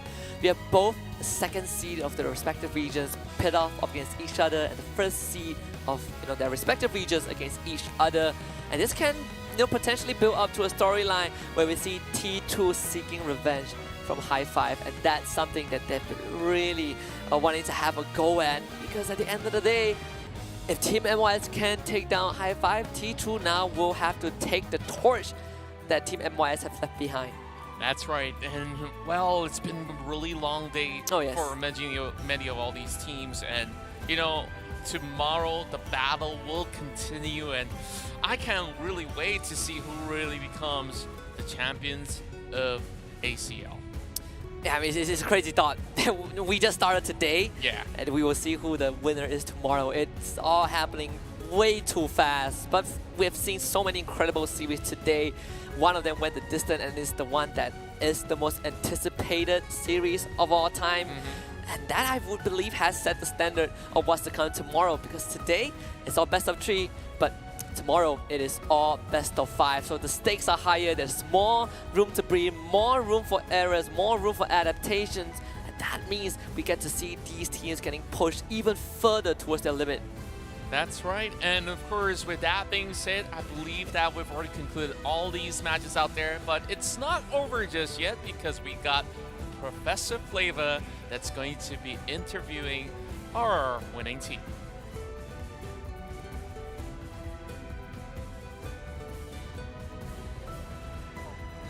Hello trainers, and welcome back. Thank you so much to Contra as well as Husky for the amazing commentaries. And of course, as you can see right up here on the main stage, I'm joined by the top 2 teams in Group B for the Pokémon UNITE Asia Championship League 2023 finals. On your right here, we have Team MYS, the second place winner. And of course, we have our first place winner here on the left. We actually have Team High Five. So we're going to be doing a very short interview together with them, starting off with Team MYS. Of course, let's start off with Rebounds, all right? If that's fine with you guys, right? Okay, so Rebounds, what happened? You were the only team that managed to secure a win over Team High Five, but unfortunately, that last game right there in the best of 3 series, things didn't go well for you. So what was going on between the team right then, and what are you guys feeling? I think, yeah, you said it right. Something went wrong with me. I feel like in the third game, I played really bad, but it's something that our team figured out, so we'll be improving from there. Yeah. If you were to be more specific, like, what actually went wrong when it came to game number 3 for you guys? We believe that it was quite close. I believe that you were having some issues trying to approach Rayquaza as well, because they were screening you out as they were having quite that lead. Like, if you had anything from your end, would like to share? I think for me it's a little bit of miscommunication from our team. Also, like during the Zap, the Rayquaza, I actually didn't hear the call out because I was also shouting. So I think that's something that I have to fix. But anyways, you have to remember this. You are practically the only team that managed to stop the winning streak from Team High Five. So congratulations to you guys. And of course, you guys have made it to the next round. So congratulations to Team MYS representing the Southeast Asia region. And of course, I think finally for you guys, I just want to ask, is there anything you'd like to share out to your fans out there who are cheering for you? And of course, those who are currently present here today who's also cheering for you guys for Team MYS. To all the people out there, thank you for all your support. We hear your voices. We'll try harder. Yeah, congratulations once again to CMIS. And of course, I'm joining in on my left here. We have Team High Five. Now, a few things. So let me start with Ikura first. Now, we've had our initial discussions before, and I believe that we've shared that if you do perform well in the game, I will compliment you. If you don't do so well, just say bad things. Now, first question is, all right, so how does it feel to lose your very first game? Your game 2 against Team MYSS now. So what went wrong for you guys? How did you guys actually lose out that matchup? I think MYS is a really good team with his mechanical skills and team fight ability.